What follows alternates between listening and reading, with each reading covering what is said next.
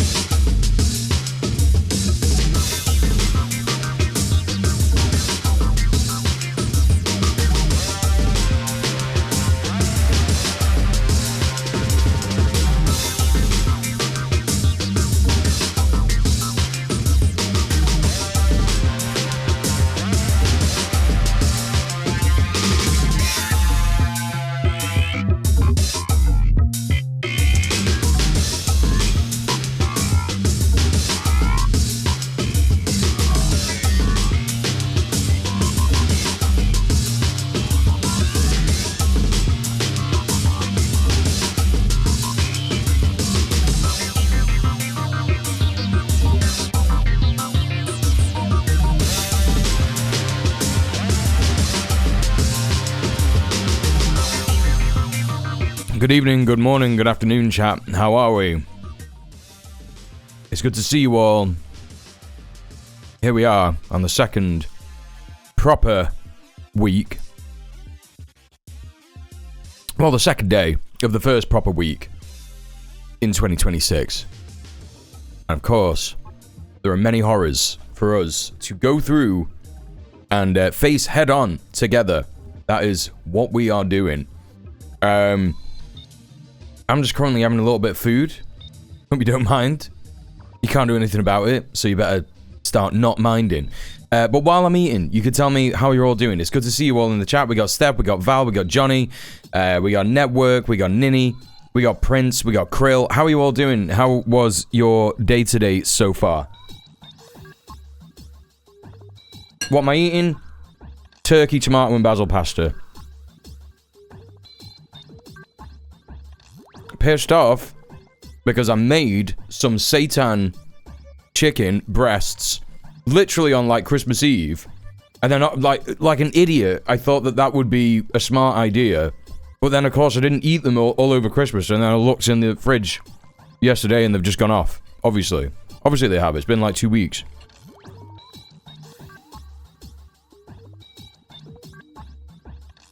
Drinking coffee at 8 p.m. like some kind of animal or perhaps a creature, yeah.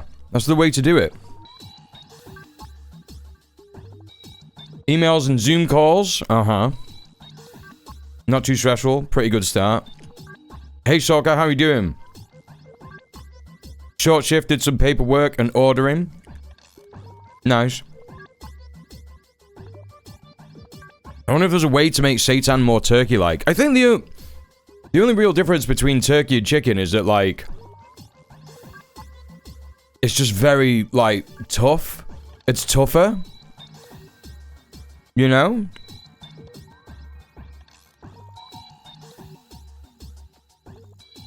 So I think you would just have to, like, really, really knead the seitan dough. The, vital wheat gluten. To really make the gluten start to get real tough and shit, you know?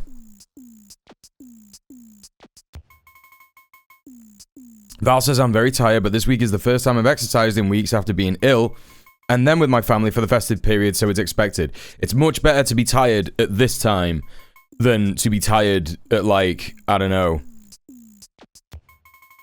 3 in the morning like I was last night.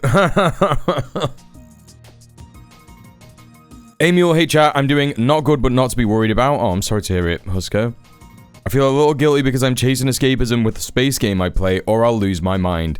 Part of a highly organized medical rescue crew now.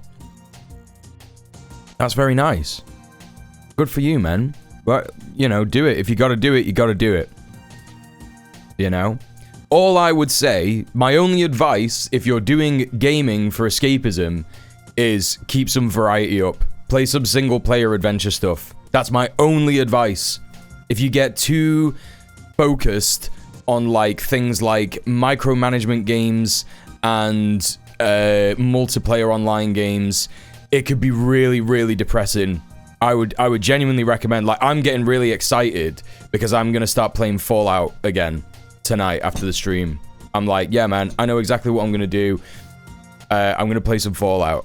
And it's going to be really easy to turn off versus, like, RimWorld, where it's like, RimWorld could just go on and on and on and on and on and on. But Fallout, it's like, you get some very solid quests to do, right? You know what I mean? And I am, yes, talking about the first Fallout, the interplay first Fallout isometric thing. I played it on stream a little bit a couple of years ago, but gaming just doesn't pull in those numbers, chat. I'm sorry. I wish I did more gaming. It just doesn't pull in the numbers. One day soon. Maybe when I get partner, we'll do a celebration gaming stream. I've been playing Death Stranding, which is nice.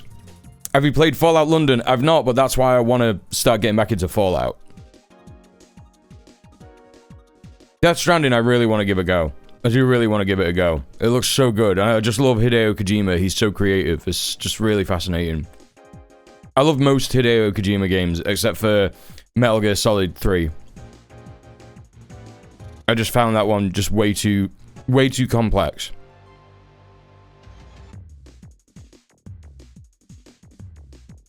Hey, Mr. Dank. Tiny bookshop. Still got to try Fallout London. Is it, which game do you have to mod it, Sorka? Do you know?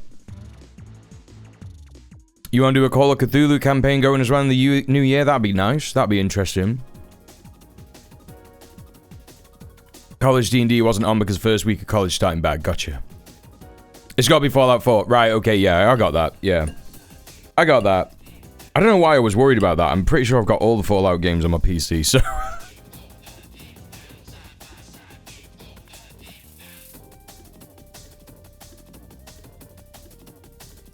Starting off the stream in the same way that we've been starting it off recently.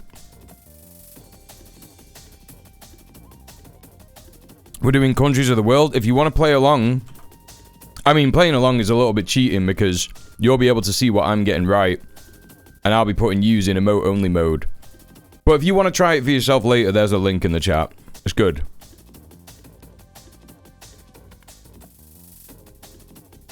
I must admit that as a homophobic 12-year-old when MGS2 came out, I was definitely a, ooh, I have to play as Naked Raiden, that's gay kind of guy. Many such cases. Yeah, but like, you could just play it now, and when it comes to that bit, you could just pause the game and go on Google. Pause the game for 15 minutes and go on Google. You know? Well, go, you know what I mean. Not on Google. You know what I'm saying. If you have a Fallout 4 on GOG, it's really easy to use the mod because they gave it its own store page. That's interesting. If you wanted to do gaming on stream, I feel like this format of doing a bit at the start of the stream is a good shout. I just don't think I'm going to be doing gaming on stream until the community grows, you know?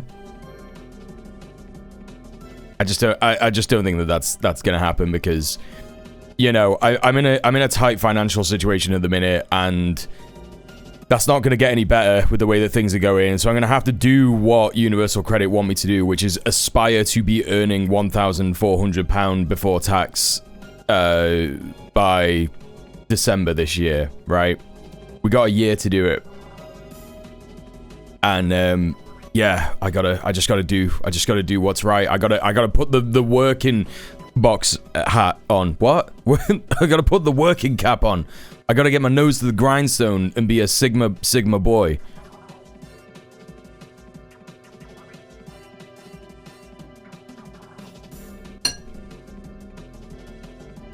Yeah, Fallout London is a mod. Yeah, it's unofficial.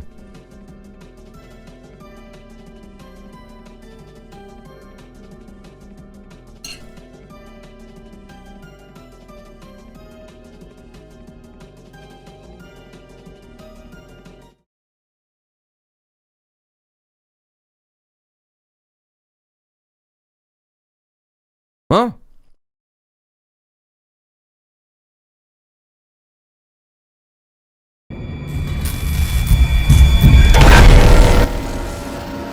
Greetings and welcome to the latest update for Fallout London, version 1.02. In this update video, we'll be outlining what you can expect in the most recent update to the mod, showcasing what's in store, and officially announcing the newest update, which you can now download on GOG.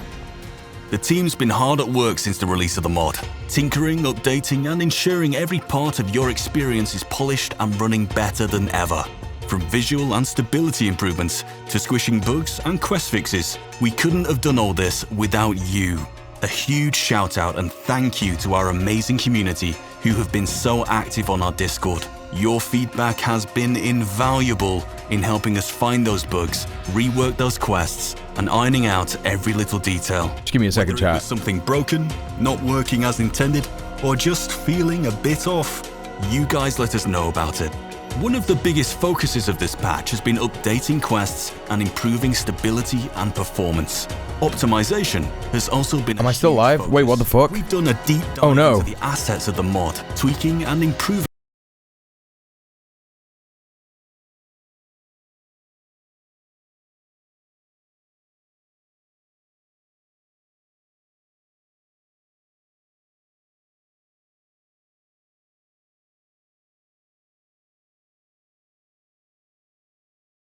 We're back. Is everybody back?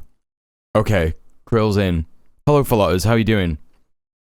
Sorry about that. Please refresh. Well, now I don't wanna. Oh, you don't have to. If you can hear me, you don't have to refresh. You don't have to do that. He would have loved the chat refreshing. I would have loved that.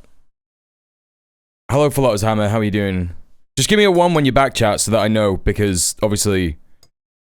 Yeah, sorry. I need to get used to... Okay.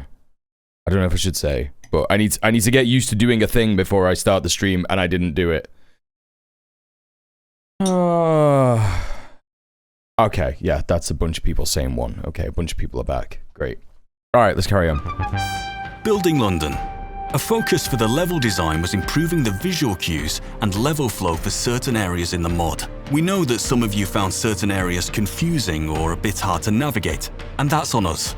You'll notice clearer paths, greater signposting, and an overall improved experience in those tricky or densely detailed Oh, this is dead professional, I love it. Patch, we didn't forget about those immersion-breaking floaties either.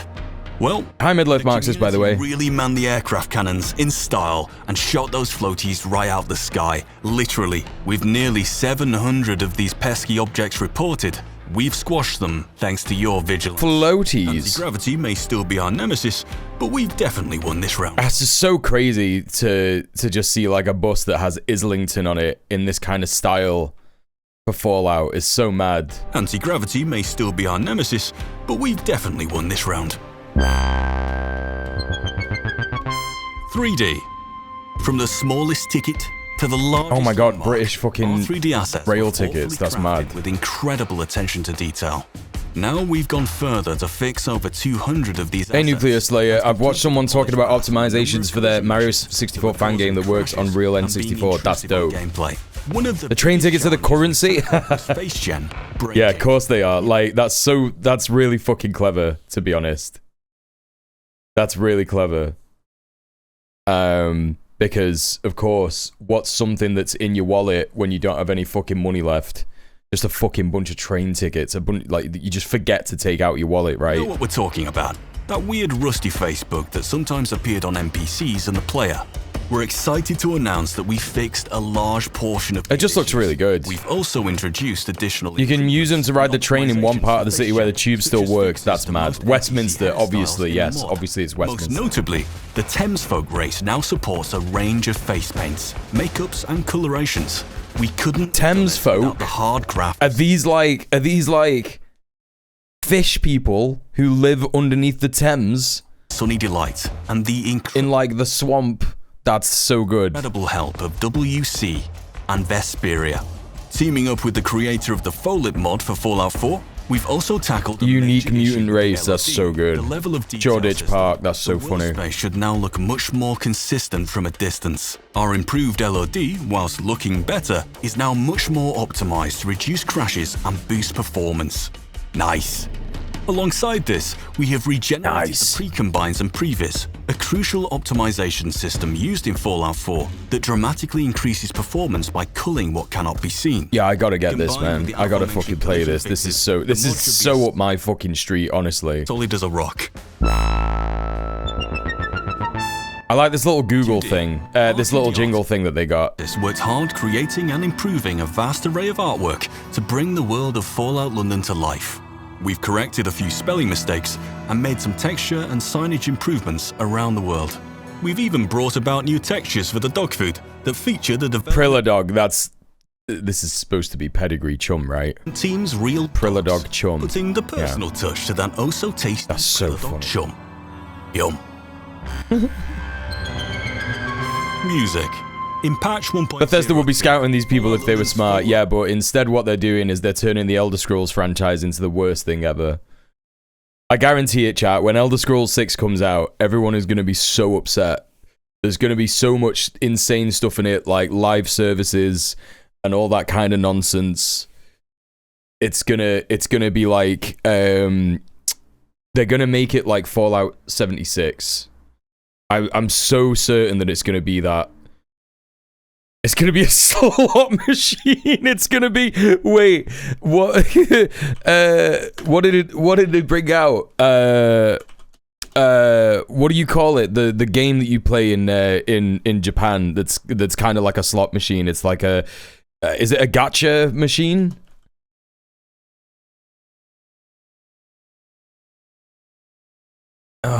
Is that what it is? Pachinko. It's like the Konami pachinko machines. Wait. Like Silent Hill pachinko and stuff?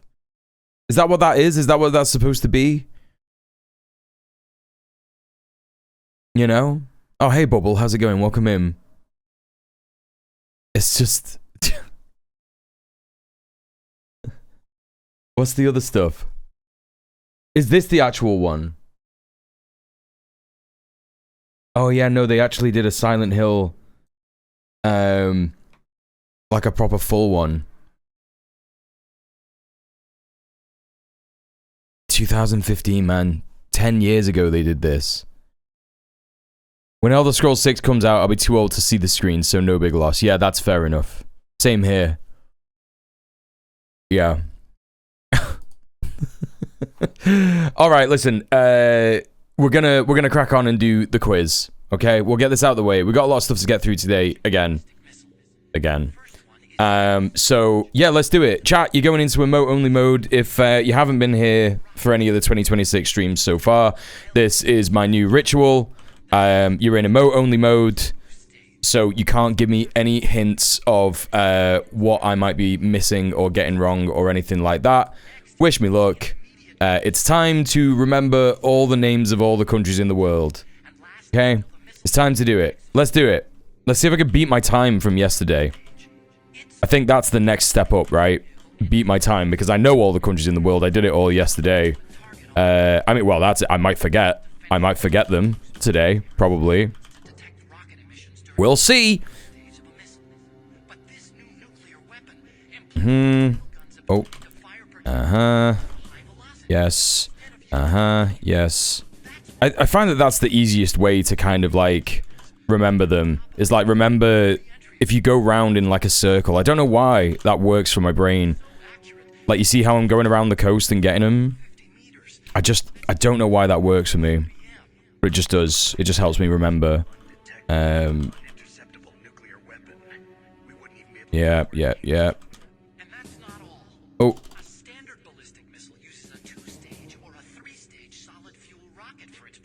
And then we'll get the ones in the middle, which is Bolivia and Paraguay. And then we got Grenada, St. Vincent, Barbados, St. Kitts and Nevis. Oh. St. Lucia. Grenada, St. Vincent, Grenada, Antigua and Barbuda. St. Vincent, Grenadines, Bahamas, Barbados, St. Lucia, Jamaica, Haiti, Cuba, Dominica, Dominican Republic. I have forgotten one. Barbados, St. Lucia, St. Vincent, St. Kitts, Dominican Republic, Dominica, Jamaica, Haiti, Bahamas, Barbados, Trinidad and Tobago. All right. Should I start with Africa? Yeah, sure. I seem to struggle with Africa, so let's do Africa. Cabo Verde. And then we'll just do that sort of like highlighted bit in the bottom left. Let me just zoom in a bit, just in case people can't see too well. Okay, there we go. Yes, Senegal. Oh, if I could spell it. Gambia. Mauritania. Oh. Mali. Nigeria. Cameroon. Liberia. Did I already do that? No. Cote d'Ivoire. Senegal. Côte d'Ivoire, Sierra Leone, Gabon, Benin, Togo, Algeria,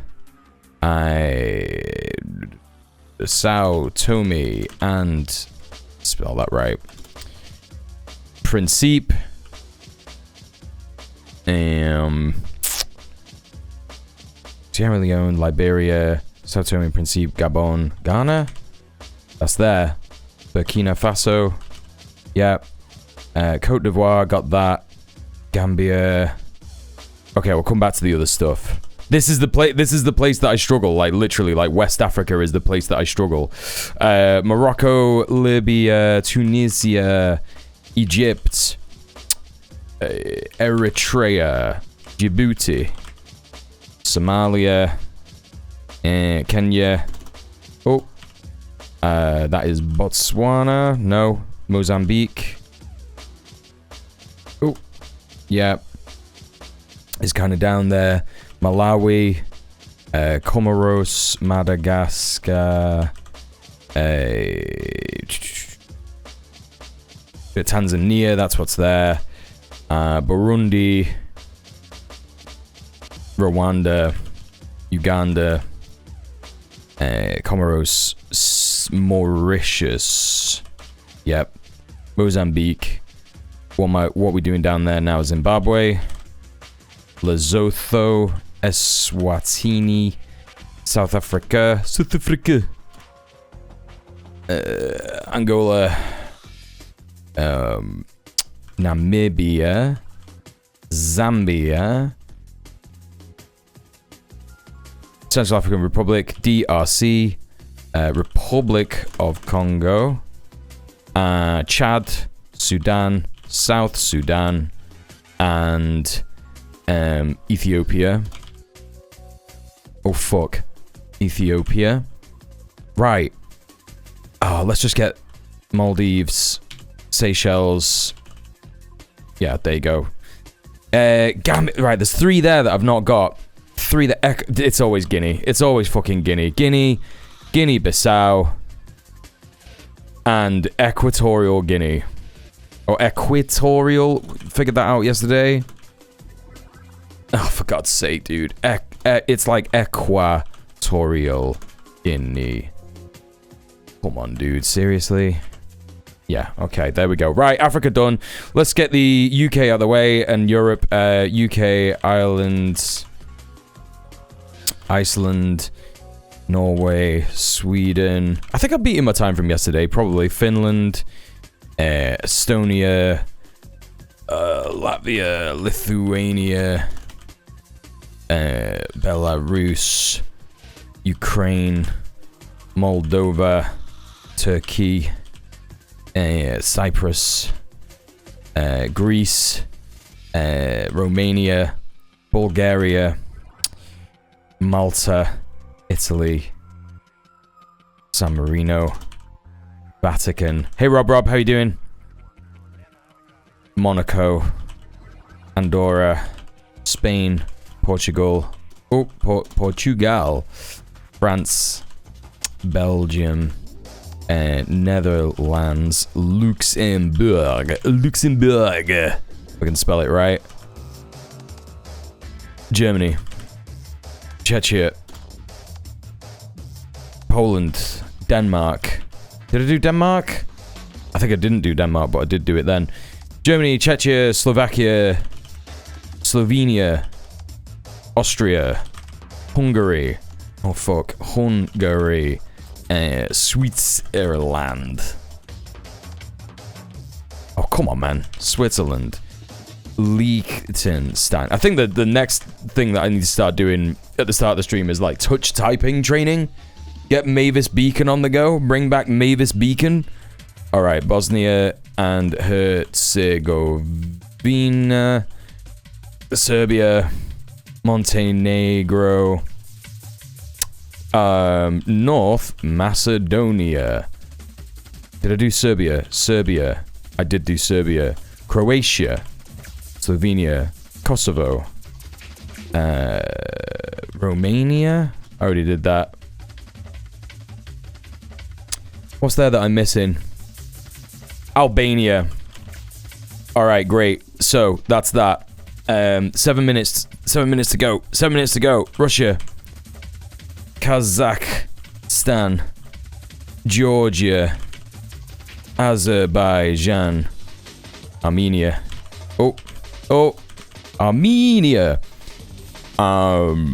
Georgia, Armenia, Azerbaijan, Kazakhstan, Uzbekistan, Afghanistan, Turkmenistan, Kyrgyzstan, Tajikistan, Pakistan, India, Sri Lanka, Nepal, Bhutan, Bangladesh, and that one is Myanmar, Thailand, Singapore, Malaysia, Timor-Leste, Australia, I wanna play it until it hurts. Be fair a while and speak no words. In Australia. Okay. Kiribati, Samoa, Tuvalu, Vanuatu, Palau, and Nauru. Nauru. Marshall Islands. Fiji. Nauru. Palau. Vanuatu, Tuvalu, Tonga, Samoa, Micronesia, Papua New Guinea, Timor-Leste, Papua New Guinea, Nauru, Kiribati, Fiji. Oh, mamma mia. 5 minutes to go, chat. 5 minutes to go. I feel like I'm not doing as good as I did yesterday. Mongolia, South Korea, North Korea, Japan, Thailand, I already did Thailand, Vietnam, Philippines, Laos, Cambodia, Brunei, Indonesia. Okay, there's one island there that I've not got. Solomon Islands. Okay, cool. We got it. Oh, Taiwan. Whatever, dude. Sure thing. Sure thing, buddy. Right, okay. Rapid style. Iran, Iraq, Syria, Lebanon, Palestine, Saudi Arabia, Qatar. Oh, fuck. What's it called? Bahrain. Shit. Kuwait. Jordan. UAE, Yemen, Oman, and fuck Israel. Okay, done. Fucking done. Alright, emote only off. Chat, you free. Alright, cool. What did I get? 349. I gotta remember that. Because now it's just a race against the clock whenever I do this.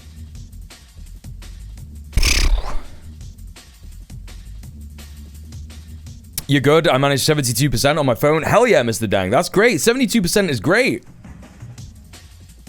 Fucking amazing. Thank you. Hey, Duke of Blonde. Yeah, I did this yesterday. Yeah, like for the first time, 100% did it yesterday. I think, like, it's just a case of remembering the names, right? It's just, like, that's why I do the circle thing, because it's like, for some reason, my head just remembers countries that are on the coast easier, and I don't know why that is.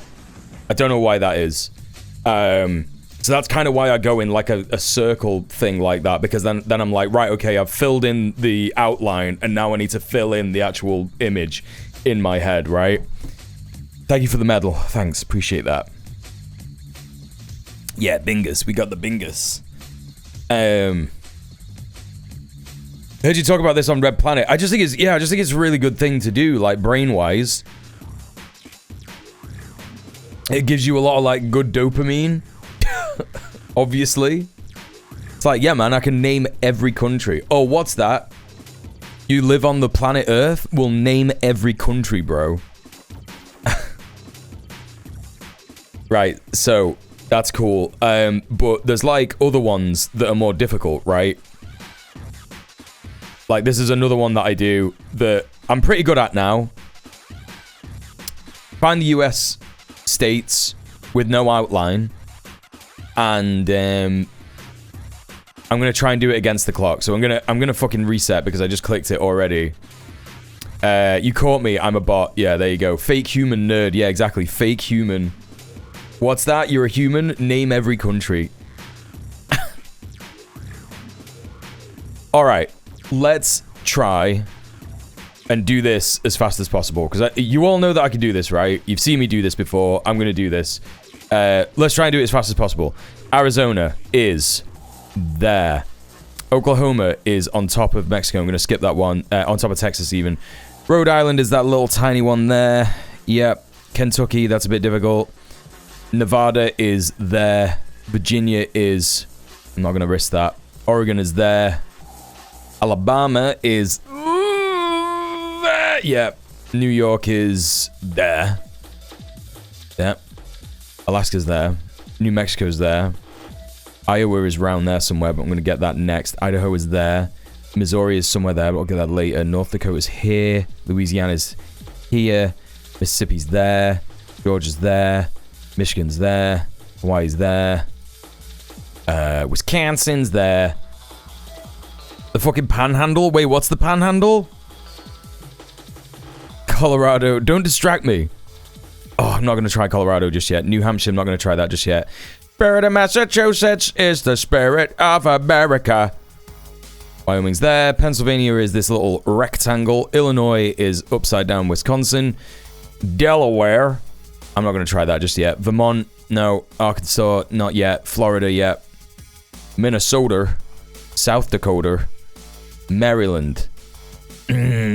Oh, should I give it a go? Yeah, it's like there. Yeah, okay. California. Utah. South Carolina is just there. Tennessee is there. Montana is there. New Jersey, right there. Indiana. It's below Michigan. Yes. Ohio is there. North Carolina is there. Nebraska. Not going to try that one yet. Kansas. Not going to try that one yet. Maine. Washington. West Virginia. Never eat shredded wheat. Oh, I nearly fucked that one up. Connecticut. Oklahoma. Kentucky is there. Virginia. Virginia, you're there. Yes? Yes. Iowa is here. Missouri's there. Colorado's there. New Hampshire is like there. Delaware is there. Vermont is there. Arkansas. Fuck. Arkansas's there. Nebraska is there. Yes! 4 minutes 34. 4 minutes 34. Okay. What's the panhandle? What are you talking about? You mean Florida? A plot point from Hannah Montana, the movie, makes sense now. That's pretty funny. I don't even know what you're on about. Okay, 4:34. Make a mental note of that, chat. Let's try a more difficult one. Let's challenge. I'm going to do one more of these. I'm going to challenge myself on this. Got it much faster than me. It's a tough one, Prince. It's real tough. It's real tough. Erase Asia. Okay, this is going to be fucking ridiculous. Do UK counties. Okay, yeah, I will. I'll do UK counties. Yeah.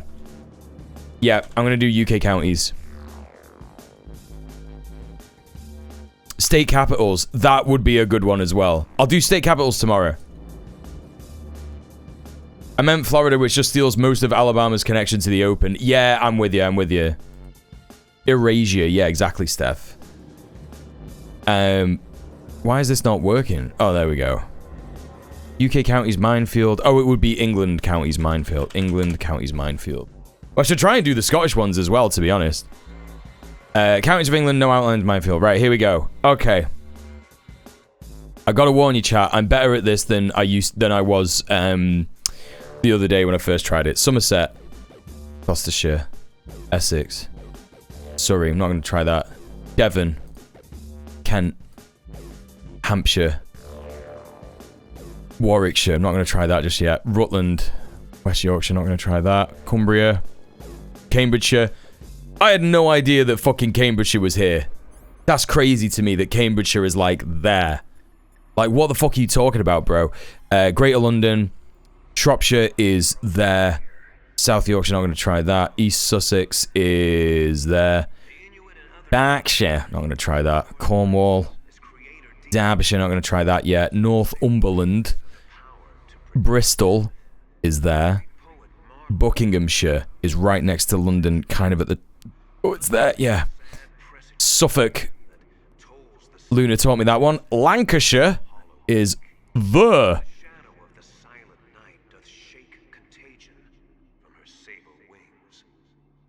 Nottinghamshire, not going to try that one. North Yorkshire is pretty easy. It's like huge. Greater Manchester is just below Lancashire. City of London is in the middle of Greater London. Makes no sense. Ridiculous. Durham is that one. Hey Link, how you doing? Lincolnshire is there. West Sussex is there. Tyne and Wear, there. Staffordshire, not going to do that one just yet. Bedfordshire, not going to do that one yet. Worcestershire, not going to do that one yet. Leicestershire, not going to do that one yet. Hertfordshire. East Riding is there. Oxfordshire is in between Gloucestershire and Buckinghamshire. Herefordshire is there. Dorset, right there. Norfolk, right there. West Midlands is tiny. I had no idea that there was only the West Midlands. There isn't like East Midlands or South Midlands or North Midlands. There isn't any of that. There's only West Midlands. It is all ridiculous. It's absolutely fucking insane. Wiltshire is here. Merseyside is there. Cheshire's there. Isle of Wight, right there. Northamptonshire. I'm not going to try that one just yet. Surrey is here, though. Warwickshire is like... Oh, no, we'll get that one later. West Yorkshire's there. South Yorkshire is there. Berkshire, I think, is there. Yeah, that was a bit ropey. Derbyshire's there. And then Nottinghamshire's there. Staffordshire is there. Oh, Bedfordshire, dude. I'm not going to risk that one just yet. Worcestershire. Leicestershire is like a little hammock there. So many shires think y'all were hobbits. Yeah, exactly. Hertfordshire is... Oh, buddy. West Midlands is there. This is where I really fucking struggle. This is where I really fucking struggle. These ones. Rutland, Bedfordshire, Worcestershire, Hertfordshire, Northamptonshire. I think that Northamptonshire is there. Oh, okay. Where's Gloucestershire? There. Right there. Can you see it? We'll zoom in a bit for the chatters. There you go. Gloucestershire's there. Warwickshire, Rutland is there. Bedfordshire is like... Oh... I am so certain that Worcestershire is there. Yes, okay. Hertfordshire, Warwickshire. I think Warwickshire's there. Bedfordshire, Hertfordshire, Warwickshire, Bedfordshire, Hertfordshire, Warwickshire, Bedfordshire, Hertfordshire, Warwickshire. Fuck me, man.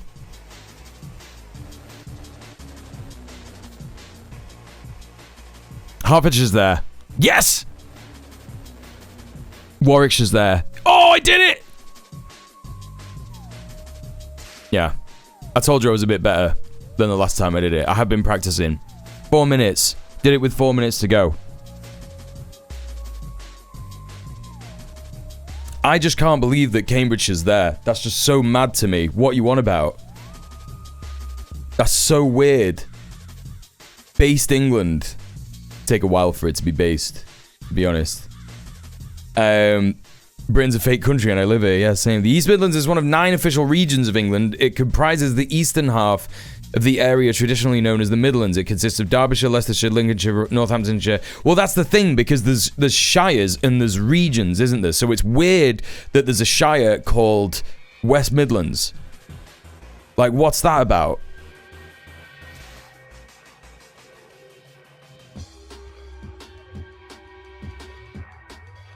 And you probably know this already, Prince, but just in case anyone doesn't know, when Tolkien was creating the Lord of the Rings, the reason that he created Lord of the Rings is because a bunch of other European countries, and obviously countries all over the world, have their own mythologies, right? But he noticed that England was kind of absent. Like, the UK was kind of absent. Not even the UK, because Ireland... well, you know, I don't like to say that Ireland is part of the UK, but, like, you know, British Isles, the British Isles, you know, Wales have got kobolds, which are like goblins and stuff. And I think Scotland's got a couple of mythological creatures, like the, what are they called? The horses in the water, kelpies? I think that's like a Scottish thing, a kelpie. And Ireland obviously has like leprechauns and banshees and stuff. But England just like doesn't really have anything. And Scotland has unicorns as well. Is that right? Is that where the unicorn comes from? That's mad. We also have a lot of Faelor. Oh yeah, totally. But yeah, he wanted to create like a mythological creature for England, and that's what a hobbit is. And obviously a hobbit is just like a little British person. Like, if you just think about like a British person from like the fucking, I don't know, 17th century or some shit, just like getting around farming, probably with no shoes on, smoking a pipe. It's just like that guy, but if he's small. You know what I mean? That's what hobbits are. They don't really have any magical powers other than like being not to be able to be seen. Yeah, they're just gnomes. They're just like British gnomes, right?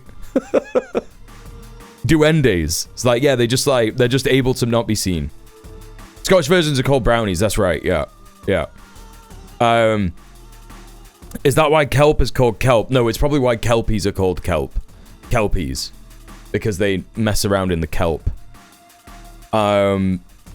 So yeah, that's why the place that the hobbits live in Middle Earth is literally just called the Shire, because all the counties of England are called shires. So yeah, there you go. Just so you know, why am I specifically talking about that in particular today? Because I just watched Dan Olsen's video on Ralph Bakshi's production of The Hobbit. Not The Hobbit, The Lord of the Rings. And it was very interesting, just learning about that. I didn't know that Ralph Bakshi was from Palestine. That's crazy. I didn't know he was Palestinian. But yeah, there you go. There's a unicorn on your passport, and it's because of us. That's dope. I love that. Yeah, the unicorn is Scotland's official animal, yeah. Yeah. It's fucking so good. It's so good. Okay, I did UK counties. What time are we on? We're only like... Oh no, because I had like a problem. How long was that recording that I just did? How long was that like first half of the stream?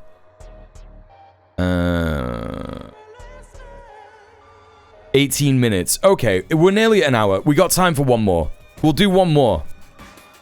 About time they reintroduced lions to the UK in it. Oh, well, what hubris, right? What hubris. What total fucking hubris that England was like, yeah, man, our national animal is a lion. Dude, there are no lions in England. What are you talking about? Just steal an animal from fucking Africa, right?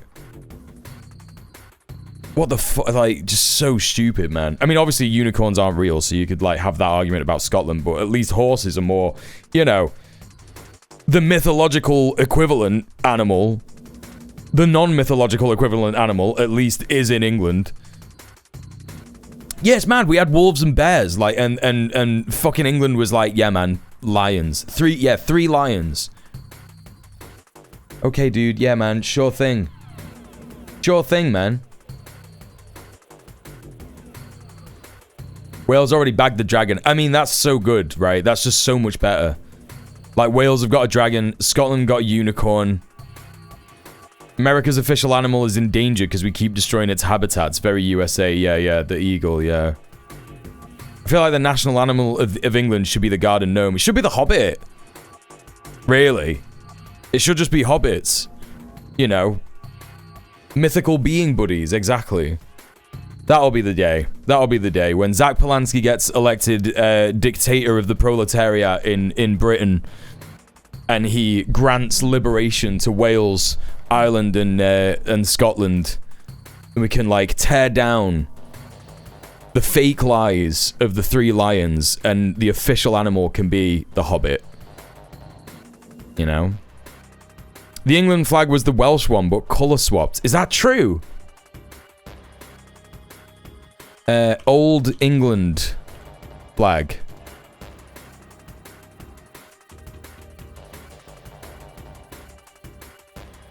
The Green Man. Oh, yeah, the Green Man. Oh, yeah, the Green Man. The flag could just have a big hairy foot on it. Yeah. I watched a video about the 3D perspective with the moving camera. Apparently, Lord of the Rings is one of the few times practical effects did that effect when the camera also moves. It's such an amazing production. Obviously, that's Peter Jackson's production and not Ralph Bakshi's. Oh, yeah, shit, look at that. Apparently, this is an Old English flag. This is the Old English flag.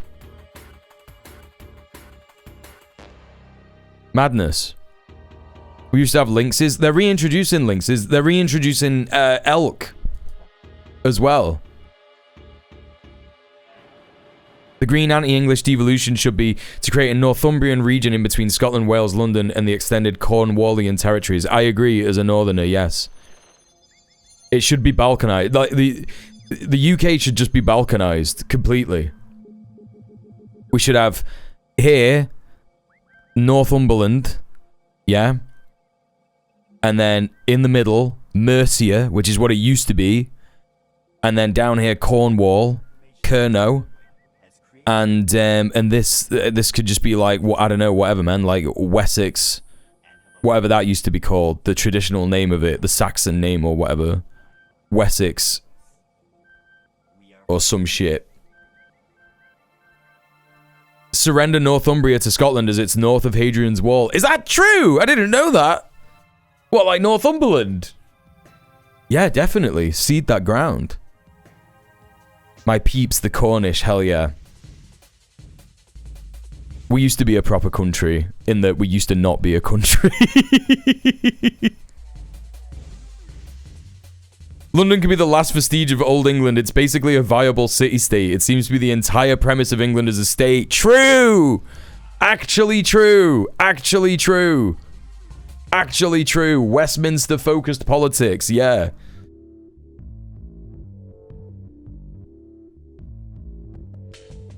Someone fucking shouting outside.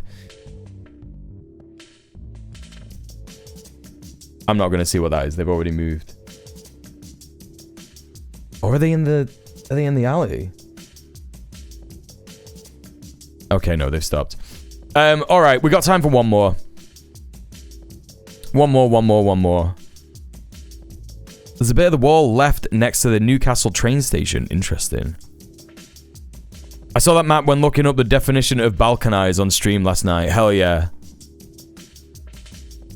Find the US states. It's gotta be geography. I'm not doing the fucking... I'm not doing the flag thing again, by the way. I'm not doing that. It's way too difficult. I'll try... We've not got time for that. It'll take like an hour or some shit.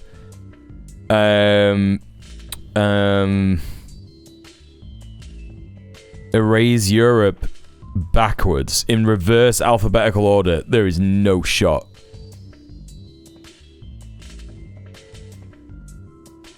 Mirror clicking Africa. Why has it got to be mirrored? Just give me regular Africa, not mirrored. Should try and do that. Should see if there's one of those. African countries, no outline minefield. There's North African countries, no outline minefield. Oh, what? Okay. Egypt is there. Sudan is there. Tunisia, that's... Oh no, you can't skip. You can't fucking skip. Shit. Well, all of that is Libya. Oh, yes. Morocco. Oh, fuck off. No way. Okay, yeah, this is the new one. Alright. Western Sahara. Now that's fucking interesting, because Western Sahara is a disputed territory, and people do want it to be a thing, but it isn't on the main every country in the world one, is it? Yes, that's Western. That's why I clicked there for fucking Morocco, because I was like, is that counted as Morocco? Libya's there, Morocco is there, Sudan is there, Egypt is there, Algeria is there. Oh, it's easy. That's fucking easy. That's too easy. Let's get a next one. I guess just go to geography. Newest, popular, all time.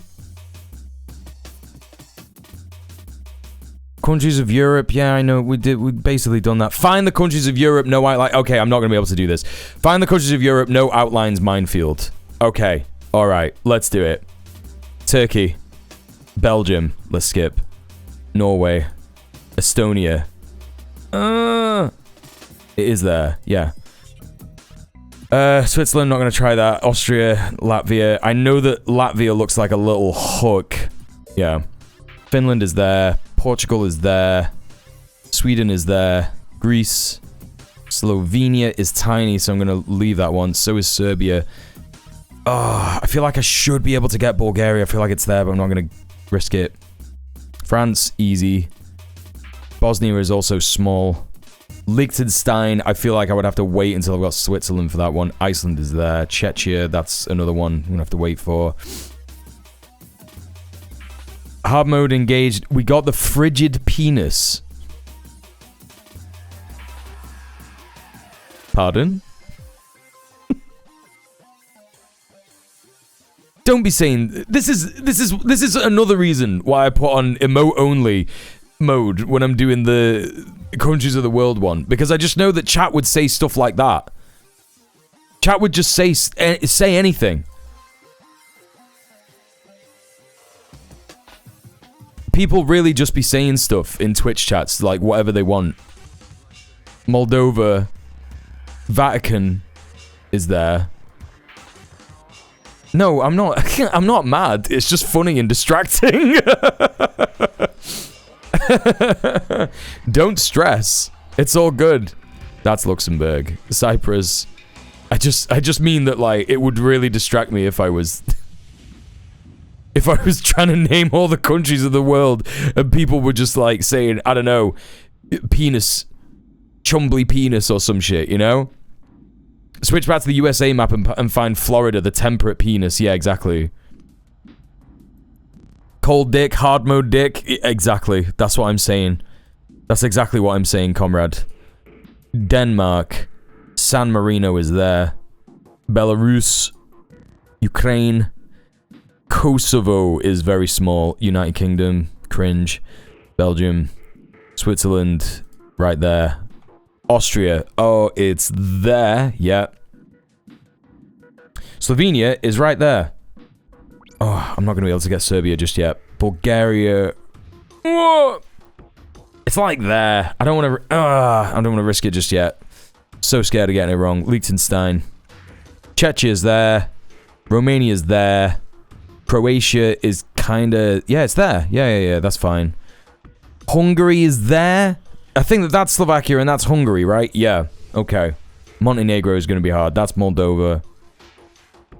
North Macedonia. Slovakia is there. Kosovo. It's going to be so hard. I think Serbia is there. Yeah. Bulgaria is there. Fuck knows about Albania, to be quite on it. TBQH. I feel like Kosovo's there. This is where I'm going to get it wrong. This is where I'm going to fail.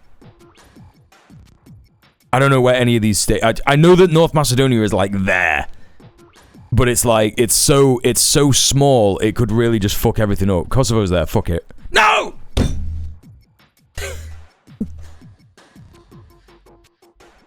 See? They're all just so small. I think I clicked on North Macedonia. I think North Macedonia is next to Bulgaria. Alright, okay, right. One more, just one more go. Just one more go. Yeah? Just one more go. Okay. Don't give me Kosovo straight away. And Albania. And Romania. I mean, you can kind of get the Vatican. It's like, yeah. Norway, Sweden, Denmark, Germany, Spain, Netherlands, Back to that. Ukraine is there. Iceland. San Marino. Kosovo right off the bat was just, what are you doing, man? Like, what the fuck are you doing to me? Belgium, Latvia. Yep, it's a little hook. United Kingdom, Moldova is right next to Ukraine like that. Yep. Poland, Italy, Cyprus, Belarus, Hungary. Come back to that one. Slovenia, right there. Nah. Andorra.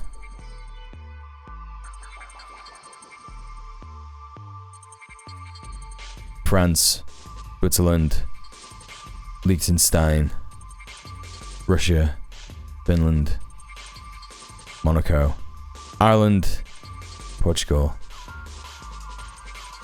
I wonder if this game recognizes Somaliland in the Africa quizzes. It does not. I mean, it depends, because the games are made by different people, right? So you might find someone who is like, but I think that the website has mods as well. So, you know, if you start to, I think that they have an agreement on what they are saying.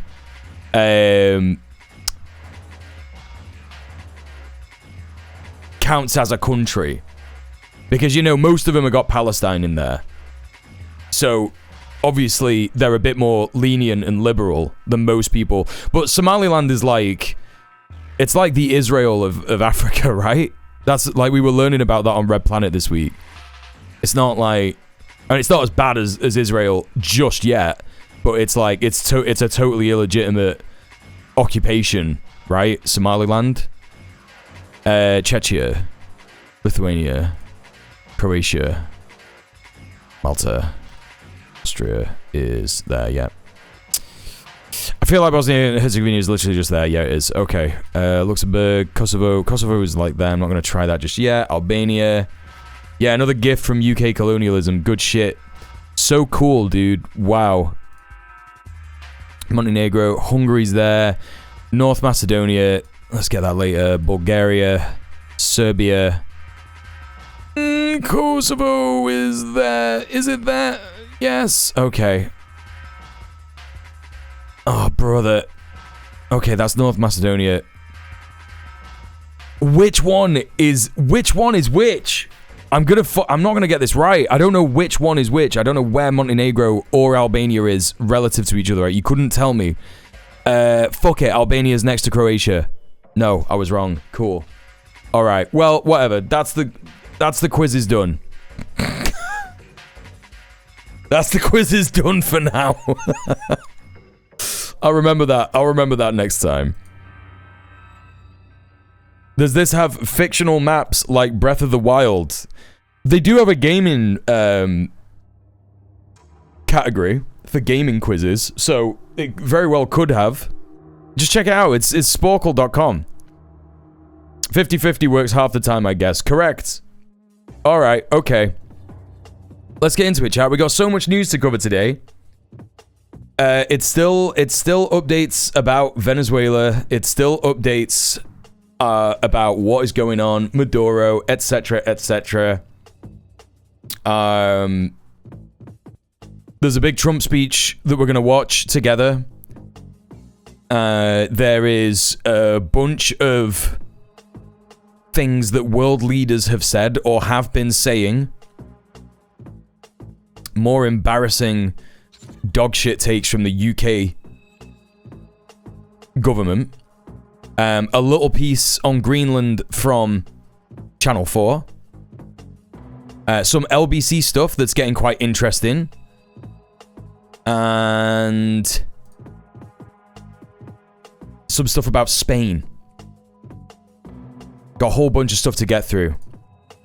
And I'm hoping that we can actually get through it. So, let's crack on. First off the bat, we have got a little interview with Corbs. It's only 30 seconds. Oh, actually, no, fuck it. We'll get the full thing. Why not? It's another packed night, Duke of Blonde. It's another one. So, Sky News did an interview with Jeremy Corbyn.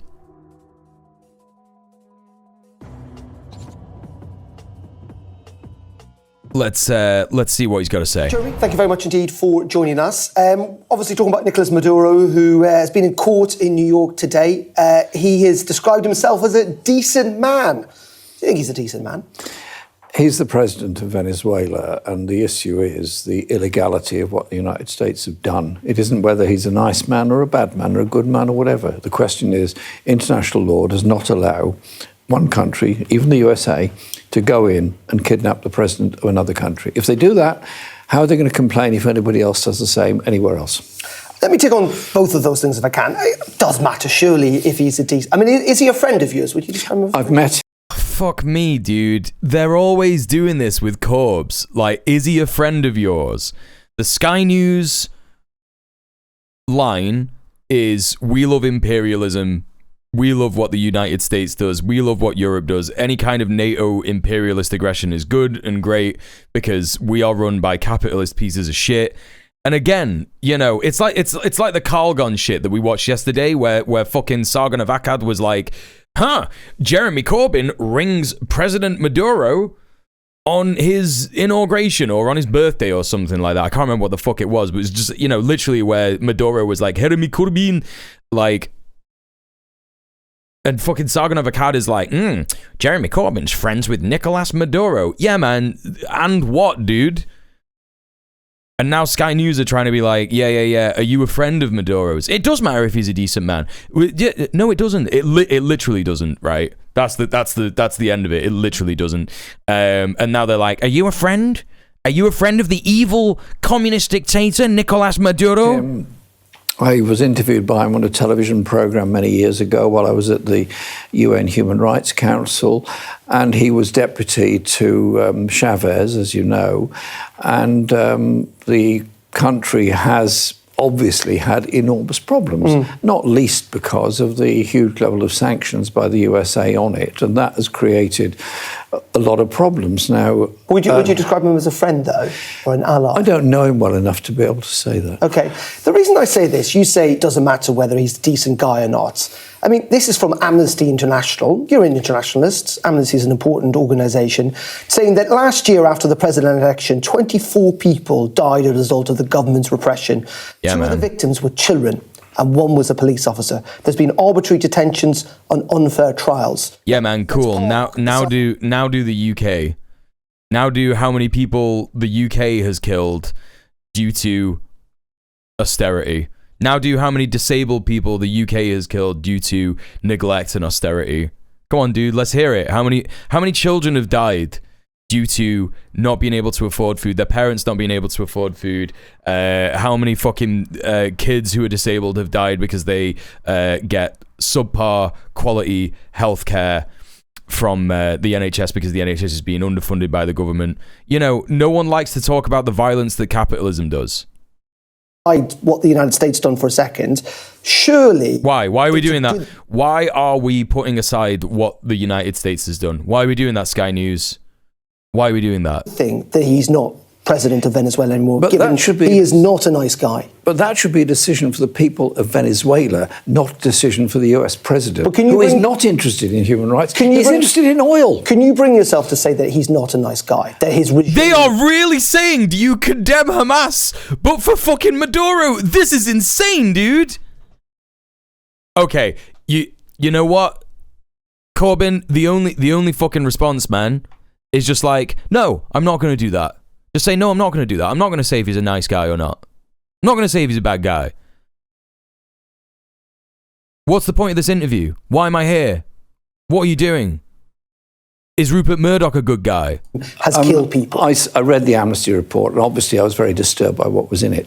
And I've also read a great deal and met a lot of people who've described the terrible economic situation that Venezuela faces. And so there's a twin set of problems there that have to be addressed. Now, if the US was serious about dealing with human rights abuses, which they are not, they're not anywhere in the world. Yeah, but are you? That's my point. Of course I am. Well, you have to...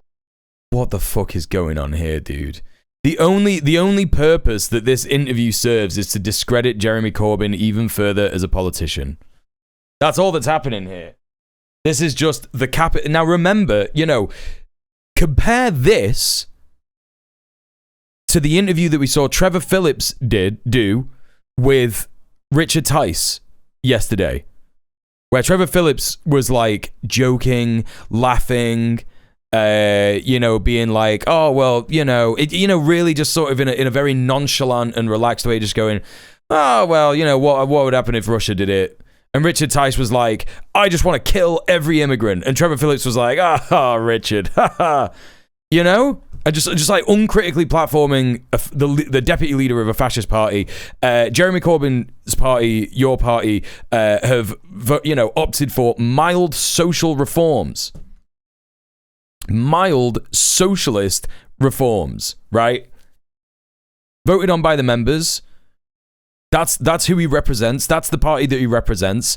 And all they are doing is being like, yeah, man, you're not allowed to run this country. You're not allowed to be anywhere near politics. Yada, yada, yada. That's the entire point of this interview. Categorically, he was a pretty evil dictator. You seem to be trying to move this whole conversation away from the reality of what Trump has done. Invaded another country. If you answer the question, if you condemn him, I'll move on. Look, of course the human rights abuses. If you condemn him, I'll move on. This motherfucker is like, he wants his slice of the Jeremy Corbyn, do you condemn Hamas pie? That's what he wants. It's so embarrassing, dude. Fuck you, you slime, you worm, you fucking hack of a journalist. I've always said that. I've never supported human rights abuses anywhere, for that matter. Okay, so let's take on your second point then, which is this is from the Human Rights Foundation, again another widely recognised international organisation. It says that last year's election was patently fraudulent. And that is the agreement. Again, what you've got to remember, we had guys in the chat saying this shit last night. And they were saying things like, yeah, he stole the election. Like, what are you, man? Are you Sky News? Are you BBC News? Are you fucking Fox News? You're just going to say all the same stuff? Of lots and lots of organizations and countries. Nicolas Maduro is not the legitimate president of Venezuela. He stole that election last year. That is the assessment. Lots of people say that Trump stole the election. Lots of people say that Biden stole the election, There's lots of organizations that are funded and given money to, create these kinds of, I guess the word would be election fraud accusations, right? Yeah, you could argue that Musk stole the election, right? Made by quite a lot of organizations. It's not the assessment made by everybody in Venezuela. There are people who clearly do support Maduro and still do support Maduro. That is do you think he's the legitimate president? Do you think he's to move the whole conversation onto protecting Donald Trump? Because you're yes, that's what it is. You're protecting Trump. Well, your party is claiming that he. Oh, he's getting a little bit more spicy. He's got to keep doing this. He has got to keep doing this.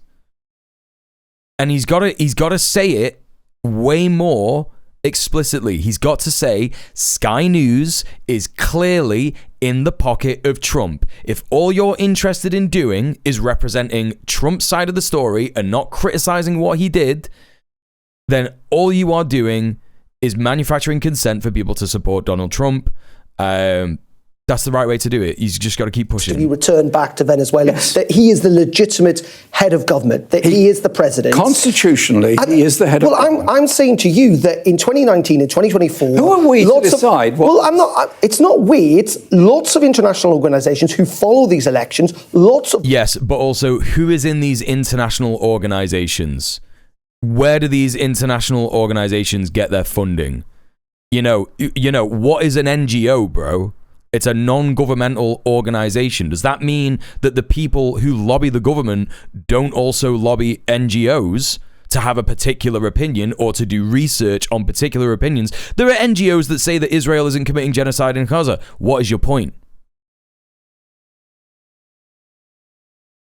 Democratic country around the world say that President Maduro stole that election. And lots of countries around the world are now, today, saying that what the US has done is illegal, is wrong, and is a violation of all aspects of international law. Why don't you concentrate on that as well? Well, we can do. Some of those countries, by the way. That. Well, we are. I mean, you clearly don't think the US's action was justified.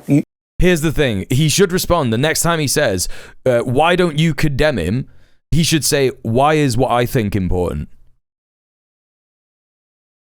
Why is that important, whether I condemn him or not? Why is that important to you? And then there's only one response that he can really give to that. And that is like, well, that's to find out if people should take you seriously as a politician. All right, so you're trying to discredit me as a politician, as this fucking news company has done for over a decade at this point, right? Of course not. Of course, and you've made that point. And that is an argument that many people will agree with. It's a clear point, a violation of every aspect of international law. And even governments that were not terribly supportive of Maduro, Latin American governments, Chile, for example, which was actually quite critical of Maduro, they have joined with other Latin American heads of state in saying this is absolutely wrong. Look at the statement made this morning by Claudia Sheinbaum, President of Mexico. Again, they weren't without criticism of Maduro, but they've said quite clearly this is an attack on all of Latin America that's gone on. And this is a very... Why does it fucking matter that a British politician in London thinks that Maduro is an evil bad man or not, right? Like, why does it matter? A serious day in international affairs when the biggest armed country in the world, the USA, decides international law doesn't matter. Okay, and I've let you make that point, and it's a very important one, and there are many people at home and many people in Westminster who will agree with that. All I'm asking... He's not been listening to Zoran enough. I think that's the thing. I think that's where him and Zara Sultana differ. There's a reason that they got Jeremy Corbyn on instead of Zara Sultana, because she would have gone, okay, what was Zoran's line when he was being questioned about Hamas, when he was being questioned about jihadis, when he was being questioned about globalize the Intifada? His line was, I am running for the mayorship of New York. What has that got to do with me? It's got nothing to do with me, dude. Does Israel have a right to exist? Yes, as a state with equal rights. I feel like Zara would tell the interviewer he's a twat. Well, that's why they won't get her on.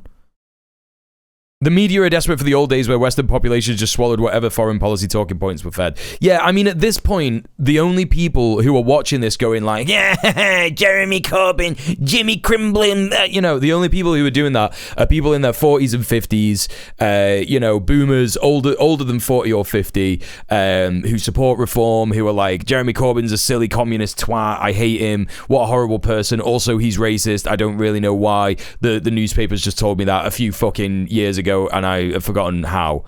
Yeah, the Labour right. You know what I mean? The Labour right. That's who's going to be enjoying this interview. It's literally just designed for those people. Think he's a thug? I think you're kind of suggesting he probably was a bit of a thug. My main question, though, is what the fuck is that? In Westminster, who will agree with that? All I'm asking. No. It's the 2 o'clock. Well, is it 2 o'clock? I can't remember what specific. Yo, Argonian bomb.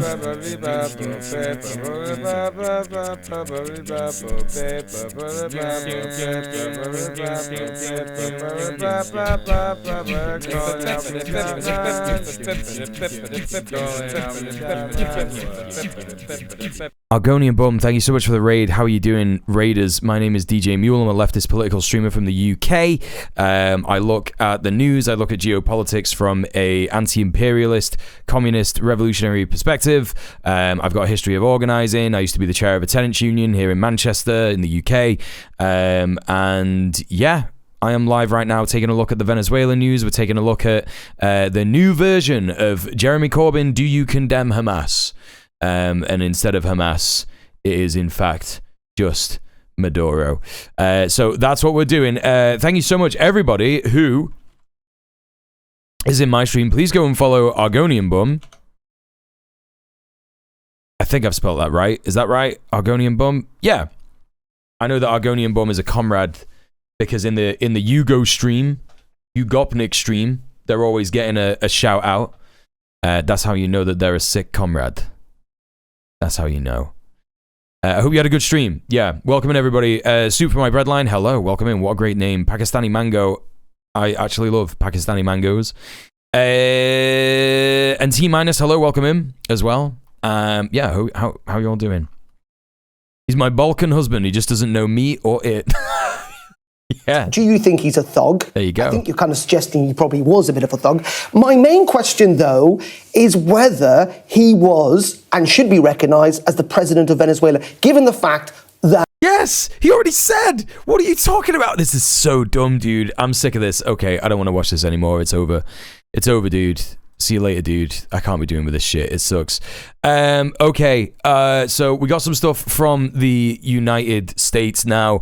This is Fox Business. They're a little different from Fox News in particular. Fox News tends to be a bit more explicit in terms of the insane propaganda that they're often... parroting. They kind of tend to go with the crazy shit that Trump says. They kind of just tend to align with MAGA regardless. Fox Business tends to be a little more interesting because obviously they focus on business and they have CEOs on there and shit. And, when they're talking about things like Zoran Mamdani, they have interesting takes that differ from what other mainstream versions of Fox say. It's an interesting news outlet to look at. They're still Fox, so of course they're biased to the right, they're biased to conservatives, they're biased to capitalist pieces of shit. So that's that. Pakistani Mango says, any hopes for your party? Yeah, I got a lot of hope for your party. Yeah, I don't think that they're going to win the next election, but I think that what they're trying to do at the moment is create a literal vanguard party for the revolution. I think that is what their members want. I am considering becoming a member, but I am a member of the Green Party. However, I only really joined the Green Party so that I could vote for Zach Polanski. So I might end my membership with the Green Party and join your party. Your party is doing some interesting stuff. There's definitely some issues in there, but there are issues in every political party and every organizing aspect of organizing, particularly in the imperial core. So I'm if we talk about hopes, yeah, absolutely. I'm a revolutionary optimist. Revolutionary optimism is a science. We should be optimistic for the revolution because it will happen regardless. At some point, capitalism will destroy itself. It's the only way that things can go. And so, yeah, with that in mind, I do have hopes for your party. Absolutely. Pessimism of the intellect, optimism of the will, right? Hello, Elevator Lady. Welcome in as well. We got Litty Bros as well. There's literally only one way under international law that allows for another state to intervene like this, and that's through the R2P doctrine, which can only be exercised for the UN Security Council to stop genocide, war crimes. Yes. I imagine that is the case. Yeah. Huskadu says, Fox Business also has Stuart Varney, the Sargon of Akkad for 75-year-olds. People listen to his show because if you bury empire beneath market analysis in a British accent, you're an instant success in US media. Yes, correct. Yeah. Big Ben 1701 says, imagine having a choice of more than two parties, not in the US of A. Not yet, comrade. Not yet. That's why in my title I have Get Out There and Organize. If you're in the USA... The only thing that I could recommend at this point, there's multiple things that I could recommend, but I think the easiest thing that I could recommend is joining a community defense organization, to stop ICE raids. You will be able to find it in your local area, and you should just start speaking to people, even if it's in a group chat, even if it's on an Instagram page. Just start messaging people and say, hi, I want to get involved, and just see what happens. I think that's what you should say. I think that's what you should do. People think British accent equals smart, so it's exhausting when Piers Morgan exists. Yeah, fuck that guy. So we're going to take a look at what Fox Business is saying about Rand Paul's challenge to Trump over Venezuela. So, a Republican politician in the USA who doesn't like Trump and doesn't like some of his politics. Narco-terrorism charges in a New York City courtroom yesterday. The 63-year-old dictator calling himself, quote, a prisoner of war and, quote, a decent man, telling the judge he and his wife were kidnapped from their home in Caracas. The Trump administration briefing lawmakers about Operation Absolute Resolve, leaving them largely split along party lines. Kentucky Senator Rand Paul reacted to the operation. Watch. The UK is still sadly pretty much a two-party state regardless of their voting system. No, they aren't. What do you mean? What are you talking about? First past the post does not mean that it is a two-party state. That's not what that means. The reason that people criticize first past the post is because it doesn't represent how people vote within their constituencies in a accurate manner, right? There is absolutely no fucking shot in the world that says to me that Reform UK are not gonna win a bunch of seats at the next election. And also there are going to be, you know, just existentially, the way that our like the Liberal Democrats have seats at the moment. The Plaid Cymru, the Welsh Independence Party, have seats. The SNP have seats. It's not a two-party state. It's not a two-party system. It was before there were, you know, another massively millionaire-funded party like Reform, certainly. But, you know, just evidentially, we're not a two-party system. It's completely different. You know, when comparing it to the US, like, you could absolutely say, oh, yeah, well, you know, the way that the system is set up means that in the past it's literally just been a vote between the Conservatives and Labour. And it's like, yeah, well, now that is completely out of the window. And to be honest, it is a vote for the Greens, Labour, Conservatives, or Reform. There are literally now 4 parties who have a chance of being in power in this country. You know, the Greens are polling as high as the fucking Conservatives and Labour. That is not insignificant or indicative of a two-party system. Apparently this attack's been well, our media is, because that's what again, like, you know, the way that you have to analyze it is you have to look at, like, where the wealth is concentrated, where the lobbying groups are concentrated, right? Because that is where the power is going to come from. You know, the only reason that the Greens are doing so well is because there is just literally no pro-working class focused socialist alternative, or even, like, you know, it's not even socialist. It's a moderate social democrat kind of fucking bunch of policies that they have. You know. For 3 or 4 months, and so there's plenty of time to ask Congress's permission. I think it's disdainful, but I don't think he's the first president to do it. You can't say, oh, well, we're just arresting a criminal. They bombed half of Caracas and then removed him from that. And the argument that, oh, we had to have the shoulders to defend the people arresting him. Well, we have a foreign leader in another country that was accused of killing an American journalist. Would that mean that people could swoop in on Saudi Arabia, you know, bomb Riyadh, snatch MBS, and leave? Now there's rumblings of going into Colombia, rumblings of going into Cuba. This is something that is a presidential excess, and it is right and proper for Congress to debate it. Gentlemen. What the fuck are these subtitles doing, man? Rumblings, Colombia. Okay, dude. Yeah, man. Himself, Kentucky Senator Rand Paul is the chairman of the Senate Homeland Security Committee and a member of the Senate Foreign Relations Committee. Mr. Chairman, good to see you. Thank you so much for being here. It is proper for the Congress to debate it, but the Senate will vote on a bipartisan war powers resolution to block the president from any further military action in Venezuela. How are you planning to vote? I'll vote yes, because, you know, our founding fathers debated this. They debated whether or not the initiation of war, the declaration of war, should begin with Congress, with the people, with the people's representatives. Yeah, man, I'm so certain that the fucking I am so fucking certain that the founding fathers were like, yeah, we should not do any imperialism. That's definitely what they were thinking while they were doing imperialism. Yeah, man. Could have worded it better. It strongly entrenches two-party dominance by limiting meaningful multi-party representation despite diverse voter preferences. Yeah, obviously, yeah.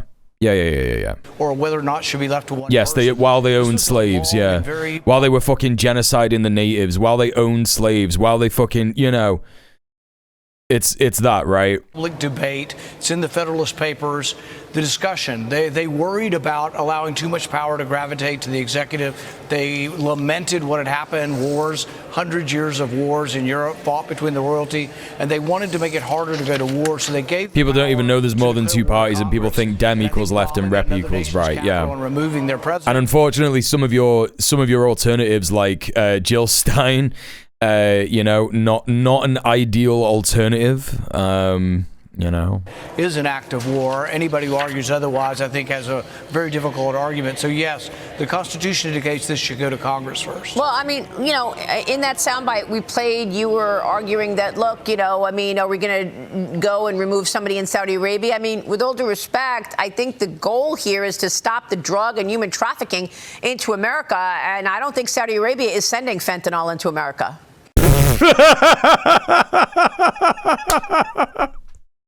Yeah, man. It's just like, at this point, I just refuse. Right? I just refuse to engage in the reality that these people are in. You know? Hey, Gala Mango, how you doing? Like, you know, first of all, there are so many problems with Saudi Arabia. Mohammed bin Salman, you could absolutely argue, is doing far worse things, far more crimes against humanity than Nicolas Maduro could dream of. He does that shit every day. He's currently trying to restructure fucking Yemen to be less of a threat to Israel. Like, that is what is happening with Saudi Arabia at the minute. They do modern day slavery. They fucking murder people who dissent. Come on, dude. What are we doing? Yeah, Saudi Arabia doesn't send fucking fentanyl. Guess who sends fentanyl to the fucking United States? China. Why? Because it's just a drug that people use in hospitals. Well, neither is Venezuela. Venezuela doesn't export any fentanyl at all. Well, in what fact, about cocaine? Their main product. What about cocaine? Well, there is some argument, yes, on the cocaine front that there are people within that country. What about cocaine? What about cocaine? People within several countries in South America that are producing cocaine. What I would say is, look, there's no love lost for Maduro. I've written a book, The Case Against Socialism. I'm glad he's gone. I've described how teenagers are scrounging for food in Venezuela. Yeah, man. Why is that? Why is that? What? Yeah, don't forget the cocaine factories. Socialism is bad, but there's a bigger picture here. Socialism is bad. Making this decision. For 30 years, from 1970 to 2000, the Venezuelan people kept voting in socialists. Yeah. In the initial elections, they actually voted in Chavez, and most people think the initial elections were likely legitimate. But this is the end result of socialism. This is state-sponsored violence that occurred there. But what happened? Yeah, now do the USA, Rand. Now do the USA. Yeah, famously, nobody is scrounging for food in the fucking USA, yeah. What's to happen now is the people of Venezuela need to choose better. They need to realize that it wasn't just getting a bad person. Okay, so he's just in favor of it, you know, even though he's doing this like whole, oh yeah, man, I'm gonna stand up to Trump and his acts of illegal war because we need to maintain the democracy of our country or whatever. But he's just like, yeah, but broadly I agree, and I think that the Venezuelans should just choose better. The Venezuelans should just be different. They should just think differently. Yeah, and also that is quiet part out loud kind of stuff, right? The end result of socialism is when the USA just fucking bombs the shit out of your country, right? You know? I see unhoused people going through my apartment stumps every single day scrounging for food. Rand Paul makes me angry, yeah. This is a cunt. This is a bad economic system. So the oil companies have been owned by the Venezuelan government since 1976. The gas companies since 1971. This that's is not based. a new thing. So there's a bigger, broader debate we should be having here. And I don't think telling the people of Venezuela... Rand, you do not want to have that debate. If this was a real debate, this hypothetical idea of like, oh, we don't want to have this debate. If this was a real debate that you were going to have with anyone who was arguing for the nationalization of a country's sovereign resources, that it has, its natural resources, you would lose in a minute because you have no fucking leg to stand on. The nationalizing of a country's resources allows for better leverage with trade. It allows for cheaper energy for the people who live there. It's like, dude, it's a no-brainer. You would lose. You would lose that debate, you fucking freak. We're coming. The gringos are coming. We're going to run your country. Oil companies will come in and run you like we did in the 19th century. I think that even our friends will resist that. And so I think there's a great... I mean, he's right. Like, the thing is that Rand Paul is not saying what Donald Trump did is bad and wrong. he's saying that he did it in the wrong way. Like, this is basically what Kamala would say. This is Kamala Harris's line. Like, yeah, Nicolas Maduro should be deposed and the people of Venezuela should not do socialism, but he's just done it in a bad way. He hasn't manufactured enough consent. He's not playing by the rules, right? And that's why they're all mad at him, because he's like exposing the USA for what it is. Yes, that's not the right way to do war crimes. You need to pretend that you're not doing them. America now in Venezuela, I don't think we should ruin it by telling them, well, the gringos are coming, the gringos are coming. I think what we should be saying is... Yeah, but it's tough shit, dude, because you have, right?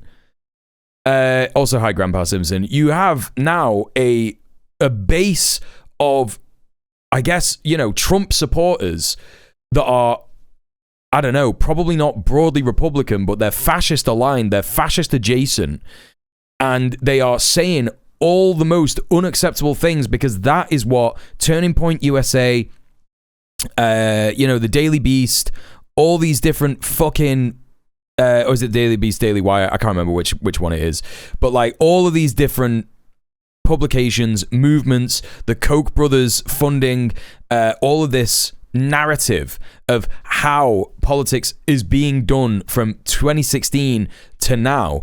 This is the end point of that kind of completely arrogant, disgusting, and unacceptable kind of politics that people are doing, where they're literally just like, okay, what you do is you walk into a fucking room and you just say the most disgusting thing ever, and one of those disgusting things is this line of like, the gringos are coming, bro, we're coming for you, we own this hemisphere, we're doing regime change, God bless America, God bless Trump, yada yada. You know, these are like disgusting, unacceptable things to say, but you have people like fucking Asmongold, you have people like fucking Nick Fuentes, you have people like fucking, you know, people in the administration who are literally saying these unacceptable and gross things, and that's the end point of it. So what are you going to fucking do about it, Rand? Nothing, because at the end of the day, you don't give a fuck, actually. Now we're going to allow you to assume your sovereignty, for you to make decisions on sovereignty. Your oil, and our hope is that you will choose capitalism, not socialism.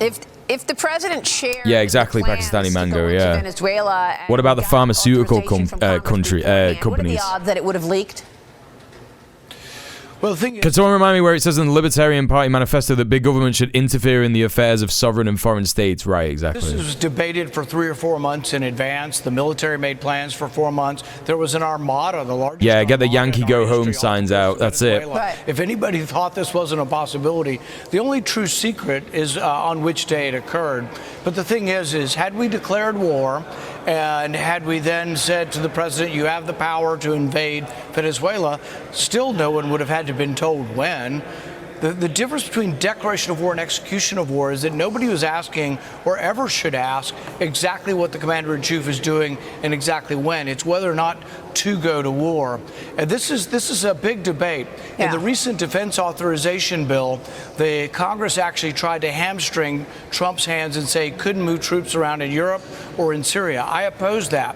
So I'm actually for more commander-in-chief power for the execution of the war, but less commander-in-chief power for the actual initiation of war. I understand. I mean, I think had he tipped his hand, your colleagues on the left would have leaked it. It would have gotten the Maduro. Your colleagues on the left would have leaked it? Is that what we're doing? We're saying that Rand Paul is on the left now? I love it when the Overton window is just drifting so far to the right, man. This is so cool, dude. Regime ready for it, and they would have. I mean, you know, obviously, they're probably saying your colleagues in the Democrat Party who support your bill, right? That's probably what she's meaning. Yeah. That's probably what she means. Prepared, and we probably would not be talking about him in a jail cell this morning. But Senator, I got to move on because you released new details about your investigation into the federal government's weaponized watch listing. Documents obtained by the FBI show the Biden administration improperly placed the wife of a federal air marshal on a terrorist watch list based on unverified information. Tell us more and how wide this net has gone in terms of the Democrats spying on their political enemies. This was an appalling abuse of power and should be universally condemned. Thanks for the follow. The reason I keep talking about this is we need to make sure this never happens in our government again. You had a congressional committee that was run amok. You had an Okay, now they're talking about FBI surveillance under Biden, and I don't give a fucking flying fuck about that. Let's move on. All right. So Hannity did a interview with Maria Machado. We're gonna take a look at this. We're gonna get the full interview because I'm sure this is gonna be really cool and totally hinged. Yeah. Machado, Hannity. I'm sure I'll be able to get this right. 9 minutes. Yeah, here we go. Yeah. Strap in, chat. This one's gonna be so cool, chat. There's gonna be some really normal stuff being said here.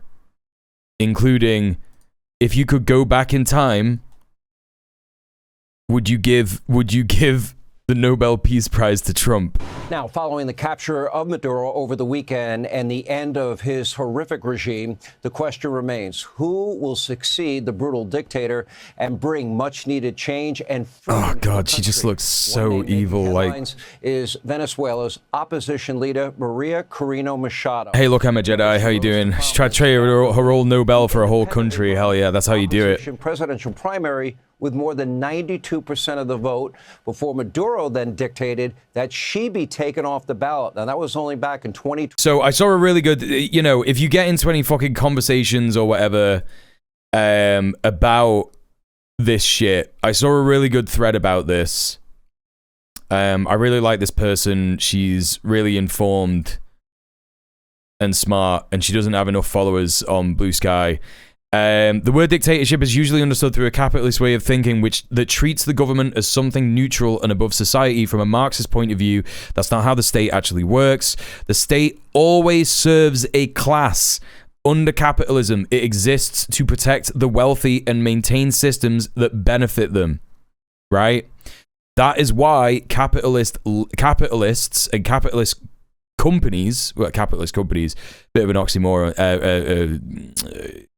bit of a redundant phrase there, but you know what I mean. This is why corporations leverage all their fucking power in order to discredit. That's why we saw in that Sky News interview with Jeremy Corbyn, all they were doing were trying to discredit him as a political actor. That's all they were doing. And that is exactly what the capitalist state does.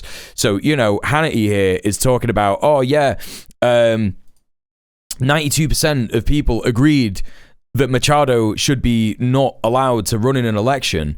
And it's like, yeah, that's just how the fucking dictatorship of the proletariat works in Venezuela, dude. That's just it. That's just literally it. They don't want someone who serves fucking capital to be in an election because they don't like capitalism. It's as simple as that. In socialist projects like what Venezuela's tried to build, the goal is for the state to serve ordinary working people instead. That means that the government is not meant to stay neutral between workers and elites who want to bring capitalism back. It's as simple as that. Because of this, a socialist government is not expected to treat its opponents the same way it treats the revolutionary project itself. Groups pushing liberal capitalism are not just offering different opinions. Like, this is why we have to really understand capitalism is a form of violence. It kills people, you know?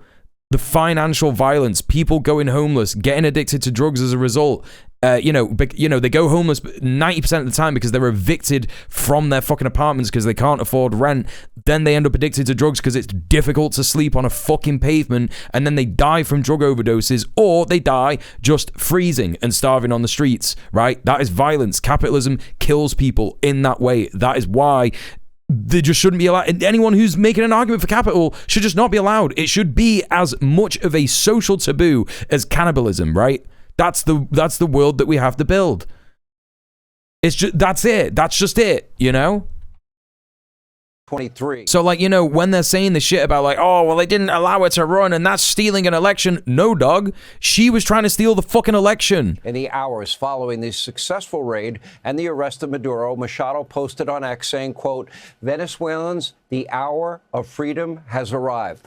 Now, remember, upon winning the 2025 Nobel Peace Prize, Maria dedicated that prize with the possible exception of eating the rich, right? Said on X, quote, in part, I dedicate this prize to the suffering people of Venezuela and to President Trump. Like in Star Trek when humans get all judgy of the Ferengi. Yeah, exactly. Thank you for the follow. From the only praise she has given President Trump. Now, following his decisive victory against Kamala Harris, she congratulated the president, promised that the rightful democratic government of Venezuela would be a reliable ally to the U.S. Now, she was also quick. Like, how can you see this as anything other than sucking up to the imperialist, colonialist invaders of your country? Like, you just, like, another thought exercise to do with people who don't quite get this is to ask them, okay, let's say Nicolas Maduro, the guy that you don't like, was in this country, the UK, the USA, whatever imperial core country you live in, right? France, Germany, Spain, Belgium, whatever, right? Canada. Let's say that Nicolas Maduro was in this country and he was running to do a socialist dictatorship of the proletariat. Would you let him run in an election? No. Okay. Argument closed. Done. Over. That's it. I thank President Trump for his, quote, firmness and determination in upholding the law after Maduro was ousted. In fact, the 38th rule of acquisition is you can have a Nobel Peace Prize or be president of Venezuela, but you can't have both. That's great. Oh, God. Hey, Weebit. How you doing? Welcome in. What's really sad is that Fox News isn't right-wing enough for US conservatives right now. Well, look, I think that what we've got to remember is that US conservatives is they're not a monolith, are they? And it's racist to do that. So you know, cut down on the anti-white racism there. Yeah. I'm joking, obviously. US conservatives are experiencing a split, aren't they?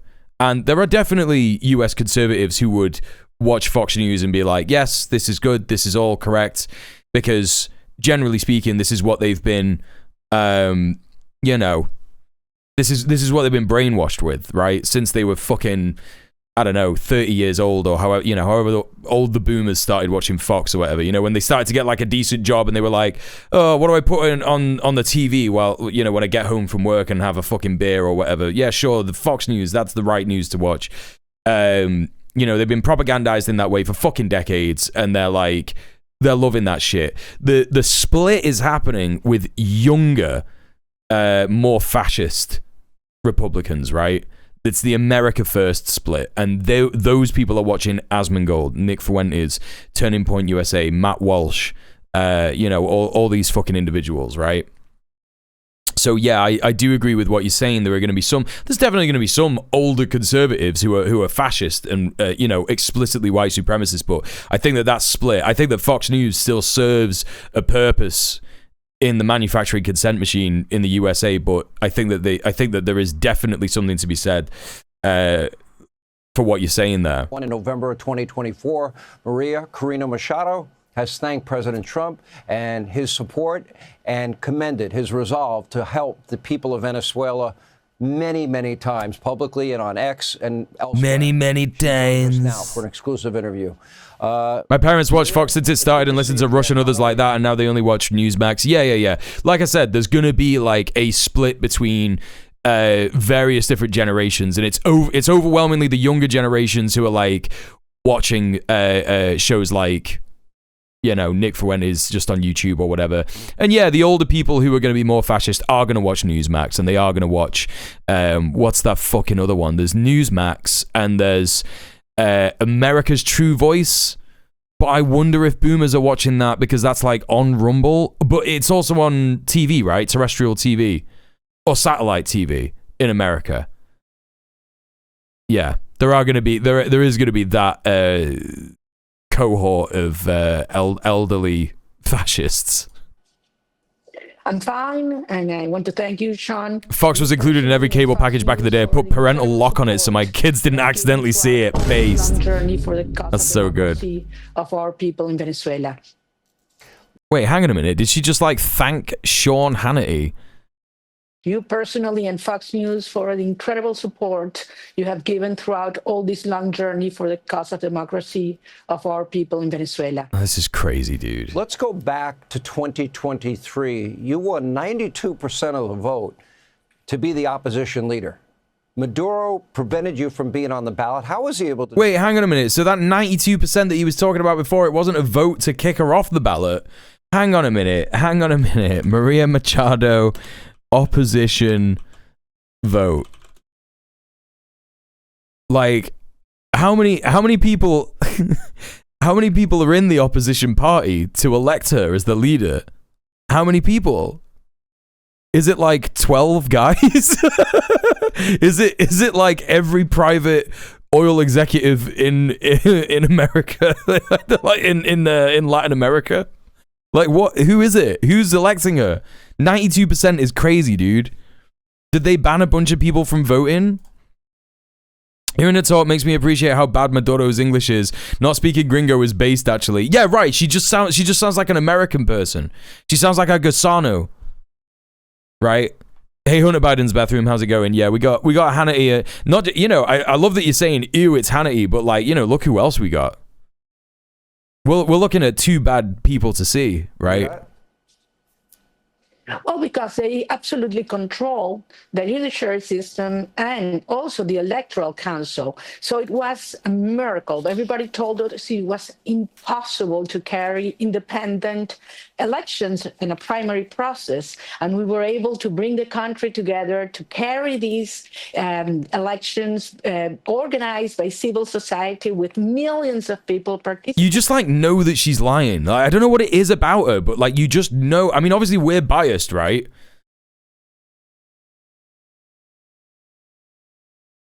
But you could just tell that everything that she's fucking saying is just complete bollocks. It's like the way that she like does her like facial expressions and shit. She's like, I don't know, trying to do like the men who stare at goat shit, I guess, on people to try and like hypnotize people. I don't know, man. Yeah, well, no, that's what I'm saying. She won 92% of the vote in the opposition primary, not the election itself. That's what I'm saying. They are wording it deceptively. That's why it confused even me. I was like, what the fuck are they talking about? Oh, right, the primary. Yes. 92% to be the opposition, leader. It's just like, whatever, man. Don't care. No, I know. I'm trying to stay away from the skin suit comments, not because I think that, like, I don't think that we get anywhere by like policing what people say about people in that way to a degree, right? Because I think that like, yeah, if someone is evil, I don't think it matters if we say shit like, oh yeah, she looks like she's just like not a real person, but I'm trying to focus on like on like the things that she says, because I do think that carries more weight, right? You know what I mean? No, it's not your bad. It's totally fine. You can say that. You're allowed to say that stuff in my chat.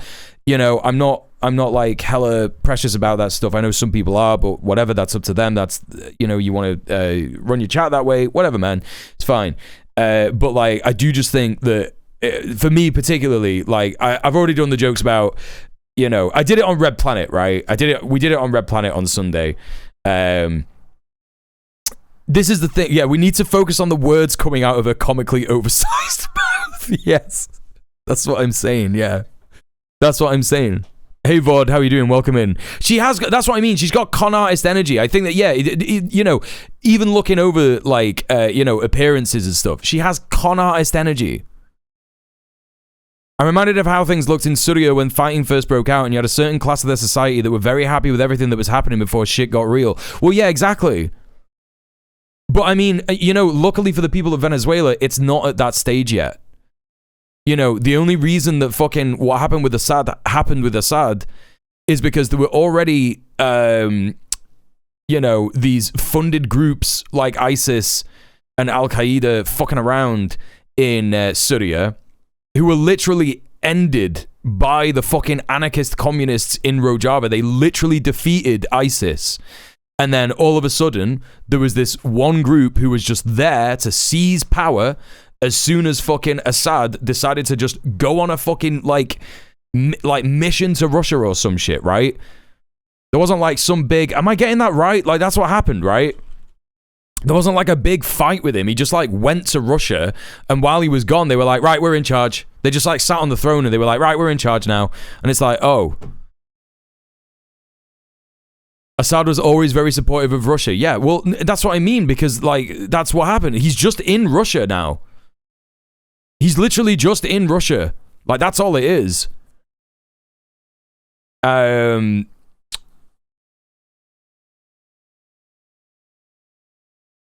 The thing is that what people look like doesn't matter. Even if she was evil, she'd just be a nice looking lady. If she wasn't evil, she'd just be a nice looking lady. Unfortunately, she exudes evil. Correct.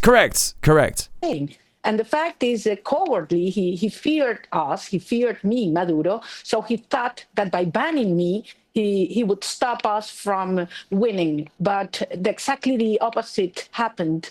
Edmundo González Urrutia standing in my place, and we moved all around the country and managed to bring a country together and defeated Maduro by a landslide. We defeated Maduro by a landslide. Yeah, man, I believe you so much, dude. I believe you so much that you defeated Maduro by a landslide. She is just not popular. She's just not popular in fucking, in Venezuela, in any by any stretch of the imagination. Incredible under extreme conditions, unfair conditions, Sean.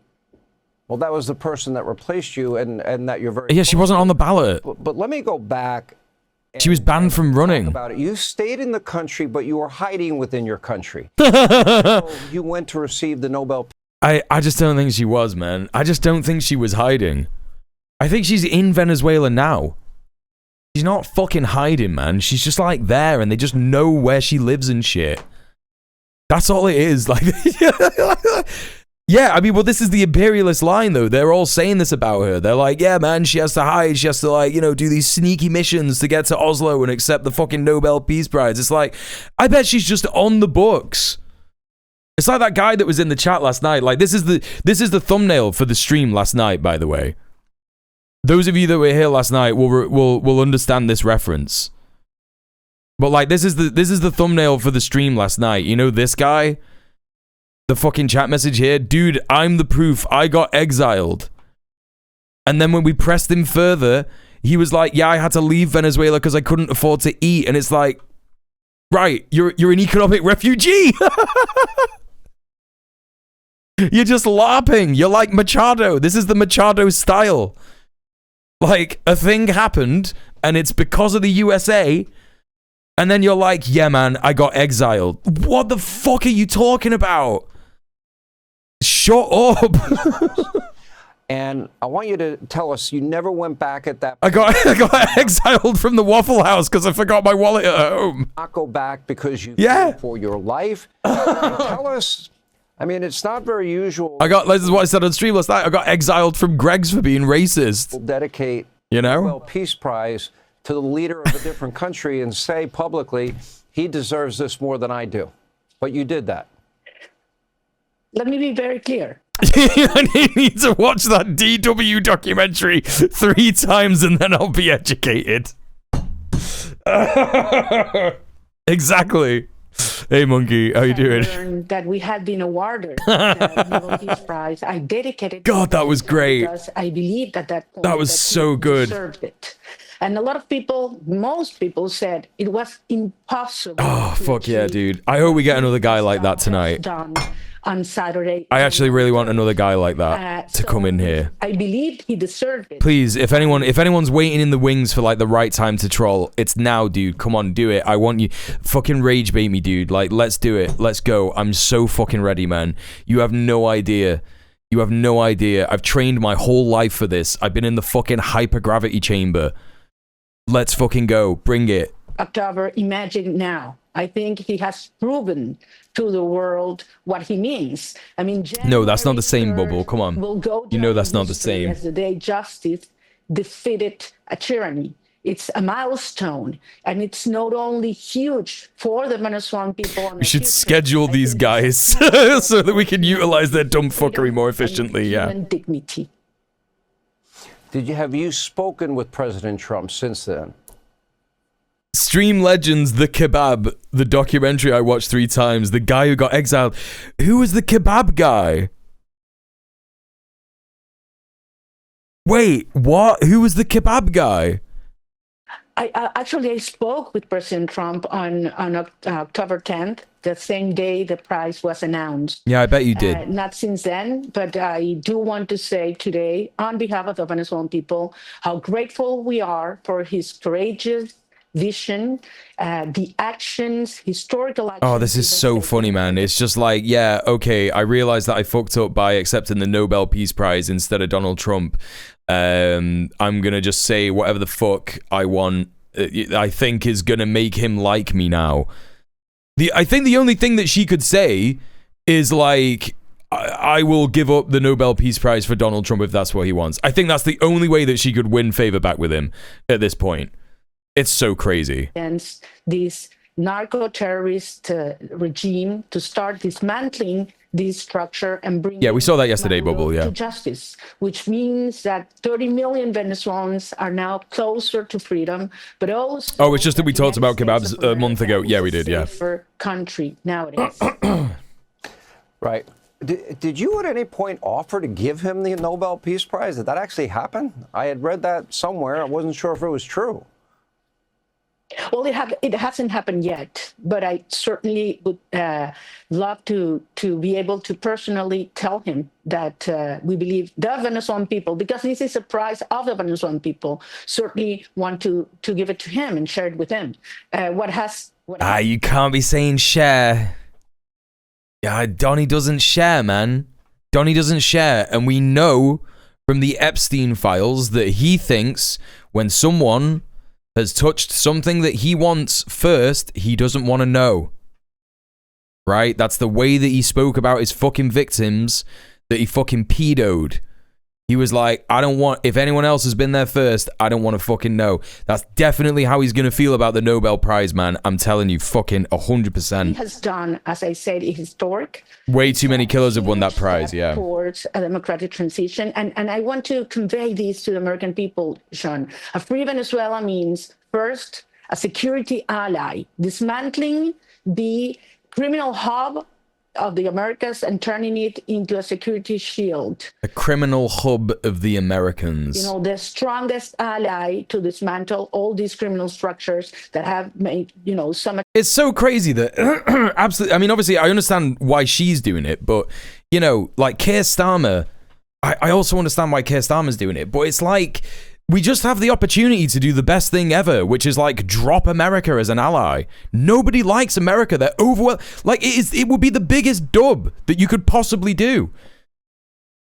If everybody just came out and was like, yeah, I don't know about this USA shit anymore. It would be so good for Europe, for the world. It would be like, yeah, man, sweet. We're moving on. Trump threw a newborn child into a lake in Michigan that a victim was forced to carry by the uncle that pimped her out to Epstein Trump. Apparently, it wasn't him that did that. Apparently, it was the uncle of the girl that they both raped. And he, like, didn't just throw the newborn child in the lake. He, like, stabbed it. You know? Damage and harm to our people and to the American fucked up, right? As well. Secondly, we will turn Venezuela into the energy. But Trump watched him do it and didn't do anything to stop him, right? Hub of the Americas. We will bring. We will open. Yeah, man, it's cool stuff. Security. It's just cool. It's just cool, normal capitalism, you know. Investment, and third, we will bring millions of Venezuelans. I bet this motherfucker's in the Epstein files. I bet Machado's in the Epstein files. She was on the fucking island. To flee our country back home, to build a strong nation, prosperous nations, open society. We will leave behind all the... I mean, like, I believe what the victims of Trump have said. I believe that he stood back and watched literal child orgies, child rape orgies. I believe that. You know? Absolutely. I believe that he's killed people. 1,000%. You know? Who the fuck wants a Nobel Peace Prize anyway? The real honor is the FIFA Peace Prize. Correct. Yes. The only way she'd get Trump to listen to him is if she showed up to the White House in a bikini and skin suit that resembles his daughter. That's disgusting but true, yes. It does churn the stomach, yeah. Hey, Oxpecker, how you doing? Clinton's presidential campaign would threaten anyone coming out against Bill 2. Oh, Hillary Clinton? Yeah, for real. Yeah, I believe that. The socialist regime, criminal regime, has brought to our people and turned Venezuela into the main ally of the United States in Latin America. No, I know that Hunter Biden's bathroom, but it is so clear, like, if you have any kind of understanding of geopolitics at this moment in time. Like, this is not the move of a powerful nation. It really does bear repeating that, like, a nation with a powerful, strong military that believes in its own, power and strength in the world does not, like, kidnap a guy from a country and then declare victory. Because there are so many, literally getting rid of, like, soft power, gone. One of the dumbest ideas of all time. And if you have any kind of understanding, if you're not just like a servile piece of shit worm, right? Yeah, it is imperial death thrashing. That's exactly it. Unless you are like just like a servile fucking worm who, like Keir Starmer, unless you're that person and you're not analyzing the geopolitical moment for what it is. But if you are, like, there are countries that have done this, like Spain. We're going to talk about this in a minute. Like, fucking Pedro Sanchez is like, yeah, you know what, man? I think that the fucking EU response to this was too late and too little. And I'm going to say something with the Latin American countries that we, unfortunately, have a historical colonial connection with. But I think it's a good idea to be on their side, even though we are across the fucking ocean right now. Like, Pedro Sanchez is the only fucking leader of any fucking EU country who has any brains about him. Macron thinks he has brains because he was saying earlier in the fucking year, last year, just this last year, we need to revive these old alliances between Britain and France, and it's got to be Britain and France stood together. And Keir Starmer was like, yeah, sounds good. Anyway, Mr. Trump, let me suck your dick. And even fucking Friedrich Merz is like, yeah, America has abandoned us, dude. It's done. It's over. The EU needs to stand for itself. This is the beginning of it, And again, to be clear, the thing that they wanted in Venezuela has not happened. It has not happened. They do not have control over fucking Venezuela's oil reserves. They do not have control of Venezuela's government. They have simply kidnapped the head of state, and they're having a fucking bizarre ritual humiliation show trial of him. All they're trying to do is this mafioso, and again, it makes sense because Trump has mafia connections. He's a literal fucking pedophile. He is the zenith of what capitalism wants in a leader, yeah? And it is just to be like, you better do what we say, otherwise we're going to do this to you as well. And that's why he's saying that shit to Delcy Rodriguez as well, because he's like, yeah, Delcy Rodriguez, you better do this, otherwise we're going to do the worse to you. And it's like, I don't think these people understand like what a commitment certain fucking leaders have to socialism, right? Because they would be like, yeah, man, it actually doesn't matter if I like die or get tortured because the socialist revolution will remain in the country that I'm from with my comrades. So do what you want to me, dude. You won't win. You can't really beat that fucking kind of an ideology, man. You just can't. And it's not just ideology. It's materialist fucking solidarity. Material solidarity, sorry. Family and other families that have lost loved ones because of Tren de Aragua. Now the question is, when do you believe it's all hubris that you might make your return to Venezuela? Do you feel safe in doing so? And I used to think Mao was full of shit when he said the imperial powers are a paper tiger, but he's kind of right. No, he was right. Absolutely. Mao was one of the fucking smartest motherfuckers of his time, There's got to be stability, and I would assume... Do you think Maduro has that kind of conviction? He doesn't have a choice. He doesn't have a fucking choice. He is in the belly of the beast. He's in the lion's den right now. He doesn't have a fucking choice. He has to believe... He has to believe that his fucking countrymen will serve socialism in his absence. He has to. Point when there's security, that in fact they're...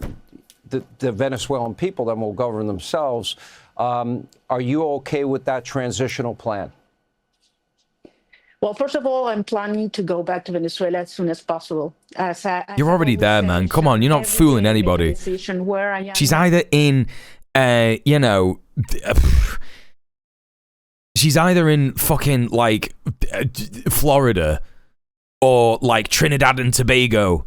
Like, that's literally, she's either in those two countries or she's just in Venezuela. It's so dumb. Yeah, I'm going to go back to Venezuela soon. More useful for costs. That's why I stayed in. I genuinely don't even know what she's supposed to be scared of. Rabid socialist. Well, she's put up the fucking cardboard images of the rabid socialists all around her, and she's like cowering in a corner like that fucking meme, right? I decided to go out because I believed that at this moment I'm more useful to our cause, being able to speak out from where I am right now. But I'm planning to go as soon as possible back home. Secondly, what we're seeing right now in the last 24 hours is really alarming. We're seeing an escalation. Just today, an executive order signed by Maduro the same day he was ousted and he was detained. Imagine that, of external commotion has been published. And it's if Machado goes back to Venezuela, she'll just get arrested. Like, you're not living in reality, lady. Like, do you understand? Like, you thought it was a dictatorship before? Like, they are going fucking Stalin mode now, dude. It's Jova. You're gonna be put in a fucking gulag if you go back to Venezuela. Seriously, like, I genuinely believe that that's what's going to happen, because they're talking about that shit now. They're being like, anyone who expresses support for the USA is going to be put in prison. And like, yeah, man, I agree with that. I think that should happen everywhere. I think that should happen fucking everywhere, in every country. States, it mandates persecution and detention. And I'm an anarchist communist, chat. I'm an anarchist communist. Obviously, I'm a pragmatist, so I understand that Marxist-Leninism is, the best stage to aim for at this point. And then we can think about anarchism, more broadly. But, pragmatically, against capitalism, what other choice do we have than a dictatorship of the proletariat? Of every Venezuelan that supports President Trump's actions. Just today, 14 journalists have been detained. So this is very alarming. This is something that has to be followed carefully, I'm sure, by the United States government. Exactly Lenin's thoughts, right, exactly. And certainly we believe that this transition should move forward. No, yeah, she will have something to fear now, but I still think she's probably lying, and she's just like in Venezuela anyway, Forward. Delcy Rodriguez, as you know, is one of the main architects of torture, persecution, corruption, narco trafficking. She's the main ally and liaison with Russia, China, Iran. Certainly not an individual that could be, trusted by international investors. And she's really rejected, repudiated by the Venezuelan people. So we move forward. And as you mentioned, and we won an election by a landslide under fraudulent conditions. In free, I agree, Oxpecker, 1,000%. With by over 90% of the votes. I have no doubt about it. Maria, Karina. Yeah, man, whatever. Cool story, bro. All right, what's next? Some crazy thoughts from Mark Carney here. I don't even really know what the point of him saying this is. But he's been questioned on what he thinks national security-wise now that this has happened to Venezuela, when Canada was a country that Trump was threatening after his inauguration at the start of 2025. Let's hear what he's got to say. Venezuelan economy will produce more oil. It'll be better for the Venezuelan people. It'll be more stable for the Western Hemisphere. That's all a good thing. Canadian oil will be competitive because it is low risk, low cost, the marginal costs. There's been huge progress in getting down the cost, and low carbon, which is what the Pathways project, carbon capture, will bring. And that makes Canadian oil competitive for the medium and long term. So this is so good, dude.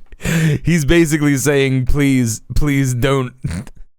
don't invade us, dude. You can have as much oil as you want, basically. We welcome the prospect of peaceful transition, democratic Venezuela. We welcome the prospect of greater prosperity in Venezuela, but we also see the competitiveness of Canadian oil. We're putting in place measures so that that's going to happen. In that context, a pipeline and exports to Asia. We've got competitive product, and we'd be diversifying our markets, and that's one of the reasons why we signed the comprehensive MOU with Alberta. So we'll be working towards that.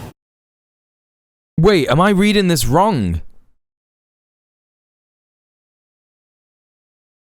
He is, that's basically what he's saying. He's like saying, please keep investing in Canada, yeah. He is being like a craven coward here, right? Every single country on the continent is shitting bricks right now. Yeah, of course. Salt, now with 90... Yeah, low carbon hydrocarbons is crazy. Yeah, oil, the famously low carbon product.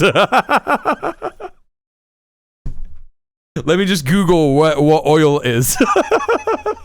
That's so good, dude. Oh, crazy shit. All right, well. Okay. So 8 years ago. This is Amar Kazmi, who describes himself as a campaigner, lawyer in training. I've seen a couple, he's on the attrition pod. I've seen a couple takes from him. He's not bad. Venezuela's acting president, Delcy Rodriguez, is a revolutionary Chavista stalwart and the daughter of a slain revolutionary. She is loyal to the Bolivarian revolution. There are some claiming that she is a traitor. I find it very hard to believe. I see no evidence for it, and those pushing that line either appear to have an axe to grind or a part of a US psyop. We saw some of this yesterday. There were some people in my chat who were saying that such and such found that there was a bit of evidence to say that Delcy Rodriguez is part of the coup against Maduro, and there is just simply no evidence for it. As Amar says here, she has faithfully served Nicolas Maduro and the Bolivarian revolution for years. That's why Maduro's son stood with her at her swearing-in ceremony today. Just watch Rodriguez hold her own against a bunch of US lapdogs at the Organization of American States 8 years ago. Bit of a video here. Let's take a look.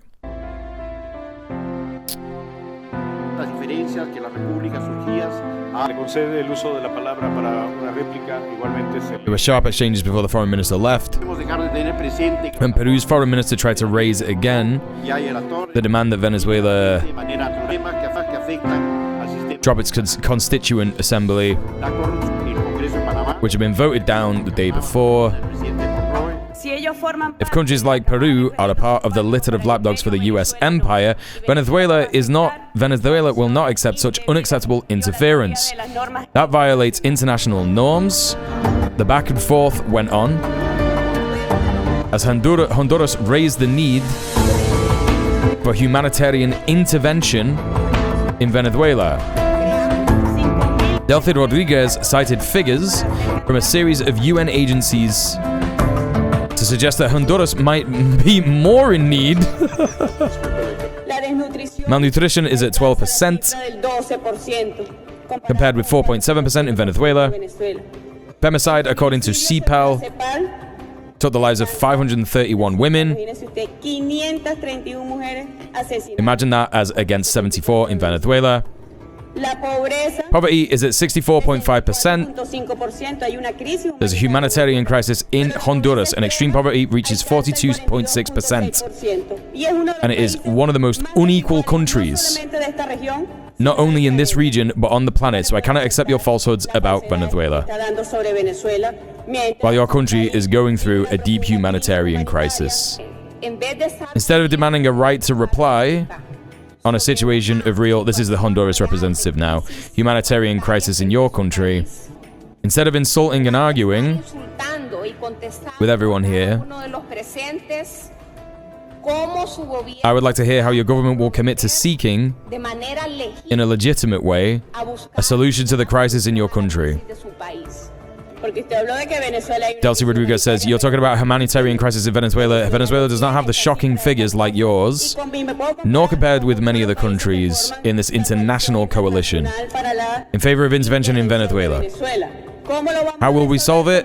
Just as we're solving it now, because Venezuela is proud to be able to offer a great deal in terms of its inclusive approach to human rights. But I ask you, how are you going to solve your extreme poverty of 42%? One of the highest poverty rates in the world.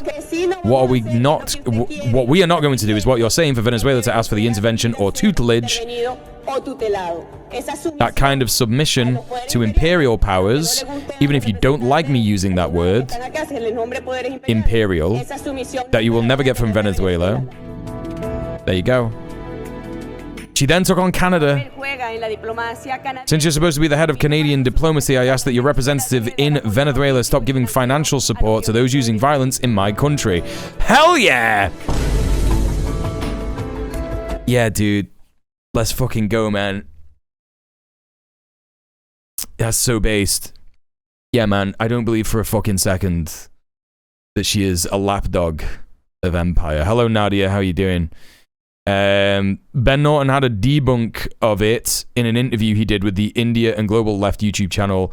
Norton tracked it down to a Miami Herald article. Oh, yeah, of course the Miami Herald, yeah. They're fucking Gusanos, right? Naptaker, welcome in. Happy 2026. How you doing? It's true. It's shit everywhere. Why is Venezuela being singled out? Exactly. Venezuela wouldn't be struggling in the first place if it weren't for America using sanctions. Yes, it was sanctions, yes, that made things shit. You know? The British establishment, we might have done away with slavery, but the institutions are still there. Yep. Mm-hmm. Did she say, since you play at being the representative of Canada? She might have done. The translation might have been a bit crap. Yeah, it was a pretty good video. It's pretty good. What's this? Oh, it's everyone's favorite guy, Wes Streeting. Everyone likes this guy, don't they? From our international audience, Wes Streeting is the health secretary of the United Kingdom Labour government. He's one of the most disgusting freaks of all time. Let's hear what he's got to say about what Trump has done with Maduro. Has Donald Trump broken international law when it comes to Venezuela? I've got nothing to add to that than the Prime Minister and the Foreign Secretary has already said. So the Prime Minister and the Foreign Secretary have said, we have to wait and see what the USA tells us to say. Fuck Wes Streeting and his Roblox character head. Okay, someone has got to have done that. Someone has got to have done that. Yes, this guy is a murderer of trans kids. You know, he is also, you know, he basically, what I mean by that is he is, you know, by extension of his policies, trans kids are going to die. He's basically done state-sanctioned murder against trans kids for refusing to allow, for banning puberty blockers across the board in the UK. You know, also his policies of not funding the NHS in the right areas is also leading to just generally people dying in the NHS, way more people dying in the NHS that should be dying, obviously, under a functioning health system. And also, yes, he has no background in medicine as well. And he is a slave to the private health insurance lobby. Yeah. Good stuff, isn't it? Wes Streeting Roblox.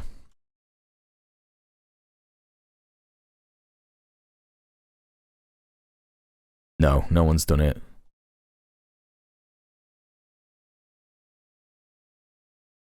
Oh, what a shame. That would be fun. That would be fun and funny if that happened.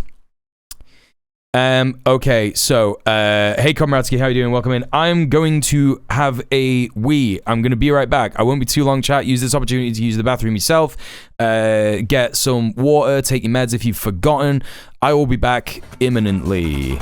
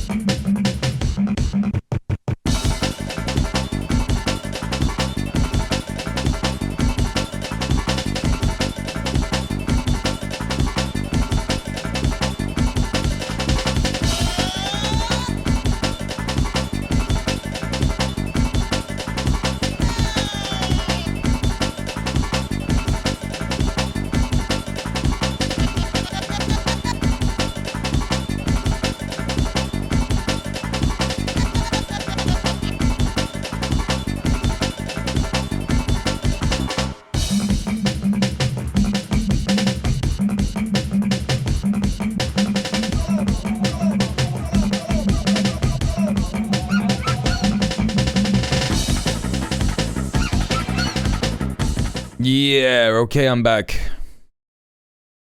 Chat, don't forget, this is my full-time job. Please consider subscribing or subscribing off Twitch using the tip link in the chat.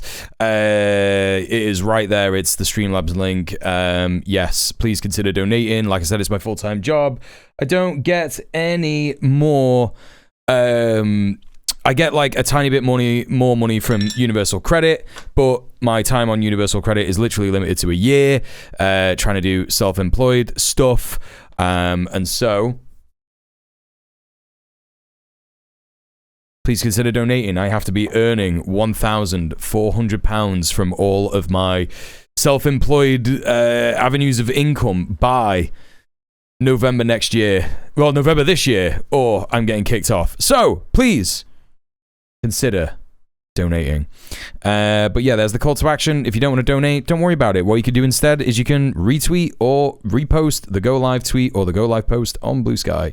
And that would help me out as well. Or just go to one of my YouTube channels, subscribe, watch a video, like, comment, share, subscribe, yada, yada, yada. Universal Credit, wish we could do something like that on a larger scale, make it truly universal somehow. Yeah, that would be fun, wouldn't it? Wouldn't that be good? Hello, Sophie. Please, everybody go follow my co-host from Red Planet, Sophie from Mars. She's a wonderful person, a wonderful streamer. Go and show her some love. How are you doing, my love, my dear? Okay. All right. Let's go. Let's crack on. We're not going to rewatch the West Stream thing. Let's take a look at Delcy Rodriguez being sworn in. Now, what's interesting is that the Economic Times is reporting this accurately as of 4 hours ago.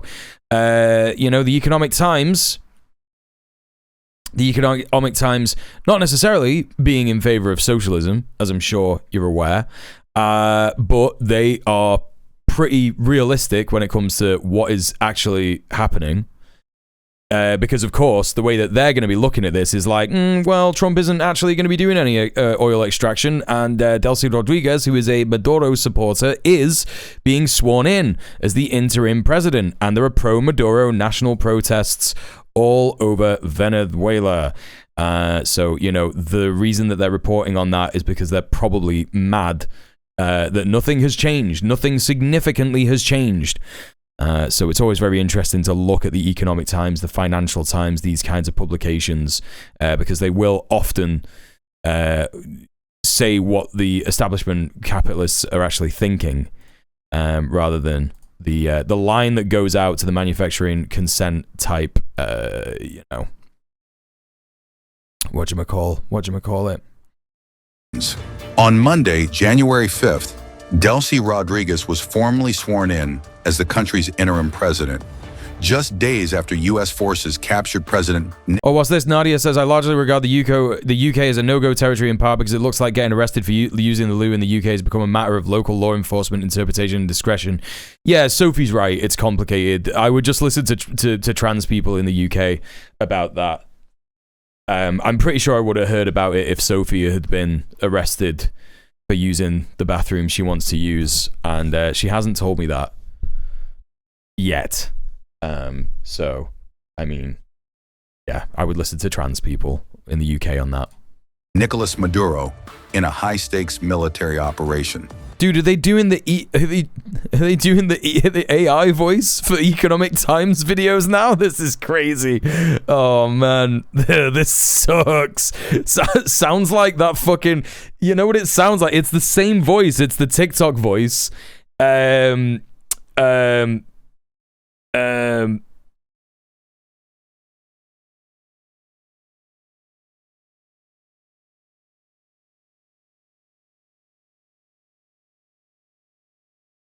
Is this one, right?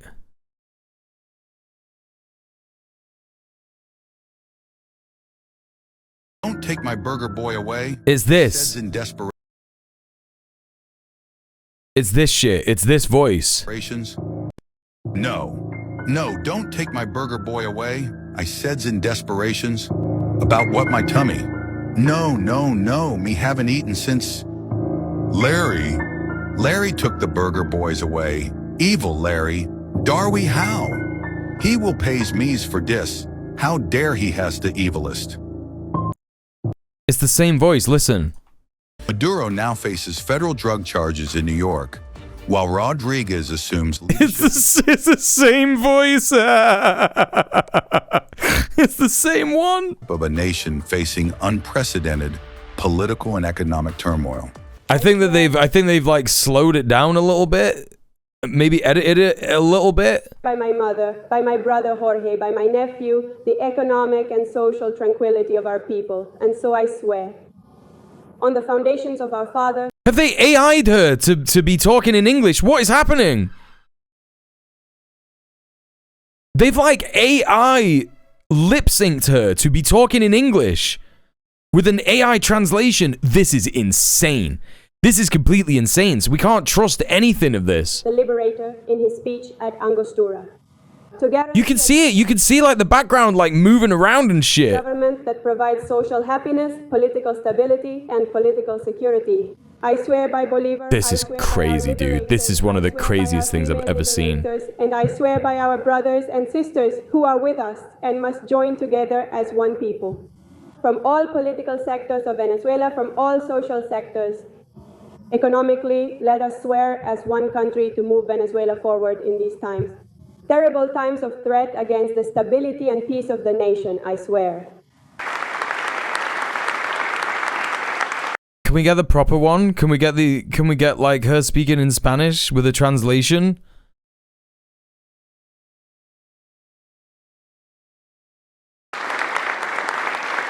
It's so creepy. I come with sorrow for the kidnapping of two heroes we have as hostages.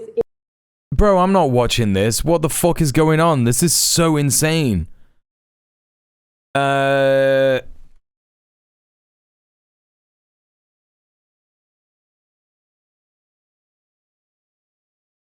Is this gonna have it? We have more breaking news just coming in. Delcy rolled after that under Nicolin as interim. Oh, dude, I don't want the fucking CNN version. Tell us, sir. Come on, man. Tell us, sir. English. Oh, come on, man. Fuck you. Okay. Okay, 42 minutes ago.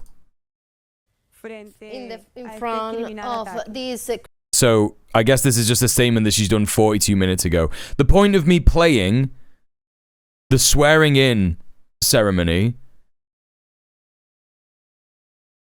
is to demonstrate to people that there is just simply not what the fucking USA wants to be happening. I know that was a bit of a messed up sentence, but like basically what the USA wants to be happening in Venezuela is just not happening. Delcy Rodriguez is committed to the Bolivarian revolution, as Amar was saying in that fucking tweet. Let's hear what she's saying here.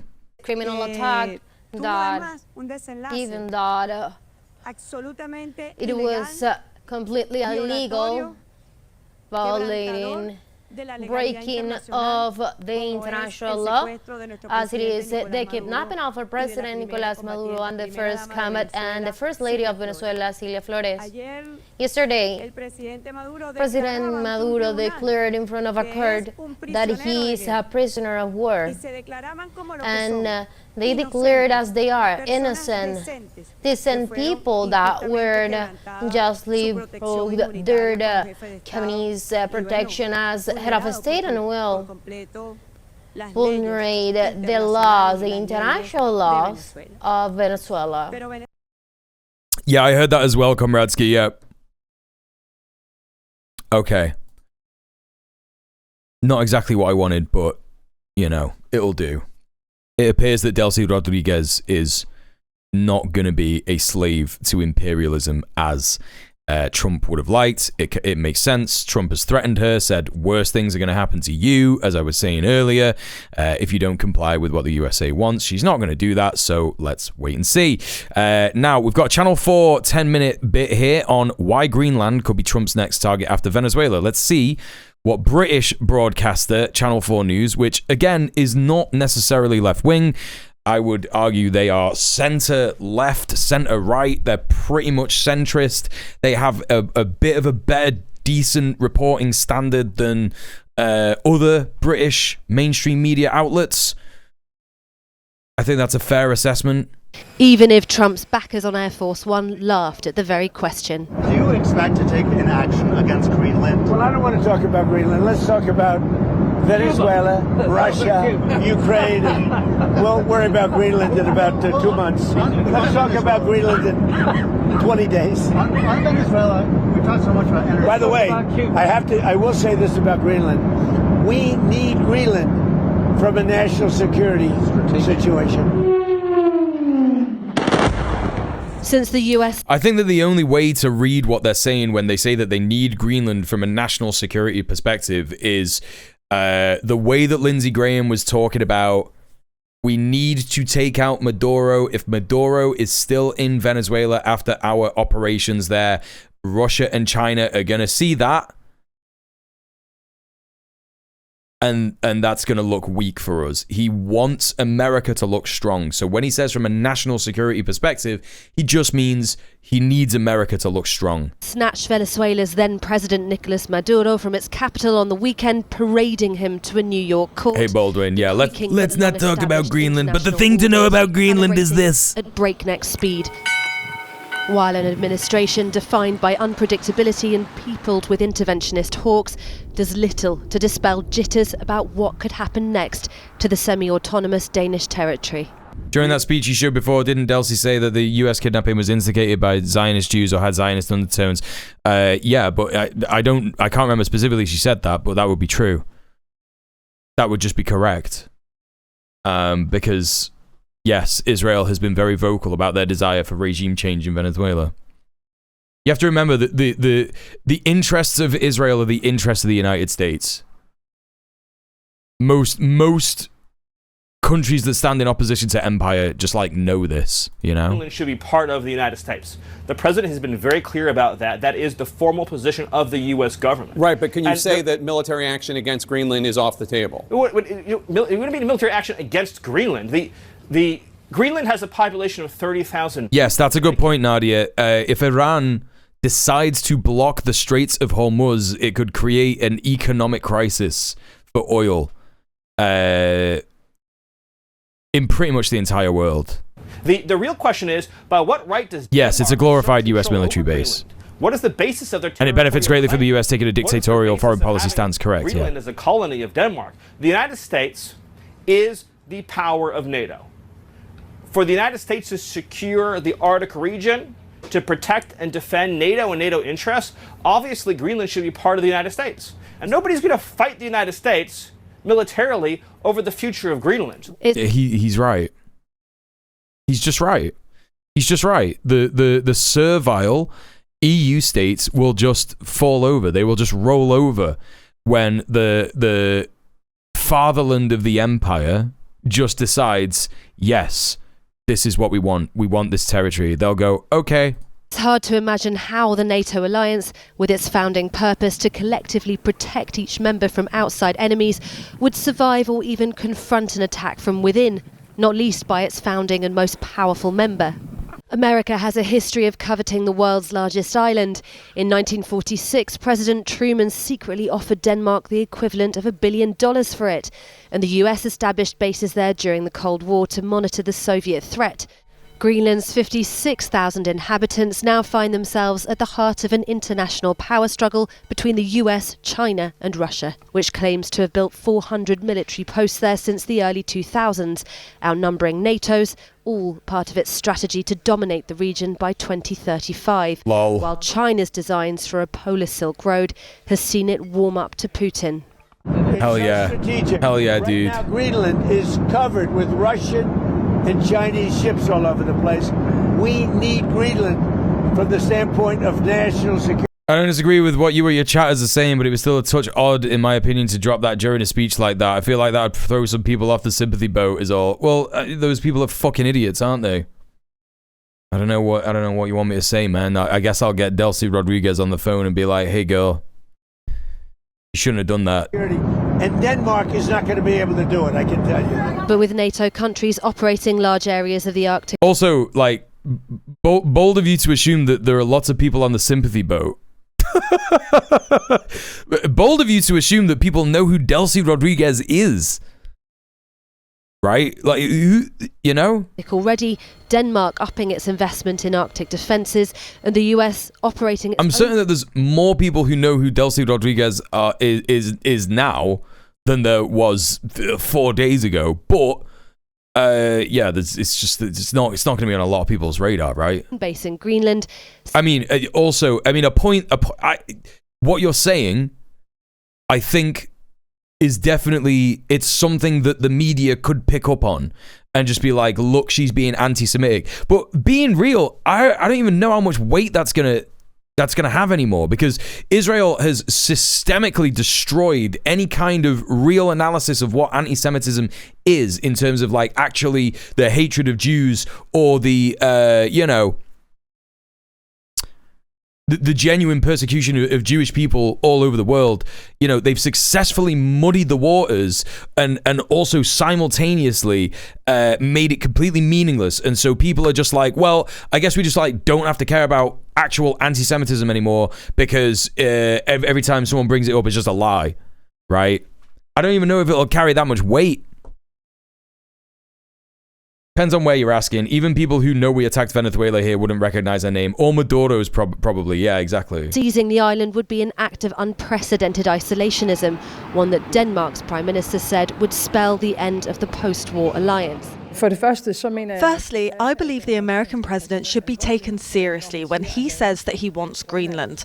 But I also want to make clear that if the United States chooses to attack another NATO country militarily, then everything stops. That is, including our NATO, and thus the security that's been... Yes! It's coming! It's gonna happen! Hell yeah! Hell yeah, NATO's dead, baby. NATO's dead, and I do not think what replaces it will be anywhere near as effective. This is so good, dude. This is fucking dope. Hell yeah, dude. The end of NATO, man. The new world is struggling to be born. Oh. Oh, yeah, man. Hell yeah. Just destroy all your fucking soft power, bro. Just act like a fucking... an insane dictator, throwing your weight around. Oh. Oh, Nadia, thank you for the 20 bits. Look, I know that you were like saying this yesterday to get me to read it, but like I don't like know. I don't know why you think I don't agree with you. Like, you said this like fucking 20 times yesterday in the stream. Like, yes, I agree. The USA, Western Bloc, it's a set of puppet states. NATO, yeah, Mossad, they're all in it together. Yes, I agree. And yes. It's not going to have two of its puppet states fight each other, correct? They will just roll over. That's what I've been saying, yes. They don't need to do anything for the... Yeah. You know, provided since the end of the second. No, I don't think that Nadia is a bot. I think that she was just trying to get me to say a thing that I said in a different way. Right, but thank you for the 20 bits. Yes, I agree. You're right, but I'm just saying it in a different way. World War. While the EU's spokesperson, as well as Greenland's Prime Minister, played down comparisons yes, correct. to Venezuela. All of the international, the Western Imperial Corps intelligence agencies are all part of the same. Yes, correct. There's one key similarity. It has something the US wants badly. Beneath Greenland's gleaming and increasingly melting ice sheets are 43 of the 50 critical minerals the US has designated key for national and economic security. Minerals China currently has a monopoly on. Hey Kubashi, how you doing? Leaders in Paris discussing another mineral-rich country in close talks with the US, Ukraine, released a statement saying matters concerning Denmark and Greenland. Yeah, the Five Eyes, yeah. Denmark and Greenland only to decide, calling for UN Charter principles, including the inviolability of... Yeah, example, America's 1 billion military bases outside the United States. And that's the whole thing, right? It's like, yeah, we want Greenland from a national security perspective, and it's like, yeah, he's thinking about how Russia and China see the USA and how it's fallen apart, right? Imagine a world where we divest ourselves from the American military-industrial arms complex. Good God! I mean, it's another reason why we need to fight. Honestly, do you know what I mean? It's another reason why we need to fucking fight in this country, the UK in particular, for the vanguard party that your party is trying to create. right? You know, there's good things that have come out of that now. I think we need to use that momentum in terms of the realm of electoral politics, and also bolster organizations that are building dual power, like trade unions and tenant unions. It's just got to keep happening. You know, Sophie's got a lot to say about trans organizing in the UK, and that's why I would always recommend checking out her YouTube channel and watching us on Red Planet, and also watching Sophie's streams. Get on her Patreon, her Tumblr and stuff. There needs to be trans power bill in the UK, and I think that needs to be supplemented by cis queers who are also interested in fighting the fight for trans liberation. And you should be interested in fighting the fight for trans liberation if you're a cisgender queer, because that is our liberation as well. You know, and you know, the time is ripe. Like this is the time when revolutions happen, even though it is unrealistic to expect that there would be a revolution of the proletariat anytime soon. In the UK, there is definitely fertile ground for organizing that is happening now, because people are going to be looking at this shit and going like, what's happening, bro? What the fuck is going on? Why is Keir Starmer just being like, yeah, this is fine. Yeah, this is fine, man. Yeah, black trans woman threw the first brick at Pride. Pride is a protest. We got a Martha emote for followers in the chat. Is it that? Marsha, not Martha. Marsha. There you go. Is Red Planet a YouTube channel? Yes, we also stream. There you go. To be upheld. But this is a new world in which charter principles are old hat. If Venezuela's anything to go by, say critics and Trump's own advisors. We live in a world, in the real world, Jake, that is governed by strength, that is governed by force, that is governed by power. He's just an embarrassing podcaster fascist, right? It is either us that will organize and create orgs or to join, or the fascists who do that and capture the masses' attention. Right, exactly, yeah. When Trump first raised his ambition to take Greenland in 2019, he did it in the language he knows best, describing it as essentially a large real estate deal. Then it was derided. Today, there were reports, though, of a draft US proposal in which Greenland would be given funding in return for handing defence matters to the US, effectively bypassing Denmark. This, an administration willing to use levers previously left idle. We're now joined by Dr. Neil Melvin, Director of International Security at the Royal United Services Institute. Thank you very much for joining us. Firstly, how far do you think America is capable of going? Well, I think we've seen a long-term political commitment to taking over Greenland. I mean, that goes back as far as the first Trump administration, but in the last... The Royal United Services Institute is the world's oldest and the UK's leading defence and security think tank. This is like... This guy works for the final boss of think tanks. Defence think tanks. Miller's rhetoric is truly terrifying, though. Yeah, I'm not saying that fascists are, like, not terrifying. I mean... You know, I will reaffirm what I said yesterday, which is that the majority of them are cowards. And someone in the chat said they're aggressive. They can be aggressive, but they are cowards. You know.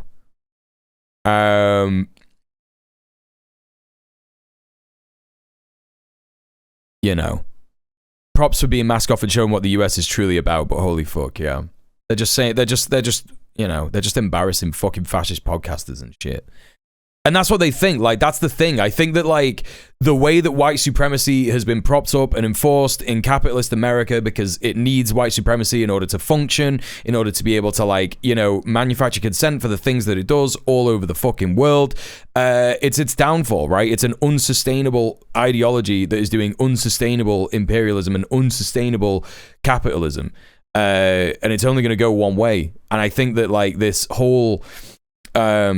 the reason that Miller is just like trying to say how it is, right? Like just being like, yeah, might makes right. This is what we do, bro. Is because the white supremacists like fucking Miller are just like, why do we dress all this shit up? Why do we dress all this shit up in the way that we dress it up? We say that we're spreading democracy. We're not doing that. We're just dominating people. And it's like that's the only thing that they've ever been mad at, is that like the US just doesn't say it how it is. And it's like, yeah, man, we want to be able to say all the slurs. We want to be able to get in the Hitler car, say all the Hitler slurs. You know, being Hitler in the Hitler car, saying all the slurs. That's what we want to be doing. Like they're just like, yeah, why don't we just do that? That's what we do, but we don't say it out loud. What's wrong? Why are we cowards? You know? His head looks gigantic. I think he's just like a boomer on Zoom. He's a boomer zoomer. 24 hours, we've seen a doubling down both by President Trump, but by those also. Yeah, exactly, Middle-earth Marxist. To this, it looks like the commitment is probably to try and do this within the next 6 months, possibly ahead of the 250th anniversary of the independence of the United States. And the US. Right, why do they require a security detail? So while there's been a lot of focus on this sort of military option. His head is normal sized, he just has shoulders like a trout.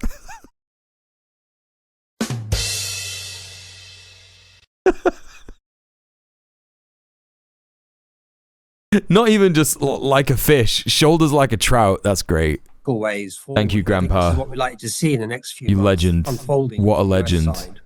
There are reports that they're drafting an agreement that would see Greenland opposite of Hassan, yeah. defense capabilities and decisions to the US, essentially bypassing Denmark in return for funding and control over its own internal affairs. Is there a world in which either Greenland or Denmark... What does that even mean? Well, a trout doesn't have shoulders.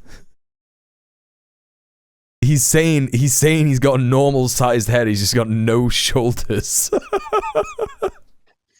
Well, I think it's going to be very difficult for Denmark to accept that. But of course, we do know that there is a strong support for independence in Greenland, and if not for actually joining the United States. So there may be a way for the US to try and shift the dial on that particular equation. But as we can... What are you talking? What do you mean, dog? Oh, there may be a way for the USA to like stop people wanting independence. At this point, they don't give a fuck. They've not even tried to do consent manufacturing for this operation in Venezuela. The consent manufacturing that they've tried to do has been so stupid and completely bizarre that it's like, you really think that they're going to be like, yeah, we need to quash. What we need to do is we need to infiltrate the independence movement in Greenland.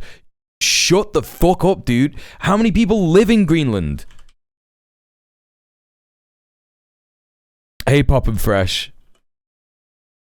Why are liberals trying to cover for this? I don't think he's trying to cover for it. I just think that he's like, you know, I just think that they're delusional. I think that they really do believe in the international, you know, rules-based order, you know, and shit like that. And they, you know, he's thinking like, yeah, man, America are playing by the old rules still. I just don't know. 30,000. I think it says here 56,000 on Wikipedia. So it's like, you know, they got like this is like smaller than some places in Manchester, like some fucking suburbs in Manchester. You know, like I don't think they're gonna need to do any like infiltration here. Yeah, it's for the democracy, obviously. It's so weird, man. In terms of the reaction by the Danish Prime Minister, this will be an enormous blow politically. Yeah, my town is 4 times the population of Greenland, yeah. More broadly, and I think they will seek to escalate that to the European level. European leaders on the whole have been quite muted thus far. They've just released a statement in which they've stated the need for the UN Charter principles to be upheld, for the US to respect the sovereignty and inviolability of borders. But what recourse do they actually have in all of this? Well, this is why I think we've seen quite a muted initial response. I mean, now there's an effort to demonstrate solidarity, and that word has appeared in this statement and by European leaders. But they... I love being on the continent. I love being on the continent, the part of the world that contains the most servile, pathetic, coward states in the history of the world. Hell yeah, dude. It's so good. It's so good to be in a European country right now, man. I mean, to use the Trumpian term. Like, it's embarrassing, right? It's completely embarrassing. Everyone is just like, yeah, man, he's probably going to do it, but, like, he shouldn't. And that's it. That's it. There's no talk about sanctions. There's no talk about, like, any kind of leverage to, like, stop this from happening. Like, what? There's a reason Italy looks like a boot. Oh, yeah, you're right. Weak at the moment. You're right. I mean, they would have to try and escalate this into something like a trade war, But the United States still is playing a central role in European security. It has a lot of economic leverage, a lot of European interests tied up. No, dude. What you mean by that is that we have US military bases in our country.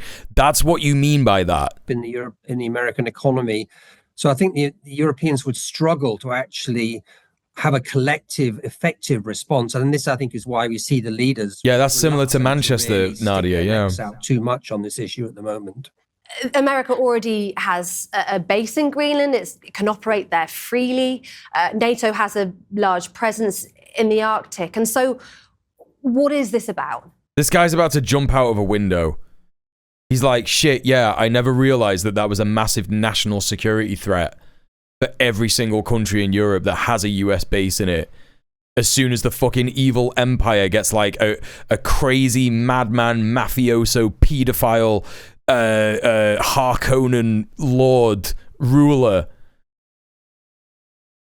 then, you know, fuck, I guess all of these US military bases in our country is a massive security threat, right? Well, I mean, the United States is putting a lot of focus on the security issue, and there's no doubt that there is an uptick in the Arctic region of activities particularly by Russia. And shut up! This isn't serving you, man. Hey, guess what? If NATO wasn't constantly fucking threatening Russia, they wouldn't be doing that. I don't know, man. Sounds like we need to get rid of this NATO thing. By China too, and the US is nervous about that. But there are other issues, perhaps more important issues. I think this is a political status question for President Trump. He sees one of his legacy issues as actually expanding the territory of the United States. And I think in the year of the 250th anniversary of the independence of the US, this is something that they want to focus on as a political deliverable to the MAGA base. And also there are discussions around Greenland resources. We've seen this discussion going on around Venezuela and the oil. If the US attacks Iceland, Iceland could invoke the NATO treaty and the US would be legally obligated to attack itself. Yeah, that's if they cared about the NATO treaty anymore. There's considerable resources, and there'd be quite big US economic interest in being. You mean Greenland, right? And given NATO has a large presence in the Arctic to confront, as you say, China, Russia, what would be the point of the US going it alone? Is this about minerals more than it is about protection?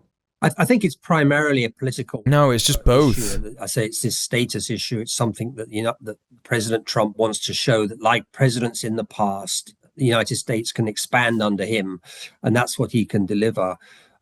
Because the NATO presence is developing. The Europeans are stepping up in the Arctic, so there's sufficient engagement, and I think Europeans are trying to demonstrate that they could actually, without the US formally annexing Greenland, they could ensure the security. Yeah, I think you're right, Comradsky. Yeah, I think that that's why Trump was like, you know, when he was trying to consolidate power in Europe earlier this year, when he was doing his tariff tour or whatever the fuck he wanted to call it, he was like, yeah, UK, you got to up your defense spending. You know? Every NATO country needs to up their defense spending. You're not recruiting enough people. On the buses all around Manchester, I've not even been getting out and about that much except for, over Christmas. And all the buses all over fucking Manchester now, they've all got army adverts on. Almost every single one of them. It's actually fucking frightening. And it's like, I don't think it's gonna work, dude. I think you're gonna have to bring in conscription, and I think that even if you do that, I think you're gonna have to start building some bigger prisons, because there's gonna be a bunch of people who are just gonna be like, nah, I'm not doing it, dude. So, that's that, isn't it? The region. So this seems to me something of a sort of a bluff by the United States on the security front. Denmark's Prime Minister has said that... Rather go to jail than fight for America? I'd rather go to jail than fight for the UK. Are you joking? US to annex Greenland, that it would be the end of NATO, it would be the end of the alliance. Do you think that would be the case? I think that's an open question, to be honest. I mean, I think there's no doubt it would be very difficult. We'd like to see an enormous loss of trust in the United States. That's also already been hemorrhaging around uncertainty about the US commitment under President Trump. But I'd rather go to jail than fight for a parking spot. Yeah. Greenland, that it still remains committed to Article 5 and to the NATO alliance. I think many European countries would be reluctant to risk giving up that US security guarantee because there is no alternative at the moment in Europe. Dr. Neil Melvin, thank you very much. Dr. Neil Melvin, thank you very much. All right, let's take a little look here. Maduro ousted. So again, you know, looking at these economically interested media outlets, the Bloomberg podcast, right? Bloomberg, I believe it's still owned by Michael Bloomberg, right? There's not been like a weird... It's literally owned by him. He's like a billionaire. Bloomberg LP. Yeah, Solomon Brothers and Michael Bloomberg. Headquarters, who's the CEO now? Owner. Yeah, still Michael Bloomberg. He's the biggest shareholder. And the Bank of America. So, you know, that's the bias that we're going to see here. But again, you know, when they're saying does not guarantee democracy, what they mean is it does not guarantee USA control. You know, again, saying the kind of quiet part out loud, what their fears are about this whole situation. And their, you know, obvious critiques of the Trump administration in doing this, in the actually, yeah, it's probably not gonna get what the USA and what capitalists want from Venezuela. Challenge, right? We've seen just in the last 72 hours the new regime led by the previous vice president, now the president of Venezuela, cracking down on journalists, on any sort of opposition. We really haven't seen many protests or return to the streets, in part because many of those people have left. We have over 8 million Venezuelans who have left and are elsewhere, including Nobel laureate Maria Corina Machado, including the man who stood up for president and by all accounts won the 2024 election. So it's been... They don't even know his name. It's so funny, man. It's so funny. It's so funny. Edmundo Gonzalez completely sidelined by the West. This is the best fucking thing ever, man. They don't even know who the fuck they're talking about. The only reason that they're talking about Machado is because she's got this like this funny fantasy story, right? It's absolutely fascinating.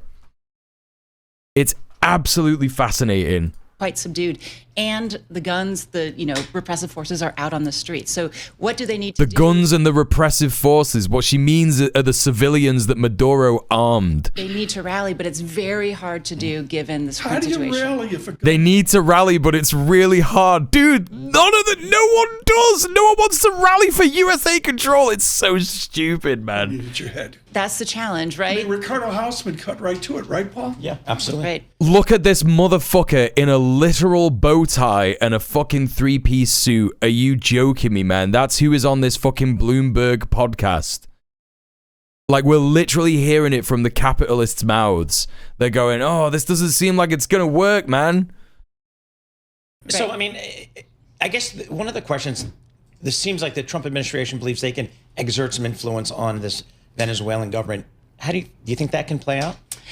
I mean, I think they can exert some influence, but we really haven't heard from the Trump administration an interest in return to democracy, right? Those haven't been the words coming from the president, from the Secretary of State. They've talked about reviving the oil industry. They've talked about, bringing stability to Venezuela, but they haven't really talked about democracy. I got to get this question in because I need to be rude to Dr. O'Neill. This morning, have you spoken to anyone within the Trump administration of your expertise on Venezuela, Guyana, and everything south? I have not been speaking to them these last few. Now they're talking about Guyana. And it's like, okay, man, yeah, just like any country. Just any country in the north of Latin America, Yes. That's half the problem. Probably. So, I don't know, open-ended question here. How do you think this plays out? I mean, I'm not sure much is going to change here, I guess, is what a lot of people are starting to come to the conclusion that maybe not a lot's going to change here. No, this is the thing. Exactly, Komratsky. Decapitation projects don't work on effectively educated revolutionary governments. That's just it. I think there's sort of two scenarios. Okay. One is that, as you say, not a lot changes. We have a new leadership head, but not a regime change. Lots of the other pieces stay in place as they are. Now, Hell yeah. you know, oil and others, you know, there may be U.S. players who come in, though it's still kind of a shaky market and the infrastructure is very weak after years and Hell years yeah, of sort of dude. degradation. So one is sort of, as you say, stability continuing, new figurehead, but not a lot changed. The other is that, you know, the current president, Delcy Rodriguez, she isn't able to keep all of these forces, right? The various different groups with guns together. And we get sort of a fragmentation, disintegration, and a lot of violence. So Damn, dude, sounds like a decentralized fucking, you know, support for socialism is, you know, a really good way to run a country against fucking imperialist interest. We were all saying this. Anyone who was looking at Venezuela and being like, okay, let's analyze what we have here. We have a dictatorship of the proletariat that's trying to do a socialist project. We have armed civilian militias. We have an overwhelming amount of support for the Bolivarian revolution as a concept, and Maduro and his administration. We have the support of the military. The military has support from China. It has support from Russia. Yeah, this is going to be a wash, man. It's going to be a wash. And here we are. It's a wash. What have they achieved? Nothing. Simply nothing. And if they kill Maduro, if this trial results in a death sentence, you better believe that it is only going to entrench their belief in anti-imperialism even more, right? Like, they have no cards at this point. Even if they put him in prison, even if they're like, yeah, right, you broke the law, the made-up law that we said that we could put you in prison for, we're going to put you in prison. There's no way. There's no fucking way, man. It's crazy. You met with Delcy Rodriguez? Like, at this point, you really have to think, like, do they actually just believe, is it posturing, or do they actually believe that Maduro was like a dictator and like controlled everyone around him? Is that what they took the chance on? Is that what the risk was? Well, yeah, that's what I mean. If he goes to Guantanamo, it's going to be the same thing. They're just going to be like, all right, cool. They got our fucking leader and they put him in Guantanamo. The, you know, funniest fucking result of that ever would be if fucking Venezuela and Cuba just decided to invade Guantanamo Bay and take it back, right? Because Guantanamo Bay is the fucking property. It's the land of Cuba. Haven't, no. It's on Cuba. One person I think would. Delcy Rodriguez is like 28, 30 years old. She and her mother take over the Venezuelan embassy in London 1 million years ago as part of the socialist protest. I mean, she's like the real deal within the socialist. She was chief. Yeah, of staff why not? to Hugo Chavez. I mean, she has a long history with this movement. She knows. It's so funny. Like, this is what I mean. Like, you're hearing the propaganda that we hear on Fox News, the propaganda that you hear in like the BBC and all this stuff, and it's just like, yeah, man, Maduro's gone. It's over. Socialism is done in America. Like, you had the copium in this chat last night. There were people in fucking this chat last night who were like, yeah, man, it's over, dude. It's fucking over, right? And it's like, yeah, but it just isn't. And all the capitalists are saying the same. They're like, yeah, man, it's not, you know, it's not great. It's not good. We haven't achieved regime change here. They're still, you know, they have a leader who is like completely committed to the Bolivarian revolution. Yeah, this is not great. And she's been a player for a long time. Right. Shannon O'Neill with us, the Council on Foreign Relations, after Ricardo Hausman of Harvard, to brief Global Wall Street on these events in Venezuela. Paul Sweeney with Dr. O'Neill. So one of the expectations of the Trump administration is that major global oil companies will go into Venezuela and revive their energy infrastructure, creating more supply in the marketplace, keeping oil energy prices down. But we've spoken to people saying, I'm not so sure, because that's, A, it's a lot of money, and B, it's a long-term investment, which means you're back. But also, what you're saying is that A, the infrastructure that is in Venezuela is not being used, which it is, and B, that the Venezuelan government is going to just allow these companies to just go in there and do this. Banking on political stability in that country, that's a tough bet. They might try and send him to CCAR. Yeah, I mean, they might. That to make, and especially if you're. But I think that would create a massive issue between El Salvador and Venezuela and Colombia and any other state that allies with it, right? public company, if you have shareholders, what we have seen in Venezuela over the last 25 years is really the solidification, so the consolidation of crony capitalism. So if you're going in there and we're not yet disrupting some of the, the bad players, the corruption, the back and forth. So one is you need hundreds of billions of dollars in investment. Are they just calling like the nationalized oil industry of Venezuela crony capitalism? It's so crazy, man. Capitalists are just like completely fucking delusional. They're like, yeah, the kind of capitalism that I'm doing is good because it's not crony capitalism. But in actual fact, they're doing crony capitalism. Just to get oil out of the ground and out of the ports, right? There aren't ports that Yes, it's the crony capitalism that's the bad one. Like, right now. But two, who are you working with? If we get to a place again in the United States where Foreign Corrupt Practices Act, where other things are being... This is cope on my part, but imagine she sold out Maduro to get into power and enter a new strategic alliance with Mexico, Colombia, and Brazil, and makes things even harder for the US to assert itself militarily, but still play American capitalists. I don't think she did, and I think that was Maduro's whole idea anyway. I think the thing that you just described was the idea. Like, Venezuela has always had, since the fucking revolution, I believe, an interest in creating a power block of Latin American states that resist imperialism. The reason those companies aren't in Venezuela isn't really because of Venezuela, it's because the USA keep changing its restrictions. It would allow Chevron to invest 1 year and then change its mind the next year. There you go, that as well. Enforced. Do you really want to be involved with some of these characters? Okay, so you didn't talk to the Trump administration. I have no idea what that's about. Have you spoken to Mr. Worth over at Chevron? I haven't spoken with him, but I have talked with some of the people in the general energy industry. What did they ask you? It's so funny they're talking about we got to get rid of crony capitalism, and then in the next sentence, this motherfucker is like, "Oh, did you speak with your friend over at Chevron?" They care about what's going to happen. Chevron has been in Venezuela for the long haul, right? And they have gotten, exemptions to continue operating. So for them, this is a good turn, right? Yep. They won't have to worry so much about these ongoing exemptions for licenses. But I do hear from others who are in this general space, both the oil companies, but also the logistics companies, right? Those who build rigs, those who do other... You are living, I'm going to be so for real, you are living in cloud cuckoo land. If you think that the Venezuelan government now is going to be like, yeah, man, here, American capitalist company, have another license to drill oil on our fucking land. Yeah, man. That's definitely going to happen. That's definitely real, dude. There is a worry, we're only 3 days into this. There's a worry about this stability and really does it last? And, oil companies, others, they make long, multi-year, decades-long bets. What is the news? Venezuela has the opportunity to do the funniest thing ever and just kick Chevron out. Delcy Rodriguez could now just be like, you know what? We're just going to get rid of Chevron. See you later, dog. No more Venezuelan oil for you. That's it. No oil for the Imperial Core. Done. Over. Done. And then, yes, that very well may antagonize the USA to start a ground assault or a bombing campaign.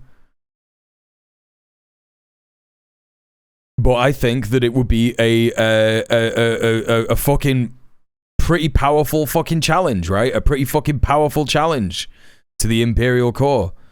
Yeah, no, it is a fever dream, right? The last 72 hours meant for just Latin America in general. I mean, is everybody else looking over their shoulder these days? We think Cuba, maybe Colombia, and maybe even some other countries? I mean, this is a real break in U.S. policy writ large for Latin America. It'd be good for a laugh, but then many, many deaths. Yeah, but do you think there's not going to be any deaths now? Do you think that the deaths are going to stop? If not loved, America wanted... Do you think that, like, if nothing changes and Venezuela just does nothing, do you think there's going to be no deaths? Right? And I'm not saying that they should, like, I'm not a fucking war hawk, right? I'm not a war hawk. I'm a fucking communist, who sat here in the Imperial Core all comfortable and shit like that. Ideally what I want is America to get fucking cumstered and dumpstered.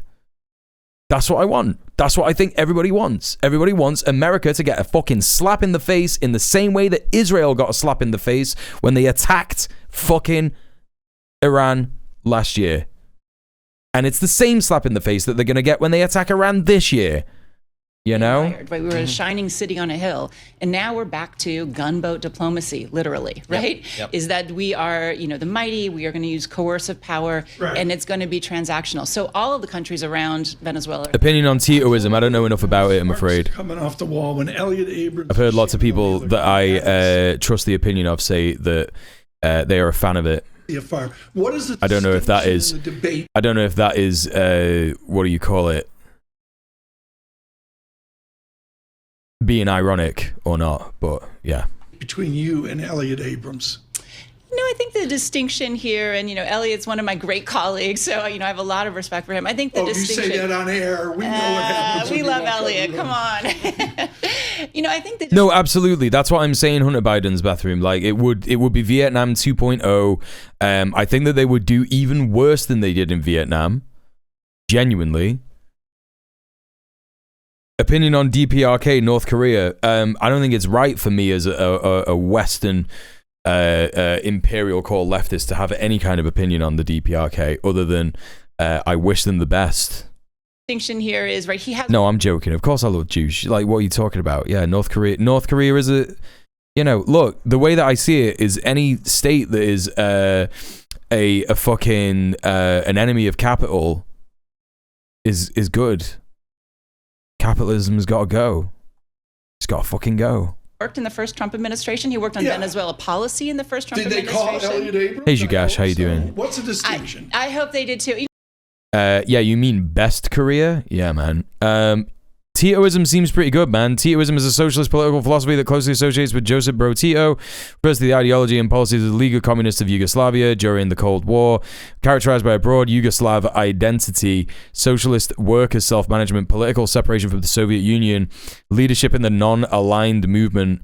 Obviously, I don't have an opinion on. I mean, this doesn't exist anymore, right? So I don't know if it's worth even discussing it, but.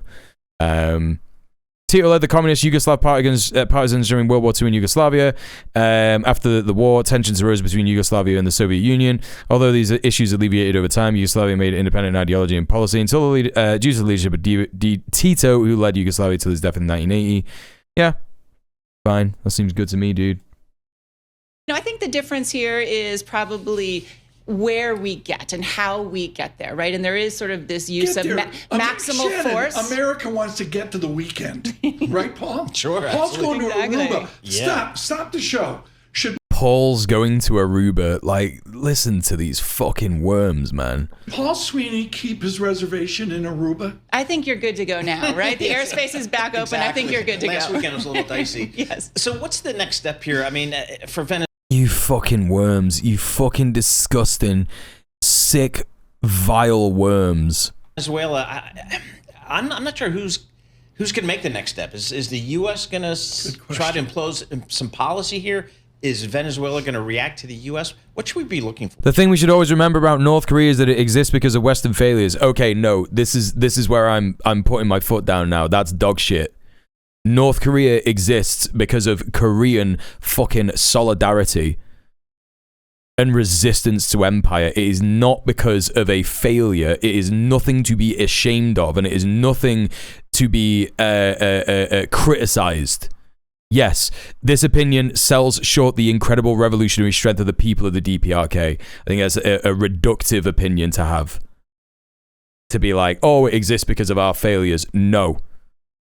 It exists because of the strength of the revolutionaries who fought against the fucking empire that was just genociding Koreans. Fucking genocide. Like, the amount of, like, fucking Korean babies that the fucking UK and the USA and the empire killed in the Korean War.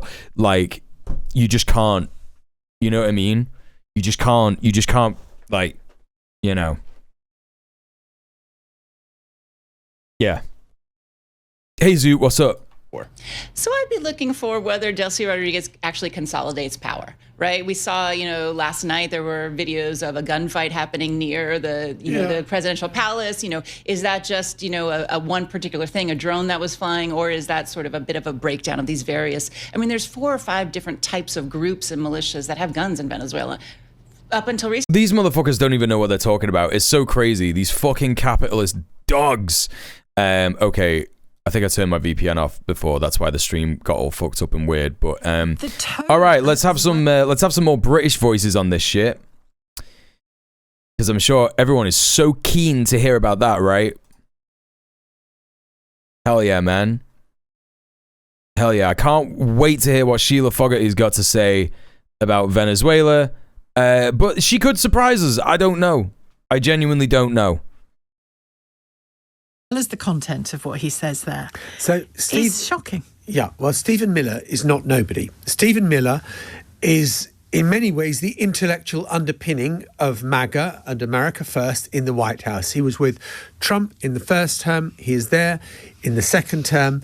And he is saying essentially, hang on, why has Denmark got Greenland? It's got no rights to it. Well, on that basis, we've got no rights to the Falkland Islands or the Commonwealth or anything or anywhere. And right, Bubble, yeah, I got you. If we can run it better, then we should have it. And it also shows, I think, how fundamentally we need to rethink America's attitude towards NATO. Because previous US presidents, any US president going back to this, since the Second World War, would say, well, the whole point of the alliance is that we don't need to take over your territory because you are our partners. The biggest military base on Greenland is America's. The Danes have told America you can expand your military presence. The Danes have told America if it's rare earth minerals that you want, well, we could do some arrangement on mining. But it's America saying, look, I don't believe you've got any rights to this territory. We're the big dog in... I mean, he's got a fundamental misunderstanding of what NATO is, but okay, dude. NATO. So if the big dog wants it, the big dog gets it. And that is where we are, isn't it? It is. Not just on Greenland. No, it is where we are.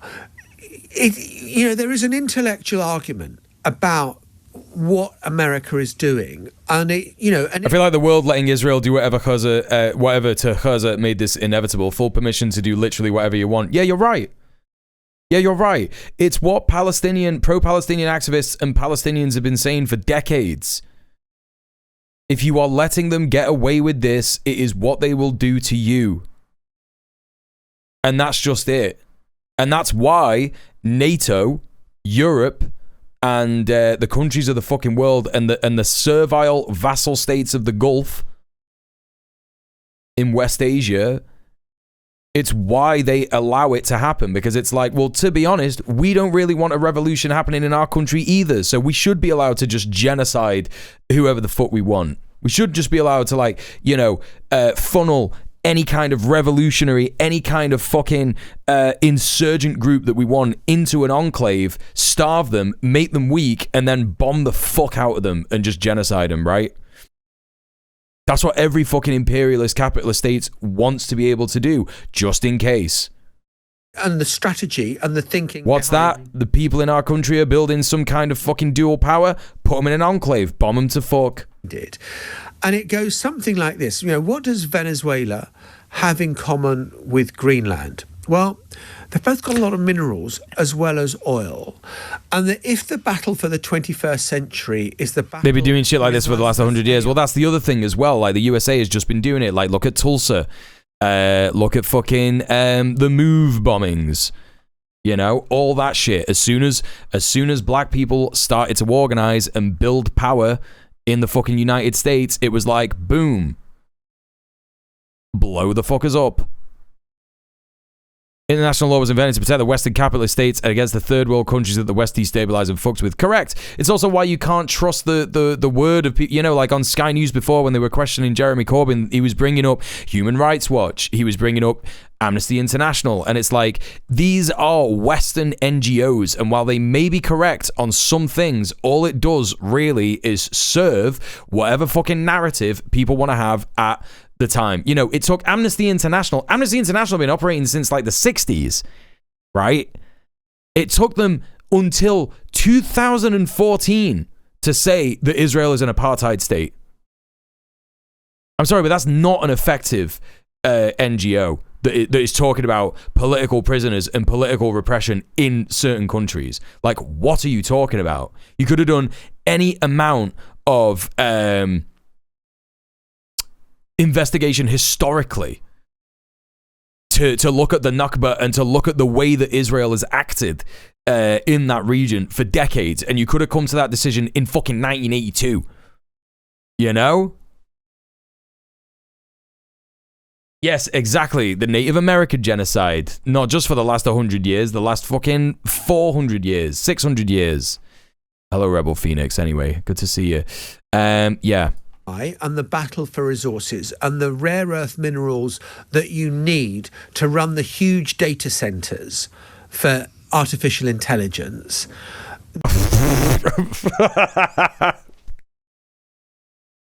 Yeah, you know, I'm laughing because it's like, oh yeah, okay, AI, yeah, man, this is so good.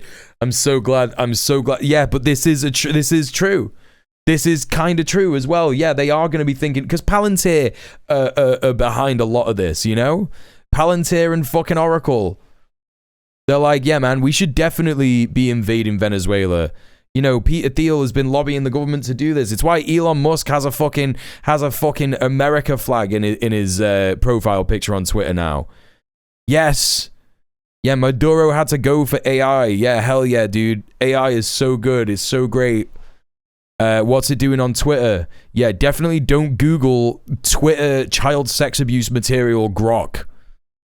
You know? Then America can't tolerate a situation where it is dependent on supplies on the goodwill of China. Thanks for the follow. There are only two global players in the AI battle. One is China, one is the United States. And if the United States is going to maintain its preeminence, it needs this sort of stuff. And it's very interesting. When Trump was on Air Force One the other day and we played the... He couldn't even say the huge data centers you need to run corps in general. Right, exactly. You know, it's so rotten, and we might go to, you know, Cuba and all the rest of it. There was actually a very important clip that wasn't played out of Howard Lutnick, the Commerce Secretary, where he was talking about... Yo, Krill, thank you so much for the dono.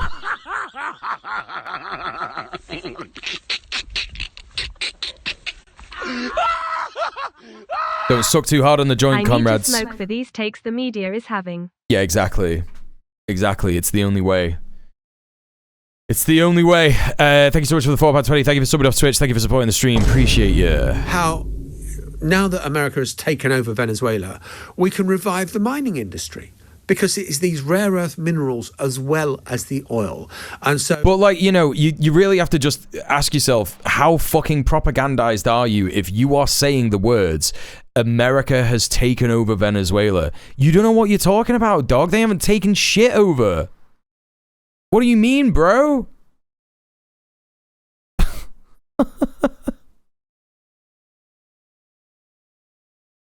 Like, that is just how willing the world is to just believe what Trump is saying. Yeah, QTT.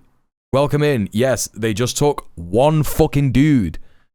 It's so crazy to be saying, like, you know, Owen Jones. I've given Owen Jones a bunch of grace because of the way that he's changed his fucking tune on Israel and Palestine over the last fucking, you know, 2 years.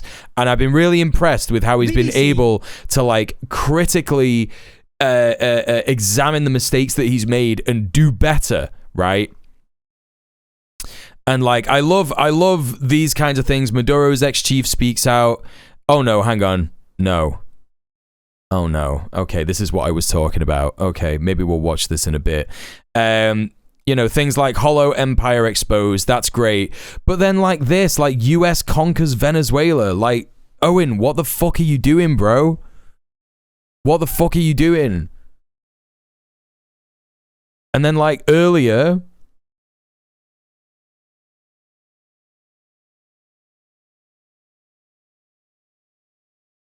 Saul Staniforth on Twitter posted this. Oh, what the fuck is that? I just did the wrong thing. Saul fucking Staniforth on Twitter did this. Owen Jones says no one should have any love for the Maduro regime apart from anybody who supports a nation's right to use its wealth for the benefit of its own people. He's right on the rest, though. Colonialism and imperialism, and it's what the US has always done. This is like a clip from him talking on BBC Radio 2. And then he replies, this isn't the one, Saul. Maduro stole the last election and in any case has pursued neoliberal policies for years. What are you talking about, bro? What are you fucking on about? I just said, Owen, you have consistently shown grace and learning from your liberal Zionist past over the last 2 years and really impressed me. I beg you at this juncture, listen to yourself and ask yourself, do I sound like someone informed or like a literal imperialist mouthpiece? He's kind of like Mehdi Hassan. I would argue that Mehdi Hassan is much more informed. Honestly. I would, even though Mehdi Hassan, I've got enough criticisms of Mehdi Hassan, you know, when he went on fucking Jubilee and shit like that. But like, seriously, man, Owen Jones is another fucking level. He's just like a real fucking stubborn idiot sometimes. And it's really fucking annoying. And I bet that this is one of the worst, this is probably one of the worst bits of so-called journalism that this guy has ever done in his life. Right? So look at the fucking title of this. Maduro's ex-chief tells me terrifying truths about Venezuela, Temir Porras.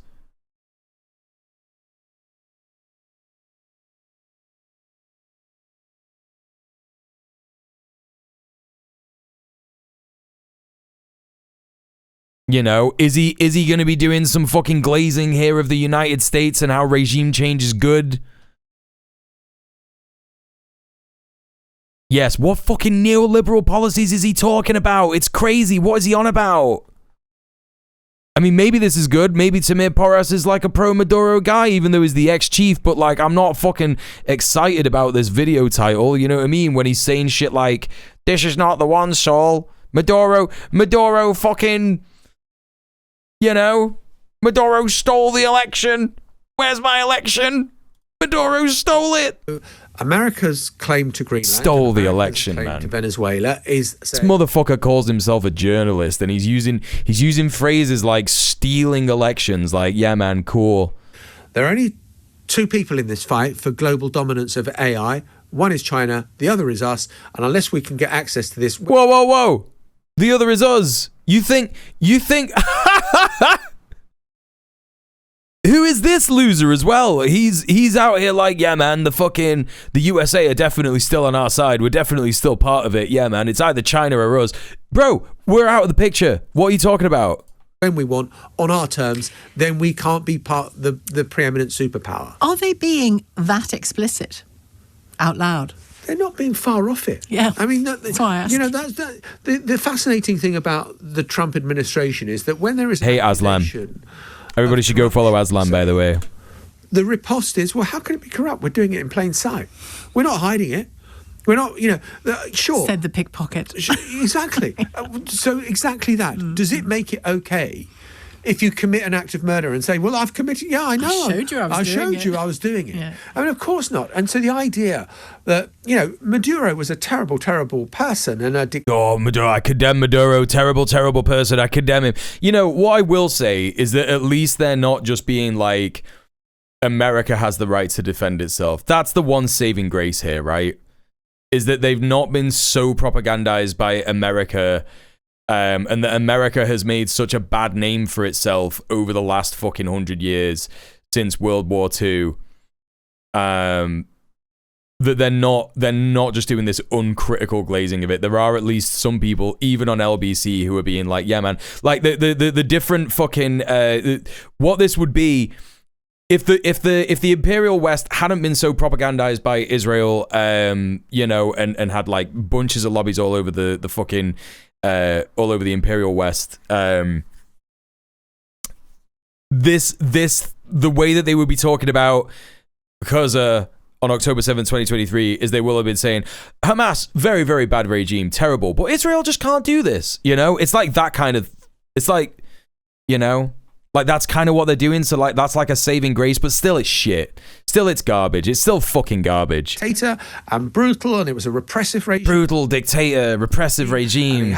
Say the line, Bart. All those things. Run the economy into the ground. Yeah, nothing to do with the sanctions imposed on it by the fucking Imperial Core, including the UK. Yeah, man. Nah, yeah. Yeah. But if I, John Sopel, say, Sheila Fogarty, we live next door to each other. Well, we actually live a few streets away, but I don't like the way you're keeping your garden.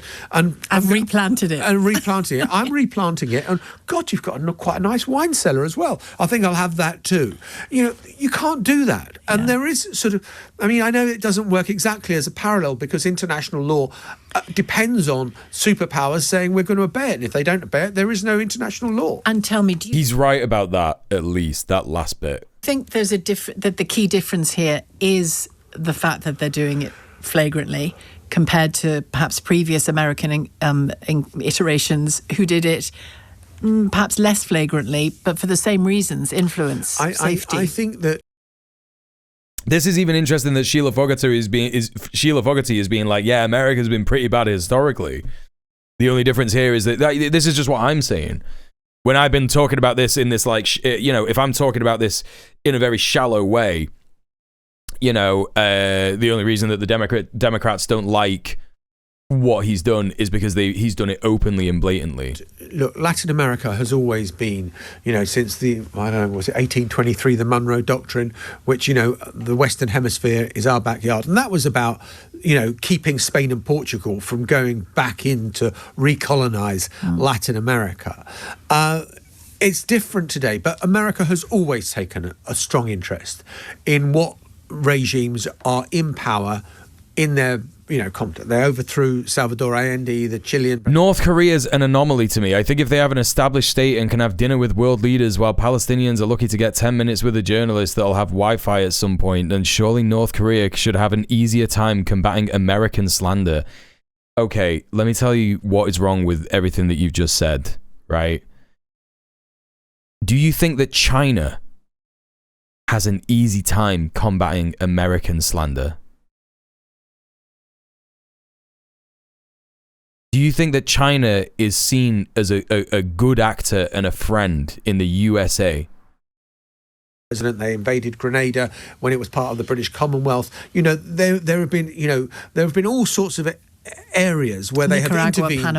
Panama getting arresting Noriega, when the United Fruit Company who had some of its interests threatened, America moved in against the regimes that were threatening an American fruit company. So this is stuff that's got a long history. But when you start asserting the right to Greenland, which is a NATO member and an ally, I remember a few years ago I went to report from Camp Bastion in southern Afghanistan, which was where the British troops were based, and you were fighting the Taliban. And there was a big British contingent, a bigger American contingent. Huge numbers of Danes were fighting alongside the Brits and the Americans. And it was an American war, American-led battle. Hey, powerful finger, what's up? 9/11. And there were the Danes. And so why are the allies who've spilt blood alongside America and for America being treated in this way? And that is why... These motherfuckers are just clueless, aren't they? It's so crazy. It's so crazy. They're just clueless. We did everything the Americans want. Why are they threatening us? Because that's what they do! Come on, man! I think that so many Europeans are simultaneously bewildered and alarmed. We're white! We're white countries! Why are they doing this to us? Exactly. By what is unfolding. If he does it, we had a caller earlier who I thought landed on the important point that by the time... It's incalculable the amount of damage that this has done to Western hegemony. China is practically the leader of the free world at this point, and it's bananas. It's not bananas. If you look at every person who has analyzed imperialism throughout history, including Mao, they will tell you this is the only culmination of what can happen if you continue. Lenin wrote about it. Even Stalin wrote about it. Multiple communists wrote about it. Literally Ho Chi Minh wrote about it. It is literally just the culmination of what is gonna happen in the world if imperialism and capitalism happens. That states like China, who are doing third worldism, cooperation, technological advancements, right? That countries that do that are just going to succeed. Yeah, be serious. America have deported people that literally fought for them. Not with them, but for them in uniform. Yeah. Exactly. Yeah, America just always does this. Oxpecker says, I know where to find Chinese influences attempting to go. With North Korea, the communication barrier is too thick to conclude anything. Yeah, but it isn't, because there's just, look, like, if you want to do research, like, look, Oxpecker, I know that you're not like a bad person, and I know you're just uninformed about North Korea. You can learn about North Korea if you want to. If you want to do your own research, you can learn about it. The communication barrier, what you're talking about is like, oh, I can't access resources about North Korea on TikTok. Like, yeah, of course you can't. Of course you can't. But if you want to like read a book that isn't written by a fucking white Western person or a traitor like what's her face, Ji-Sung Park or whatever her name is, that goes on the Joe Rogan show, you can find it. It's all, that shit's out there. You can look at that and you can find that out. The only difference between fucking North Korea, like, you know, the reason that I brought up China is because you were like, oh, like, Palestinians are so propagandized against, like, you know, and they find it so hard to, like, get their point across, but, like, they still manage to do so. Why can't North Korea do it? And then I said, yeah, but look at China. And then you were like, yeah, but I can find influence about China. I said, that's what I'm talking about. Like, the size of a state has got nothing to do with whether it is immune to Western propaganda or not. You know? Sorry, not Ji-Sung Park. He's a fucking, yeah, he's a footballer for Man United, or he was. Yeonmi Park is who I mean. Yes, sorry. Also, hello Gary Gatto, how you doing? Good to see you. Venezuela, it had happened. I mean, I know there's plenty more to develop yet for us to see in Venezuela, but the Ji-Sung Park had happened. On Greenland, not so wrong gender, wrong profession. So it's simpler in a way for Starmer to say what he said. Three Lungs Park, yeah. They must decide and have, you know, independence and the right of their own nation. If it happens, whatever it looks like. In North Korea, if Kim doesn't like you and sees you dancing on TikTok, he sends special forces to kidnap you from your country. It's true. Can you see Starmer kicking off? It's true. My granddad, who you know, owned plantations in North Korea, told me. I can. Before the revolution. Leader. I think NATO's over. NATO's done. If you've got two NATO countries going to war with each other, or America imposing its will on a country against its will. Oh, it's happening, chat! It's happening! Being issued by, you know, the oh hell yeah, dude! It's happening! It's happening! You know, etc. And they're all meeting in Paris today about Ukraine, saying you can't do this. Saw the documentary 3 times. Muel speaks the truth. Yeah, I watched the same documentary 3 times about North Korea, and I might watch it another time. I'm gonna watch it again. Hell yeah, dude! It's extraordinary in itself. NATO is done if America imposes itself on Greenland, and I think that, you know, all the talk. I mean, you know, one of the reasons that you've got Keir Starmer not wanting to say it is a flagrant breach of international law is that he doesn't want to upset Donald Trump, because he knows that, you know, if you...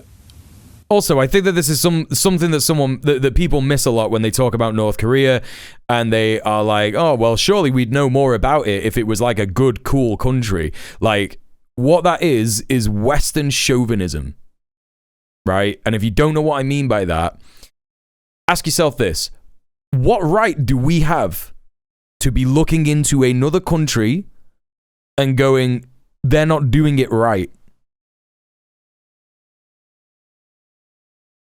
What right do we have to say that? Who has given us that right? The only reason that we think we have the right to do that, to criticize these other fucking countries, is because we are told by the white supremacist imperialist state that fucking rules us that is how we should think about other countries, because imperialism is necessary in order to maintain hegemony and white supremacist hegemony all over the world. Like, you can't just be like, yeah man, I heard that it's super bad. I heard it's super bad in North Korea, and if it wasn't bad, then, like, you know, if it wasn't bad, then we'd hear more about it, and our leaders would be telling us it's fine. Our leaders would allow all the positive propaganda to flow out of the country, and it's like, nah, man. For the record, North Koreans are allowed to leave. They're just limited in range by Western sanctions and travel bans. Exactly. China and Russia both get tourism from the DPRK. Exactly. China is currently, like, making a lot of progress in its diplomacy with South Korea. And it is pissing off America. Because America is like, nah, they're our boys. Eventually, sometime soon, Korea is just going to be Korea again. It's going to happen way sooner than we think. You know, the amount of progress that China has made is staggering, to be honest. You know what I mean? And I think if the UK is smart, if the people who are in charge of the UK are smart, they're not. Spoiler, Keir Starmer right now, he is not. But I think if there is a successive Labour Prime Minister who might be Andy Burnham, I think that the smartest thing that he could do, if he were to create a cabinet, it would be of John McDonnell, the leftist, remnants in the Labour Party, Diane Abbott, Nadia Whittam. She's quit though, hasn't she, Nadia Whittam? Just like the Labour left, and start doing diplomacy with China. That would be the smartest fucking thing to do. Start doing diplomacy with China. Start doing diplomacy with Russia. Try and advocate for peace with Russia and Ukraine. Get Ukraine to, just fucking agree to the loss of territory. And that's it, right? How would that unification look like? South is pretty anti-communist. I mean, what you're assuming is that it would just go like that. It's not how things work, right? There has to be like an element of thing. You know, it's like prison abolition. Like, one day we won't have prisons. It's not just going to be like one day, right, gone. Diane Abbott is independent now. That's fucking well, not surprising, but like, hell yeah, let's go. Hell yeah. But yes, correct. Westerners are literally treating Koreans like animals, watching spots to look at the other side, yes. Abbott was expelled in the past, but then she was allowed back in, and then she was like, obviously now she's like, yeah, fuck it, I'm leaving. Across Donald Trump, there are consequences of that. He's also playing a longer game. As you say, there are these talks going on about security guarantees for Ukraine and wanting America on side on that. So you maybe have to swallow a bit of some stuff to allow other stuff to go ahead. My only point, security guarantees for Ukraine and wanting America on side on that. So you maybe have to swallow a bit of some stuff to allow other stuff to go ahead. My only point I would make on that is, how much is a US guarantee worth now on a security guarantee? Oh yeah, hell yeah. What's happened in Venezuela, given what is being threatened in Greenland? Is there any chance? Hell yeah, dude. What guarantee do we have of US security? Not a lot, dude. Sounds like we should change our fucking relationship. It's the Greenland thing, because it's fucking weirdo, yeah. Destabilize or end NATO in the way that you describe. Is there any chance he and Putin are in cahoots? NATO Russophobia might throw Denmark under the bus. Yeah, I think you're probably right. I think that's the most likely outcome, but it would be the stupidest outcome for NATO, honestly, to be like, yeah, man, let's fight Russia alone. That would be so dumb. That would be the dumbest shit of all time. Yeah, let's fund Ukraine's war. Let's fund the USA's proxy war in Ukraine alone. I mean, we are doing that at the moment, but it's like, it's just unsustainable. It's completely fucking unsustainable. For this, that Putin. I mean, I'm speculating here, but that Putin just said the best way you could destabilize NATO for me, because it's my big threat, is end it somehow. I think that's a bridge too far, and I don't. Have I think been down too many Greenland rabbit holes? Yeah, look. If you listen to the arguments that the Americans make. And, you've got to take it with a pinch of salt, some of what they say, but other stuff you have to think seriously. They're worried about, with the melting of the polar ice cap, then what could happen is that you've got suddenly all this opening up and China and Russia everywhere and America not able to dominate. And therefore it's as a... Hell yeah, man. I love that we're just like, yeah, that's just what's happening. The polar ice cap is just gone, bro. We're just not going to do anything to try and stop that. It's just an inevitability, and we're just going to let it happen. And we should plan for that. Hell yeah, dude. This is so good. Counterbalance to growing Russian and Chinese influence in that area that America says it needs to assert itself. These motherfuckers love to be like, yeah, Chinese and Russian influence. Yeah, we got to fight that. And America has to fight that. That's what it's doing. Like, why? Why do they have to do that? Why do we have to do that? I think that if it was as clear cut as that, then NATO would have collapsed by now. Yeah. And I don't think you'd need to do kind of a complicated deal with Trump and Putin in cahoots. It sounds like a conspiracy theory too far for me. Before you go, I'm going to speak to a photographer in 45 minutes or so who was filming up close, chronicling up close the January the 6th invasion of the Capitol. Pictures are extraordinary. I mean, let's just remember that day. On that day, I think Trump told us fully who he is, and we're starting to see the fruits of it this day. How do you have a job? How do you have a fucking job, man, as a journalist? If that's the kind of I'm a fucking Twitch chatter. I'm a Twitch streamer, right? On January the 6th, I was streaming the fucking events, and I was like, yeah, man, this guy's a fascist, and he's trying to seize control of the fucking, democratic principles of the fucking United States. Or whatever, and just fucking bypass, well, there are no democratic principles of the United States, but like as they stood, I was like, yeah, man, he's doing a fascist coup. That's what's happening. He's trying to like overthrow the fucking rightfully elected president. I know it's because, look, I'm not like, it's literally, I'm just being jealous, Bubble. That's all it is. The reason I'm saying, how are you a fucking journalist? It's just, no, but you are right. It is because she does what the editors tell her. But it's like, what are you getting paid, man? Hey, chat, give me fucking money, man. Give me fucking money. I've been doing this shit for fucking 6 years, man. Come on. I'm joking. I know times are hard for people. If you can, please donate.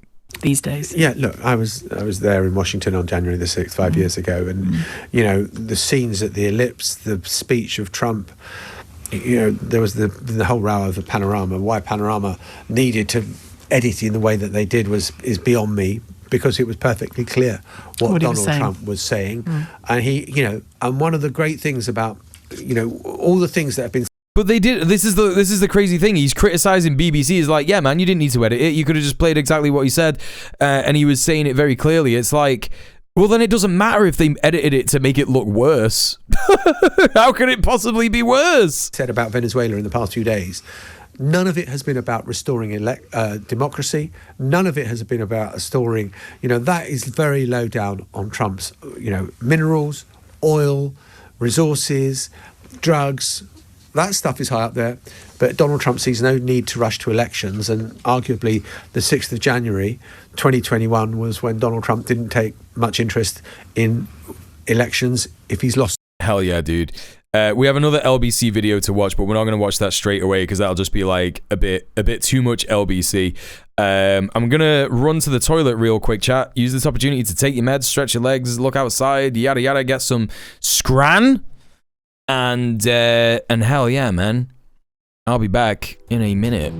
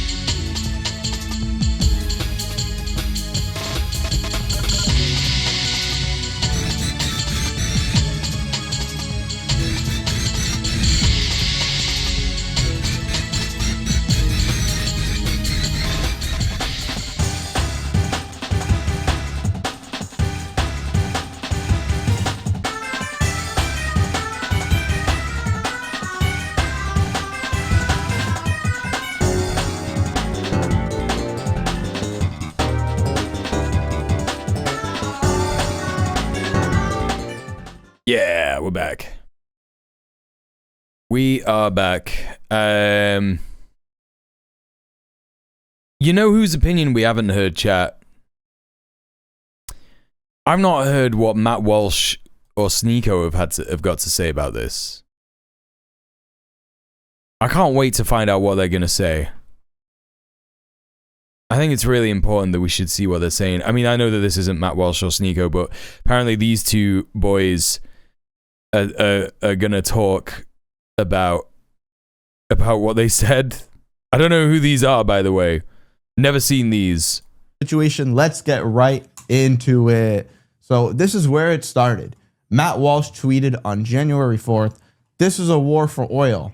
First of all, the war lasted like 90 minutes. Secondly, going to war to secure vital resources for your own people is totally legitimate. Why should we allow some third world communist shithole to control trillions of dollars worth of oil?" Like, this is what's so funny about these guys, and then we'll get into Sneeko's response, is we go into these countries, we mess them up big time, and then we call them third world shitholes. The only difference about the Venezuela thing, you don't see people blaming Catholicism for these countries being shitholes. But what does Matt Walsh blame the Middle East for being dumps on? Islam. Yo. Hang on a minute. Who are these boys? Sonny Faz? Should I be following these boys?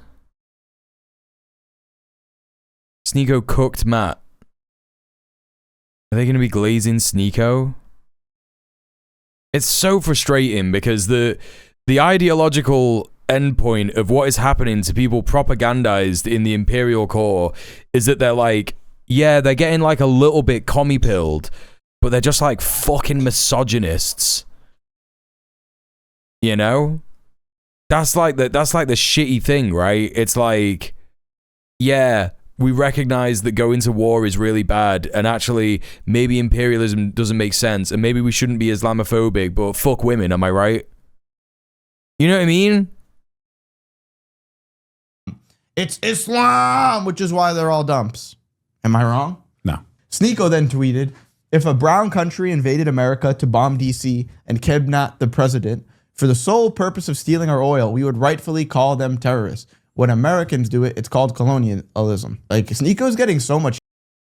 How is Sneeko becoming based? This is crazy, dude. Hate for his takes right now, but I completely agree with him. It's nice to see that some of these based. Of course he's getting hate for his takes because he's cultivated a fucking right-wing audience. What do you mean? Right-wingers are finally coming out of the closet as anti-white leftoids. How is this anti-white?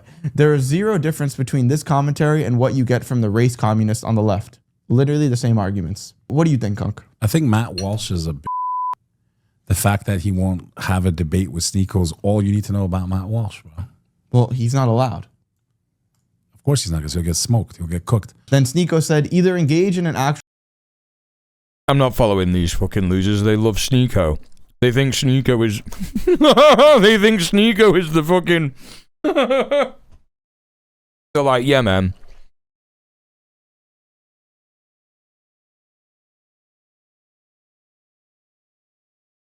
Sneeko's the fucking absolute zenith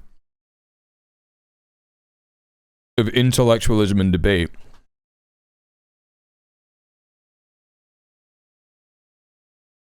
Sneeko's a manosphere guy. You know, thinks that rape is good and fine. Loves misogyny. Hates queers.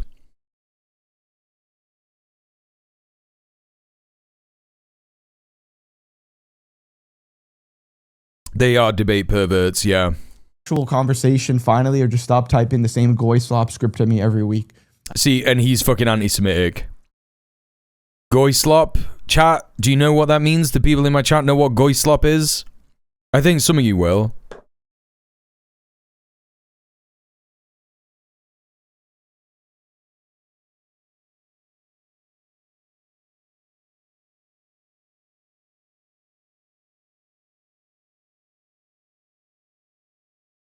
You do. You do. I don't. What is it? Okay, so it is anti-Semitism, yeah. obviously most of you who, you know, are quite informed can pretty much pick up straight away as soon as the word goy is in there. What it particularly means, it's a co-option of the word slop. So obviously everybody hates slop, like we're being given slop by the capitalist dogs that run the corporations that make the content that we consume. And so they're just basically adding on anti-Semitism to be like, yeah, it's all made by the Jews. Right?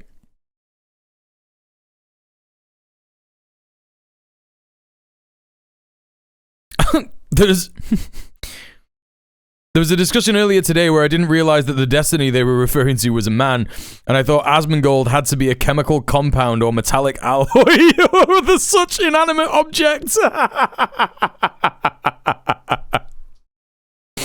Oh, hell yeah, dude.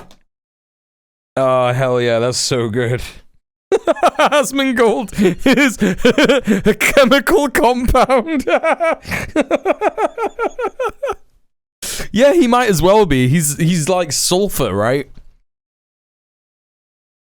He's some kind of fungal growth, essentially. Yeah, so close enough. Very true. God, imagine if you didn't know who Asmongold is. That's so good. He's a roach-based, you know, he's a roach-based compound. Hey, Gobs, what's up? Everybody should go follow Goblin Hugger. How you doing, friend? Go follow Gobs. Okay, so, you know, they're uncritically saying goy slop. I'm anti-war, you're pro-war. Go cope somewhere else if you're afraid of confrontation. Yeah, he's a bitch. We said this in our last breakdown of Venezuela, but who's the one celebrating the most? Matt Walsh is a coward. Who did you guys see celebrating the most from this Venezuela thing? You had those the chosen influencers taking a picture with Netanyahu like this. Oh, we needed this so bad. Thank you. Thank you. One of the only presidents in the world that was saying free Palestine. Colombia is next, bro. Colombia is next. That's all you need to know. If they invade Colombia next. So it's so annoying that the anti-Palestine rhetoric, the pro-Israel rhetoric has been cut through now. And people can see it for what it is. But all the other rhetoric is just like, yeah, man, whatever. Like, immediately they were like, yeah, man, it's because Israel is Jewish. But Israel loves that shit because Israel can just, like, either very easily, if it wanted to, discredit these guys for just being like, yeah, look how anti-Semitic they're being. They just hate Jewish people, right? Look, they're criticizing Israel. This is what everybody who criticizes Israel does. They just become real anti-Semites and hate Jews, you know? Holy shit, man. This is what Nico said. Let's see. Matt Walsh, you keep calling me stupid, but you ran from a debate. You're running away. If I'm low IQ, then why are you not able to have a conversation with me about Israel and their influence in America? One, we know it's because you're a little good goy for your boss. Two, it's because you will get exposed. Sneako's just on the Fuentes shit at the moment, right? You tried to talk about Haiti. I don't like Haiti because not realizing the effect that Americans have had in Haiti. You look stupid. You don't know anything about foreign policy. Wouldn't blame Haiti being a dump on them being Catholics either. Just calling out the hypocrisy here. That's all I'm doing. Again, you're just not allowed to. You switched up your whole identity was about how foreign policy should not make the same mistakes. How we went into Iraq. Look at his chat. Look at his chat. Scared little goy boy.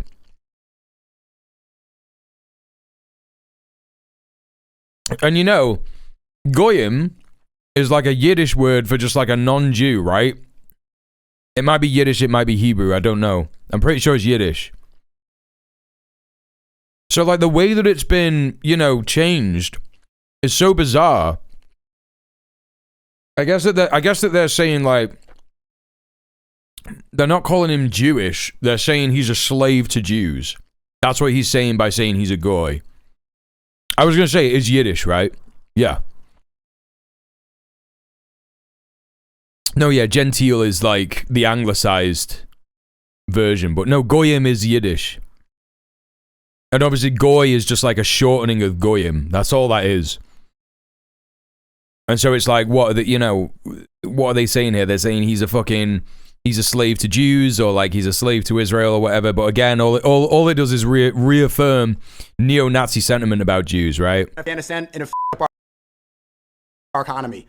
Okay, then apply that same logic right now. And yes, we're in favor of America exerting its power to advance its interests. Oh, okay, you're anti-interventionist. But now, yes, I'm in favor of exerting its power to advance its interests. Okay, but we're not in favor of other countries advancing their interests at our expense. What, because he was selling... Goyim is used by Nazis. Goy is the correct term. I don't think that's true, man.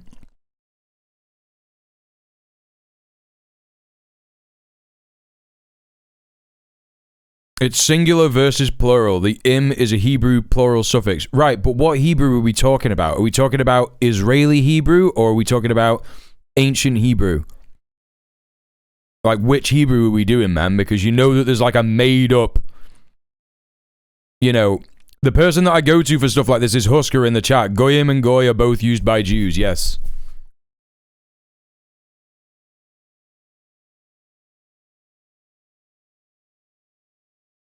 Goyim or Goy refers to a non-Jew or Gentile, a term originating from Hebrew meaning nation. Yeah, but you can't just be like originating from fucking Hebrew, right?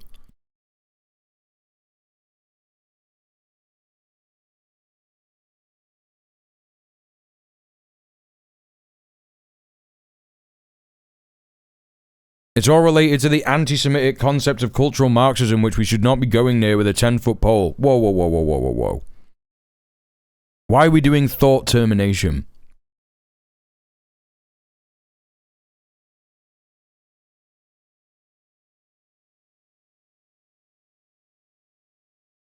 Why are we doing like thought terminating phrases like we shouldn't be going near this with a 10-foot pole? What are you talking about? We shouldn't be trying to understand where the fucking roots of these words come from so that we can fucking challenge people who you know, use them in a fucking shitty, evil way.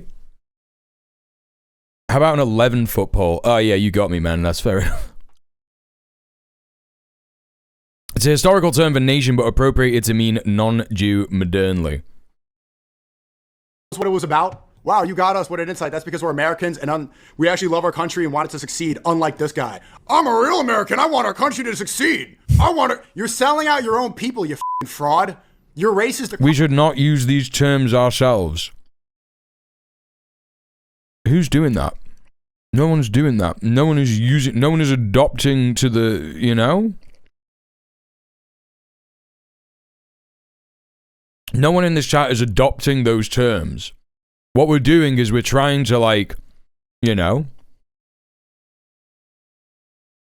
figure out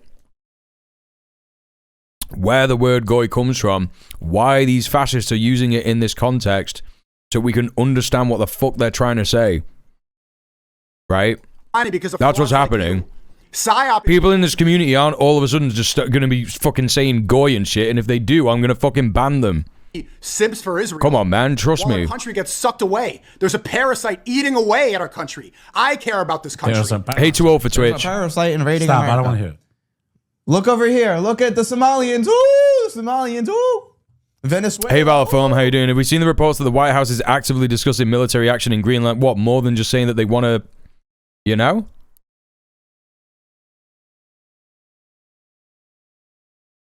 They want to do it? What a joke, and not even bro. the real reasons why they're doing these things in these countries. We're ignoring the elephant in the room. Elephant stepping on our neck. Okay, I get you, Bubble. Yeah, fair enough. Squeezing the life out When of us. Americans lose all their rights, they're going to have to look in the mirror one day, bro. And it ain't going to be the Muslims' fault. Who do you think's going to have this oil? Like, It's going to age real well, I promise you, Sonny. They're going to have to look in the mirror when they can't talk. They're not allowed to speak. They're enslaved in cryptocurrency. And they're given an allowance, which is communism. Yep.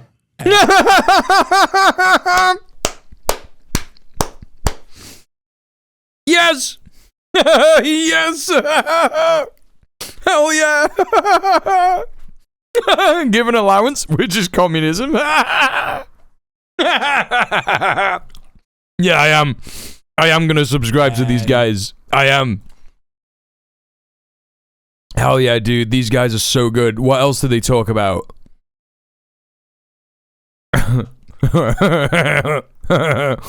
Free America, a short film. Hell yeah, dude.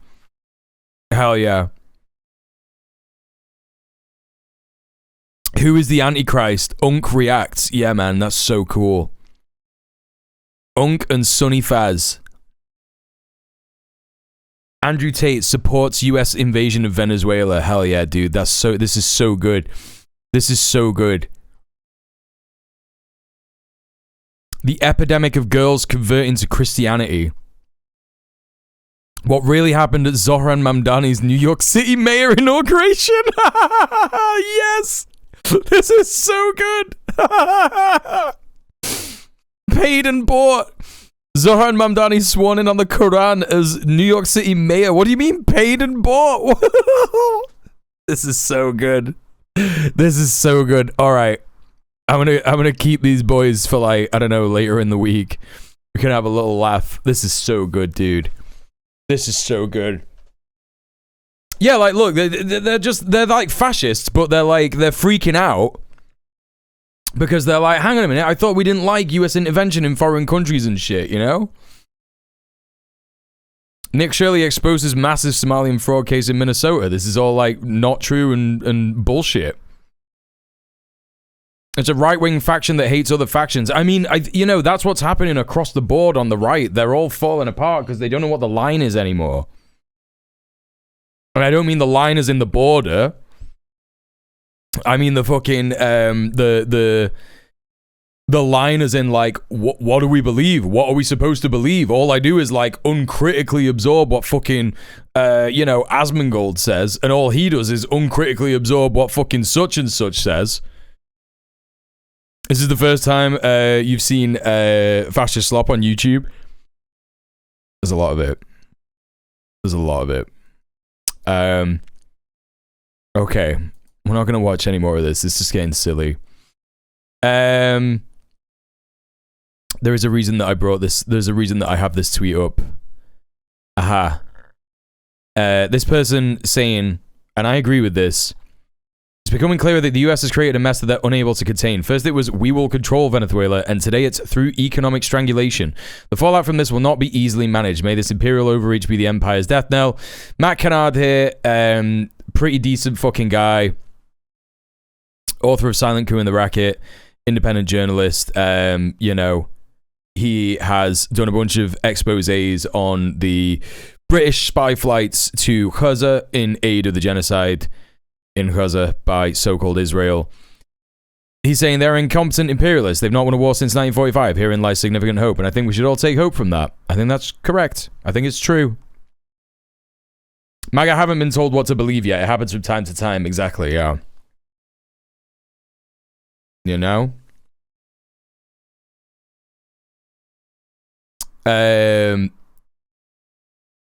Have you come across NXR Studios and the Temu Matt Walsh that completely mask off Christo-fascists, repeal the 19th Amendment mass deportation types? They just landed a 10-episode podcast with Nick Fuentes. They're nuts as fuck. Cool. No, I haven't come across that. I think the name NXR Studios, I think I have.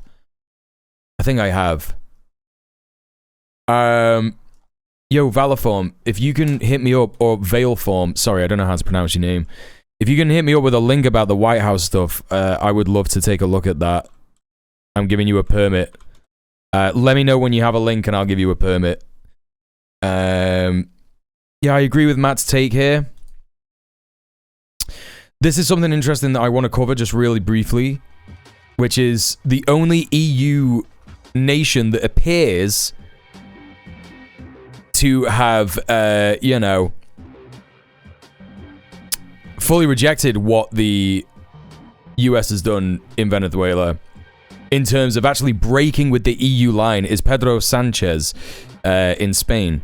España no reconoció al régimen de Maduro. Unfortunately, this means what you think it means. Spain doesn't recognize the regime of Maduro.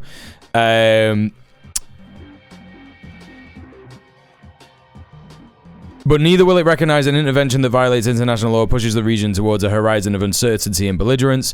We call on all actors to think of the civilian population, to respect the United Nations Charter and articulate a fair dialogue transition. This isn't necessarily breaking with the EU line, But the significance of this is that he tweeted this at 6 p.m. on January the 3rd. So this is the day, this is the morning that the news broke, right? And he was one of the first countries to say this. Obviously, this bit fucking sucks.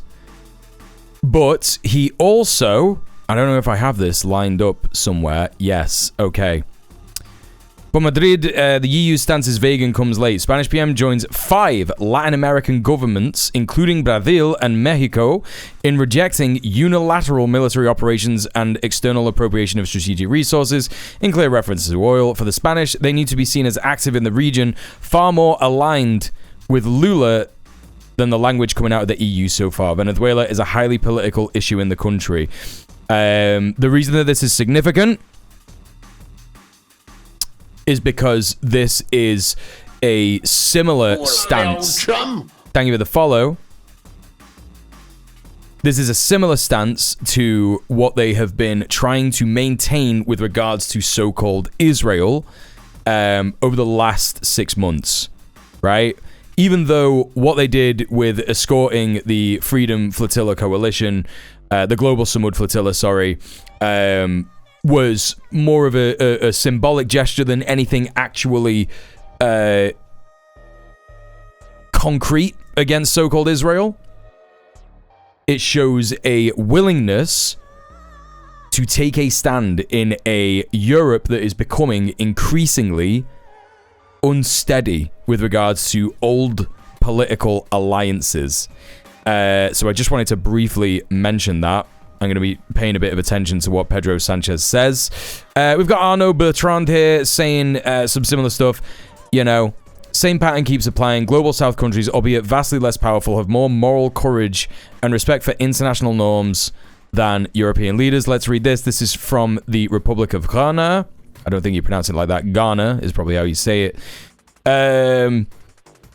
The government of the Republic of Ghana is alarmed at the unilateral and unauthorized invasion of the Bolivarian Republic of Venezuela by the United States of America and the subsequent abduction of President Nicolas Maduro and his wife Cilia Flores in the early hours of Saturday the 3rd of January 2026. Ghana expresses strong reservations against unilateral use of force, strongly deplores such acts that violate the Charter of the United Nations and international law, as well as the sovereignty, territorial integrity, and political independence of states. The Ghanaian government is keenly following the situation in Venezuela with a great concern and notes that such assaults on international law, attempts at the occupation of foreign territories, and apparent external control of oil resources have extremely adverse implications on international stability and the global order. Ghana also notes with deep concern statements by US President Donald Trump that the US will run Venezuela until such time as we can do a safe, proper, judicious transition, and that US large oil companies will be asked to go in. These declarations are reminiscent of the colonial and imperialist era. They set a dangerous precedent for the global order. Such colonial ambitions should have no place in the post-Second World War era. To allow this is to put the international community at great risk and undermine the sovereignty of every country. Ghana, therefore, reaffirms its commitment to the principle of self-determination and holds the firm view that only the Venezuelan people should freely determine their political and democratic future. Ghana calls for the immediate de-escalation and release of President Maduro and his wife. The government of Ghana shall maintain and defend its long-held principal position against invasion, occupation, colonialism, apartheid, disregard for sovereignty, and all other forms of violation of international law. Notice how they didn't need to discredit the Maduro leadership of Venezuela. Yeah, not Guyana, Ghana. You know? Belform says that I saw it as a headline from the BBC, not the most reputable, but it's the headline ATPY on their news website. Okay, well, I'll take a look at that in a minute then. I got some other little bits that I want to take a look at. I saw this come past the other day, and I wanted to take a look at this. International law is European law, or as Walter Rodney put it, white law, from my conversation with Jemima Pierre. Let's take a listen. What we have to understand is that this world system is structured to uphold white supremacy. And, and I would like to suggest a couple of articles by one of my favorite philosophers. His name is Siba Grovogi, and he has this book called Sovereigns, Quasi-Sovereigns, and Africans. Race and International. Yeah, and I think, when you read it, it makes you think, because he also has an article called Africa, Come to Africa, a hermeneutics of race and international law. And you realize this notion of international law is actually structured to uphold international law is European law. Yeah. Or as Walter Rodney, the famous Caribbean scholar, would say, international law is white law. We've accepted our position at the bottom of the world hierarchy. We've accepted the idea that whiteness is power. And we accepted the idea that whiteness is good.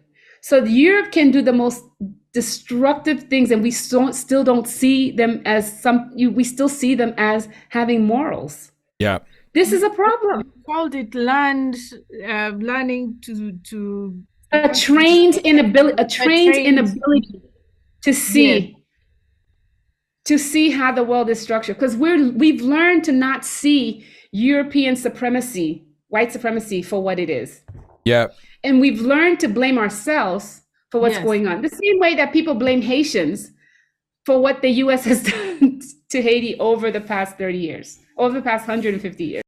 What we're going to see, chat, is we're going to see a bunch of people like these weird fucking manosphere, Republican supporting conservative people who understand that US imperialism is bad, and they may be on the verge of actually getting a little bit woke about it, but ultimately their allegiance lies with the capitalist order.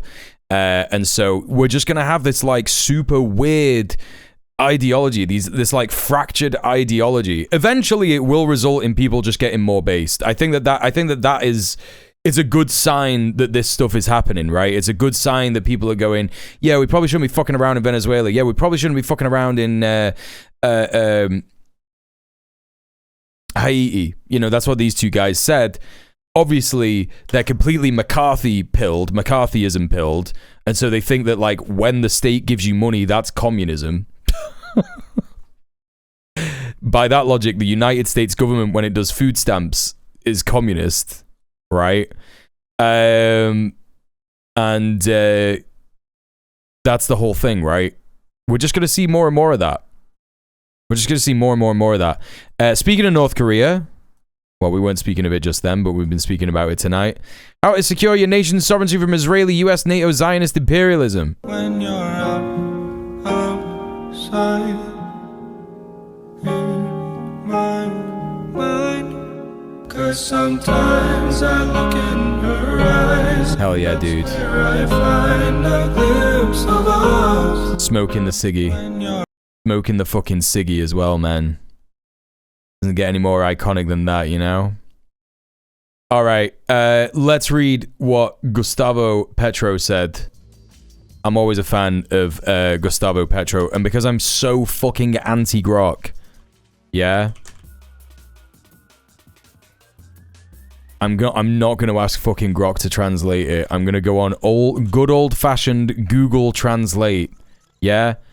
There's nothing wrong with good old-fashioned Google Translate. It will probably not be a perfect translation. However, it will be better than nothing. Oh, Google Translate did not respond. Please try again. Cool. Hell yeah. That's so good, dude. Oh, it's because...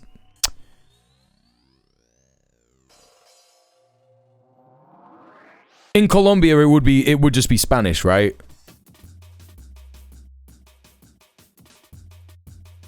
It's not doing it. There's too much text.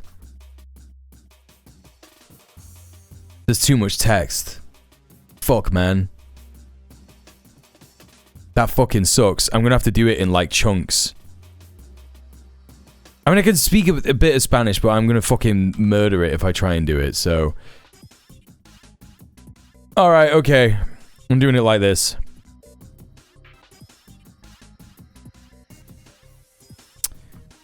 All right. Listen to those who toast, dance, and applaud because the gringos bombed Caracas, forgetting where we come from because we have a similar flag, and who liberated us, none other than the people's struggle led by Simón Bolívar, the Venezuelan.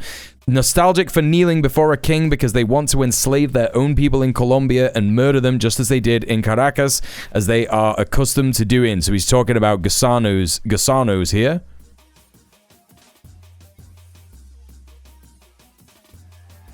Are they applauding the killing of a Colombian mother? They don't they care because they also want to be a colony of the North? In the bombings, they killed a Colombian mother and the mother of Anna, a nurse. She sold things off the... I don't know why it's blocked you from saying that, QTT. If you go to this, it should be a better UI. Oh yeah, thank you. Appreciate that. Yeah. Let's get the full text here and see if it works. Thank you. He's an incredibly skilled orator. No, not Arabic. Spanish.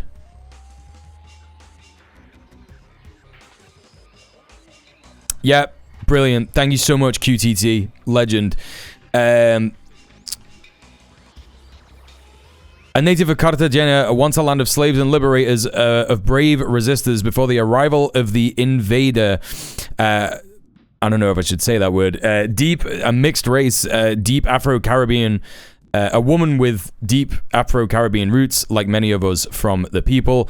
Donald Trump, under your internationally illegal orders, they murdered an innocent Colombian and Caribbean mother full of dreams for her daughter.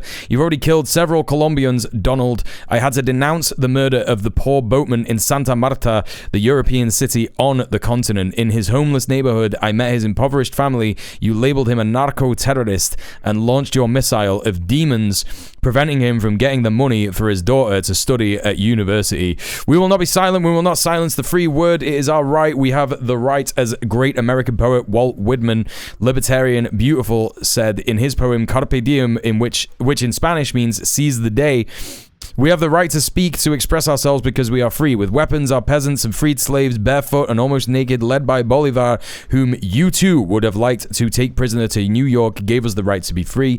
And free we shall be. We honor the daughter of Johanna Rodriguez Sierra, who bears my father's second surname, that of my grandmother Francisca de Pedro Sierra from Ciénaga de Oro, my hometown in Cordoba. May the Caribbean city of Cartagena and hopefully all of Colombia never forget the name of the person who ordered her assassination, and may they never forget those in Colombia who want to change their flag, become a colony again, and return to the past of slave owners and slave owners. I think he doesn't mean and black people here. I think he means the past of black slaves, people who own slaves and black slaves as well. Yeah, man, that's the boy. That's the boy. You know? That's what he's saying about it. Statement for the Prime Minister of Denmark. This was yesterday. Oh, no, it wasn't. It was on Sunday. Okay, I think I've already gone through that. This is from yesterday. This is Keir Starmer apparently appearing to side with the Danish PM. I think that Didn't we see this? Didn't we watch this yesterday? Chat, did we watch this yesterday?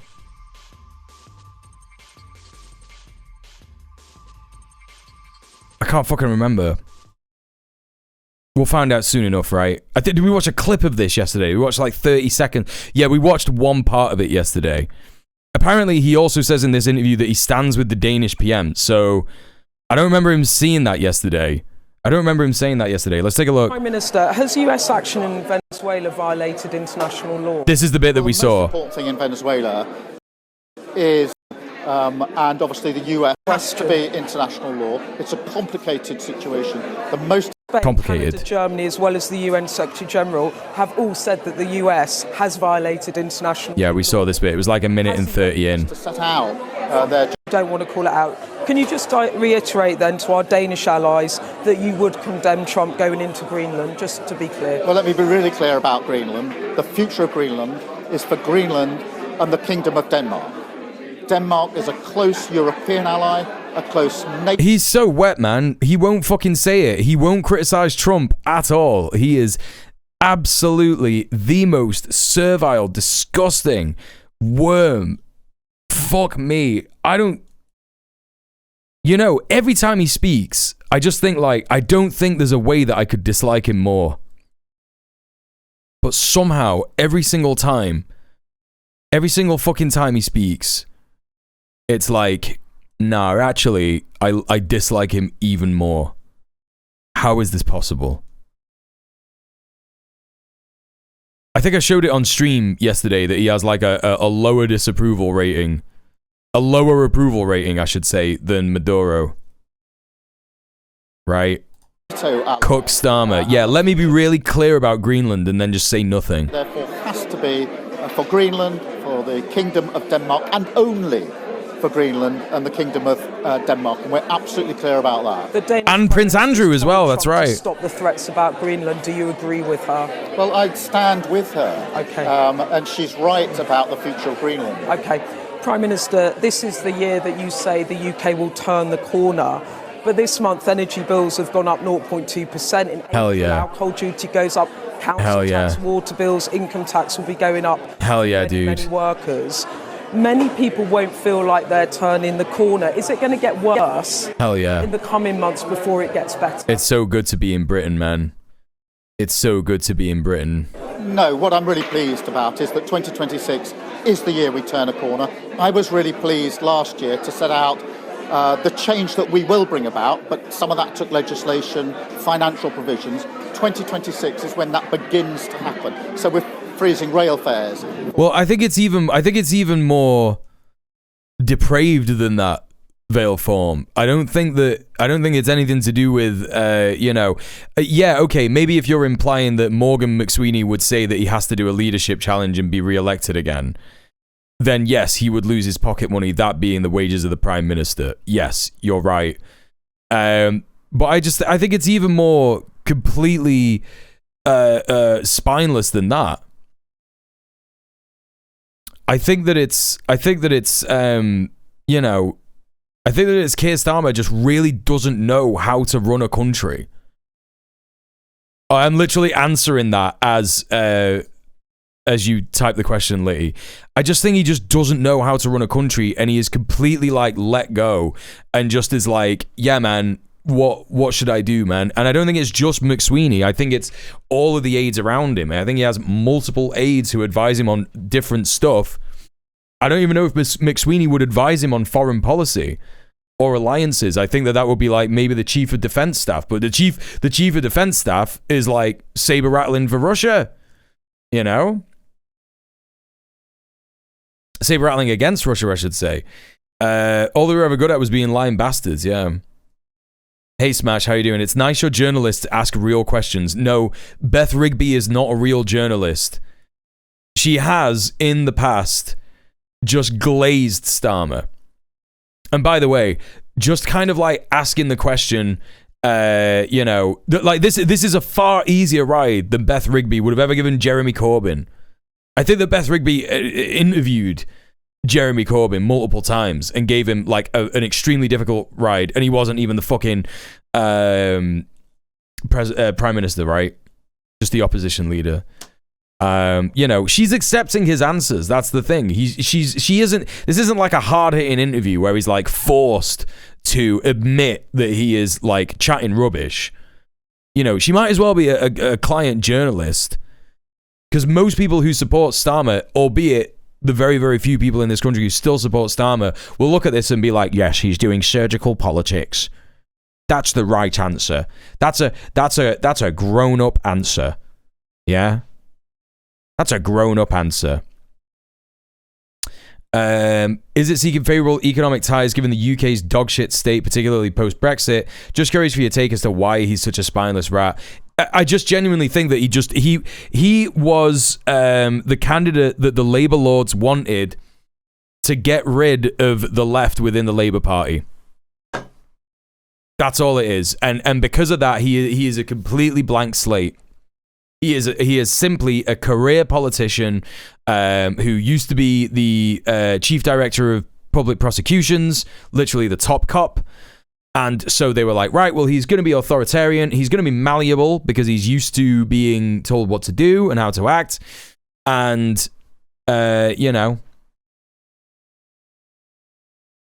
And that's it. Like that's just it. Like he is just a malleable person that the labor lords, and not just the labor lords, but also the lobbying groups can just mold into whatever they want him to be.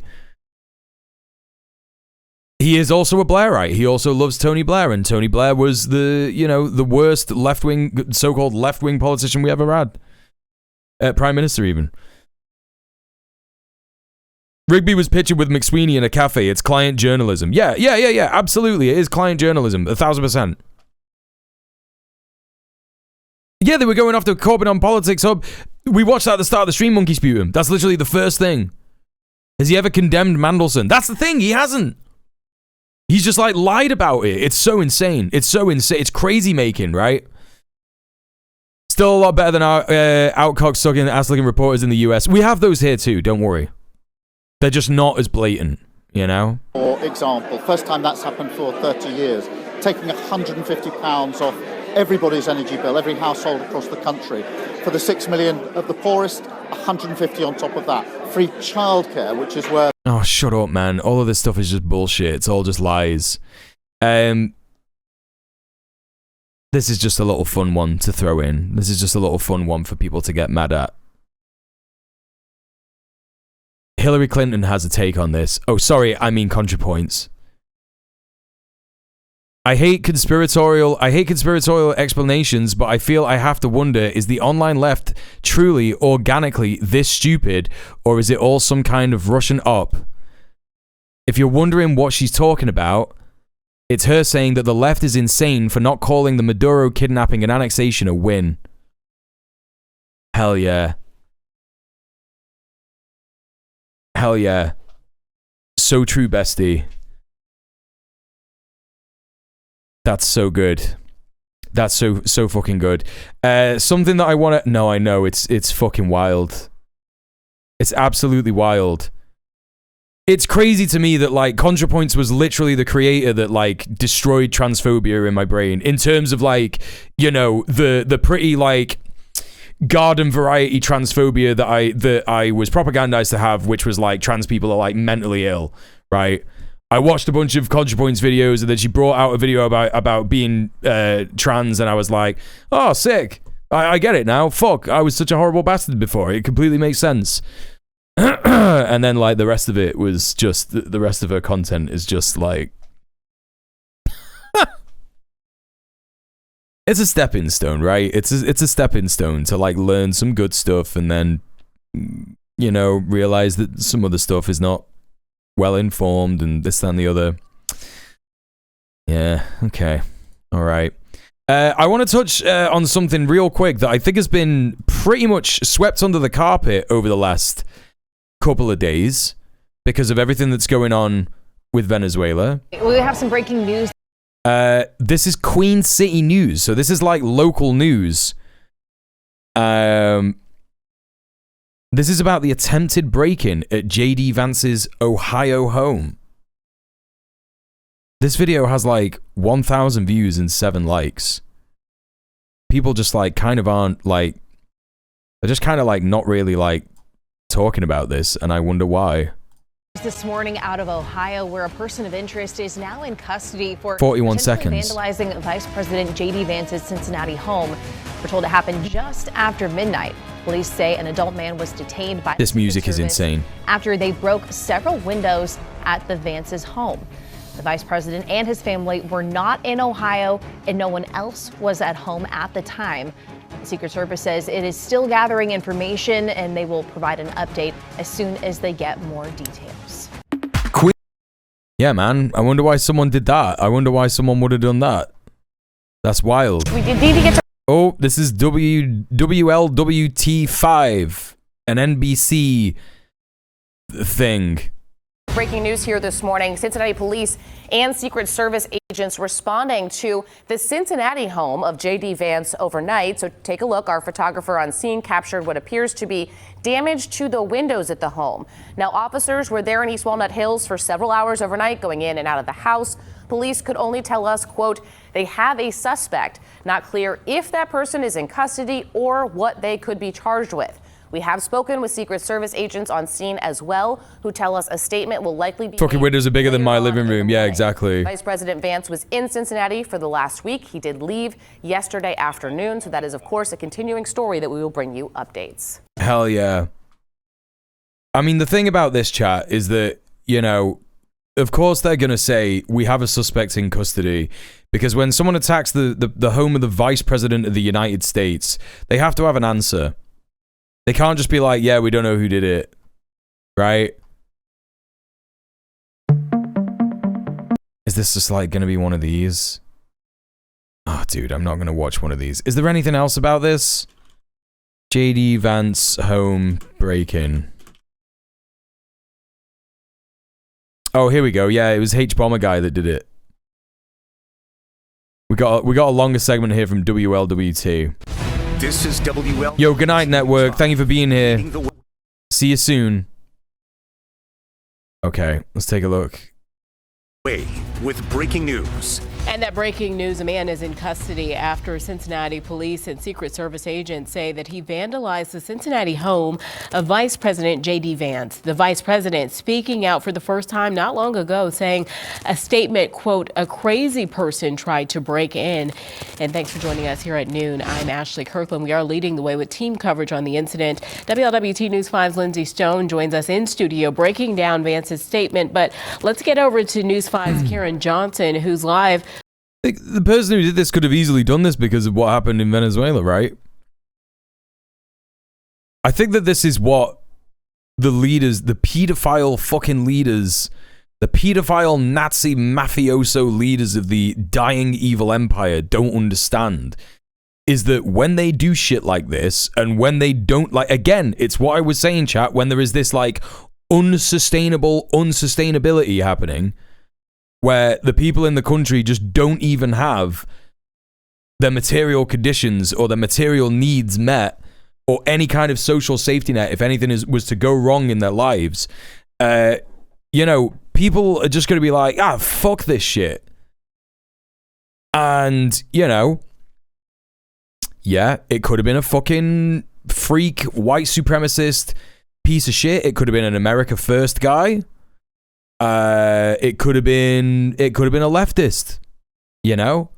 I'm not going to sit out here and just be like, leftists are incapable of doing this kind of thing, because I don't think that narrative serves anybody. I think it's not a partisan thing to do when your leaders, so-called leaders, parade around on the world stage in this way, and you see that your life is not improving in any fashion because of this. I think it's a normal human response, and that's what these people do not fucking understand. The more that they do this stuff, the more this kind of stuff is going to happen. Of course, I disavow. It's illegal. It's wrong. You should never attack the home of the Vice President of the United States of America. That's illegal and wrong and bad. You should never do that. But what do they expect is going to happen if they keep getting around and being fucking fascists like this? What do they think is going to happen, dude? I've had this conversation with friends about what we would do if ICE or Border Patrol started going door to door. Yeah, I'm sure that you would act completely within the law, and organize a community defense program that is, you know, within the law. Wouldn't you? Because you're in my Twitch chat, and everyone in my Twitch chat follows the law, don't you, chatter? With it, what exactly happened early this morning out in East Walnut Hills, Karen?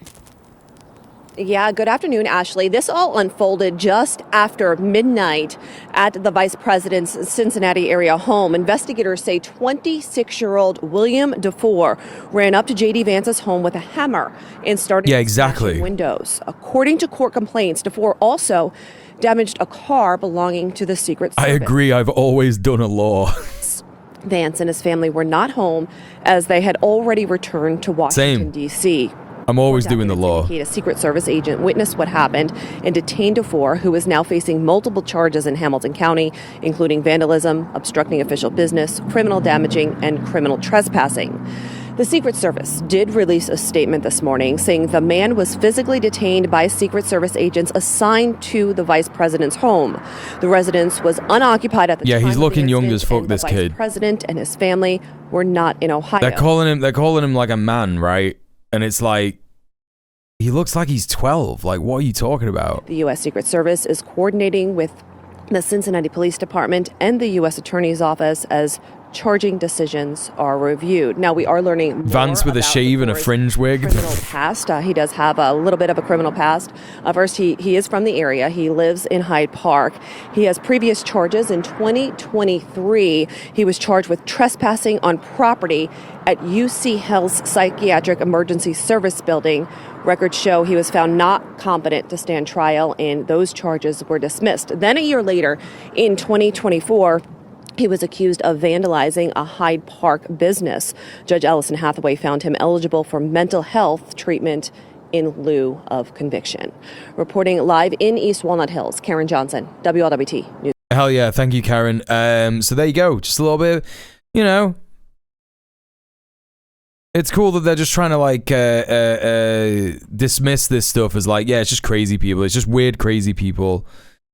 It's definitely not people who just like hate JD Vance and want to harass him and stuff, you know?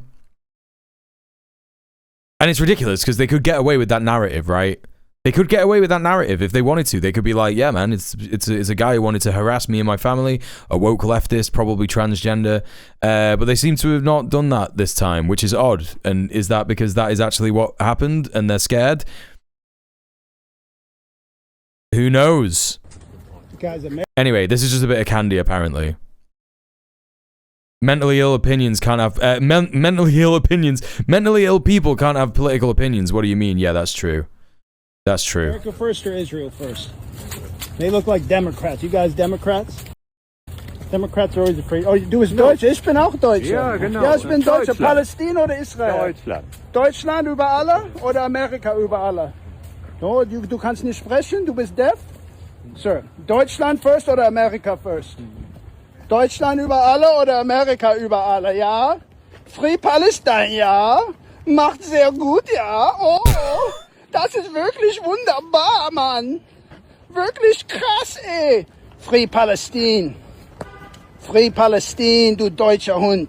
Du deutscher... This is crazy, man. Like, obviously the guy who's doing this video, I don't know if he's like any kind of fucking leftist, right? But it is so funny that these people are just like getting harangued and shit. Hell yeah, dude. Hell yeah. All right, let's move on. Yeah, the fact that he said look like Democrats was a bit telling, right? You know what I mean? You look like Democrats. His German is terrible. Yeah, probably. Probably. Okay. We're getting on to Iran. We're going to cover some stuff about Iran. Are you ready? Let's start off with this. This is from the UK Committee on, I think it's like an investigation into donations received from Israel or some shit like that. Order. Can I welcome our first panel today to our follow-up session following the session we held at the beginning of December on the policing of the Aston Villa. Oh, this is it. It's the policing of the Aston Villa game where the UK, the police force, the West Midlands police force, banned Maccabi Tel Aviv fans from coming to the stadium because they were like, yeah, not because they love Palestine, not because they don't like Israeli fans or anything like that. It's because they were literally like, yep, these guys are fucking bad news. It's going to cost way more money than we would ever need to spend on policing a fucking football game. And even the fucking government were like, no, what are you doing? This is so bad. We got to let these horrible fucking people who sing songs about raping Arabs to death, we got to let them watch football in our fucking country. So yeah, there's a little bit of a hearing about, you know, what our politicians had to do with this. So yeah, before we get into the Iran stuff, sorry, I thought that this was related to Iran. Let's take a look at this. Maccabi Tel Aviv football game. Before we start, if members of the committee could declare any relevant interests, and I will declare that I am a member and officer of the Conservative Friends of Israel. I'm a member of Labour Friends of Israel, Labour Friends of Palestine, but I'm also, for 40 years, the spouse of Lord Mann, who's the government's independent, unpaid advisor on anti-Semitism. and I'm the all-party parliamentary group chair against anti-Semitism. Sorry. The chair of the all-party parliamentary group against anti-Semitism. I'm a member of Labour Friends of Israel. I travelled with Labour Friends of Israel to Israel in May of last year. I also attempted to travel to Israel with the Centre for the Advancement. Is something going on with the sound? Of Arab-British understanding, and was banned from entry into Israel later in the year. So I've been twice, but only got in once. I'm also a member of the Board of Deputies of British Jews. And I received a donation from the Lib Dem Friends of Israel before the last election. Thank you very much. That is fucking crazy, dude. That is fucking crazy. It's like, yeah, does anyone want to declare any conflicts of interest? And it's like, yeah, every single fucking one of us, mate. We're all bought and paid for. We're all fucking stooges.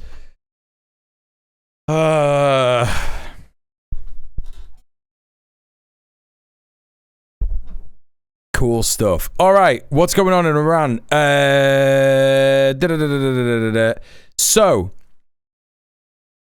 I'm sure some of you will be aware that there are protests happening in Iran. Yeah, the entire panel is fucking compromised, right? So these protests seemed to come a little bit out of nowhere, right? I think that most of us only really heard about the protests in Iran in the last week or so, right? It's probably a bit of a surprise, comes as a bit of a surprise. Whoa, what's going on? All of a sudden, there were all these protests in Iran. Oh my God, the last time we heard about this was 2022. The Mahsa Amini stuff, right? The woman life freedom stuff, yeah? The US issues Iran, Venezuela sanctions over alleged drone trade. Now, the US had already sanctioned Iran after the exchange of fire between so-called Israel and Iran. They sanctioned Iran again after that war was apparently ended by the United States, supposedly. And then further on down the line, this news piece is from the 30th of December. US issues Iran, Venezuela sanctions over alleged drone trade. Washington accuses Tehran and Caracas of reckless proliferation of deadly weapons amid spiraling tensions. So that's interesting, isn't it? Washington, D.C., the United States has issued sanctions against a Venezuelan company over accusations it's helped acquire Iranian-designed drones as Washington's tensions with both Tehran and Caracas escalate. The penalties on Tuesday targeted Empresa Aeronautica Nacional, a Venezuelan firm that U.S. Department of Treasury said maintains and oversees the assembly of drones from Iran's Quds Aviation Industries, which is already under sanctions by Washington. Sorry, these are not new sanctions. These are sanctions that they put on Venezuela for doing more trade with Iran. However, the protests that we have seen in Iran are still something that has appeared to have appeared quite violently and quite suddenly out of fucking nowhere. And of course, December 30th, on Tuesday, the US Treasury Department also imposed new sanctions against several Iranians accused of links to Iran's arms industry. So these are new sanctions. The actions came a day after President Donald Trump threatened more strikes against Iran if the country rebuilds its missile capabilities or nuclear program. They've already done this. So that's probably why they immediately sanctioned them as well, right? Again, as Al Jazeera is reporting here, the US had joined Israel in attacks against Iran in June and bombed the country's 3 main nuclear sites before a ceasefire ended a 12-day escalation. I hear Iran is trying to build it up again. We're going to have to knock them down. Trump said on Monday during a joint news conference with visiting Israeli Prime Minister Benjamin Netanyahu. We looked at this on stream. We looked at the press release that they did. You know, I have been covering on this stream the escalating manufacturing of consent for another war with Iran over the last 6 months. Let's take a look at this.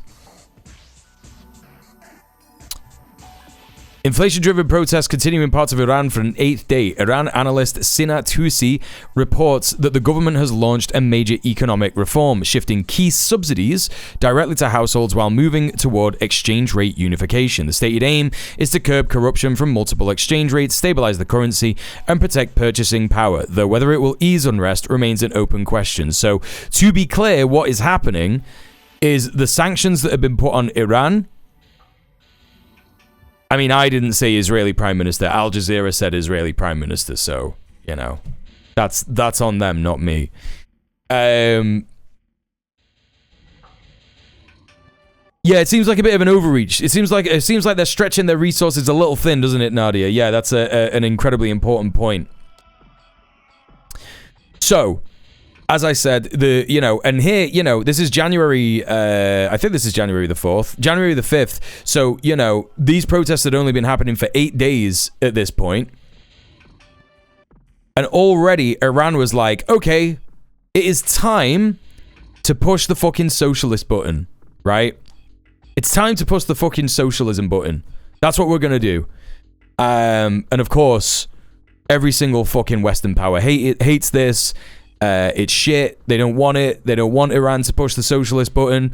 But, this is the thing about Iran. When they're talking to countries like China, when they're looking at what China's doing, when they're looking at countries like Venezuela, when they're looking at fucking countries like, that are resisting imperialism worldwide, it's like, it looks like this socialism thing is like pretty effective, right? Again, it's not socialism. It's like Dengism, right? It's like, okay, what we're going to do is we're going to like take a bunch of these key subsidies and we're going to shift them directly to households, right? Because the whole thing has been, the economic situation in Iran has been completely upended because of various economic meddling by so-called Israel, the United States, the sanctions that they put on them. And, that's why it's come to this fucking particular situation. Iran is also in a wartime economy because it is under threat by Israel as well. So let's take a little look at this. We've got a video here. CBN. Hell yeah, man. I can't wait to fucking hear what they got to say. More protests in Iran as it loses key ally in Maduro. Now, CBN, hang on a minute. Is this the Christian Broadcasting Network? Yeah. So, that's the kind of reporting that we're going to be getting here. So I hope you're all prepared for the kind of things that they're going to say about Iran. I hope you're all prepared. Happy New Year. Thanks for joining us for CBN Newswatch. I'm Efrem Graham. Ahead today, the international impact of the United States capture of Venezuelan dictator Nicolas Maduro. The fallout hitting a key ally, Iran, as protests intensify there. We're going to bring you the story. We're going to report from Jerusalem. Our CBN News conversation. Hell yeah. I can't wait for the report from Jerusalem. You know that's not going to be... what do you call it? Biased in any way. Ron Lachinsky, the Israeli embassy employee who was killed along with his fiance in Washington D.C. Hell yeah, it's good to remember those guys. To fight the growing trend of anti-Semitism. Hell yeah, we got to do that. A major trend with people now reading the Bible online, and the YouVersion Bible app has passed 1 billion downloads. We're going to show you how it is changing lives, one person at a time. And it's a major New Year's resolution for many Christians, reading the entire Bible through in 1 year. We're going to... So they didn't read the Bible already? That's crazy, dude. What are you doing? Look at what's behind this move for more believers to get through the Word of God in 12 months. All those stories and more right now on CBN Newswatch. This is CBN Newswatch. Yeah, hell yeah. Thank you for joining us on this 5th day of January 2026. We're going to begin this half hour with the impact of the dramatic U.S. capture of Venezuelan dictator Nicolas Maduro. He and his wife will appear. Okay, we don't need to hear about the Maduro stuff. What we want to hear is about Iran. Oh, okay, I think they're going to get into it pretty fucking soon, to be honest. Oh, okay. No, it's the first thing they're gonna talk about. Okay, in a Manhattan that's federal fine. court today. Maduro is in New York in a jail cell after the swift U.S. military operation captured him Saturday morning. And the fallout from that U.S. action is hitting around the world. Maduro was a key ally of Iran, and protests are intensifying across the country as the regime faces mounting unrest. CBN News correspondent Joshua Swanson brings us the story, reporting from Jerusalem. Demonstrations in Iran are entering their second week, fueled by soaring prices and deep frustration with years of international isolation. Protests have spread to more than 220 locations across most of Iran's provinces, including the capital, Tehran, as the Islamic Republic's economy continues to unravel. Iran's currency has plunged into a free fall, with the rial now trading at more than $1 million to $1. Iran's supreme leader, Ayatollah Ali Khamenei, dismissed the unrest and issued a warning as security forces moved to contain the demonstrations. Famously, something only a dictatorship does. This is only weird brown countries in the periphery that do this, chat.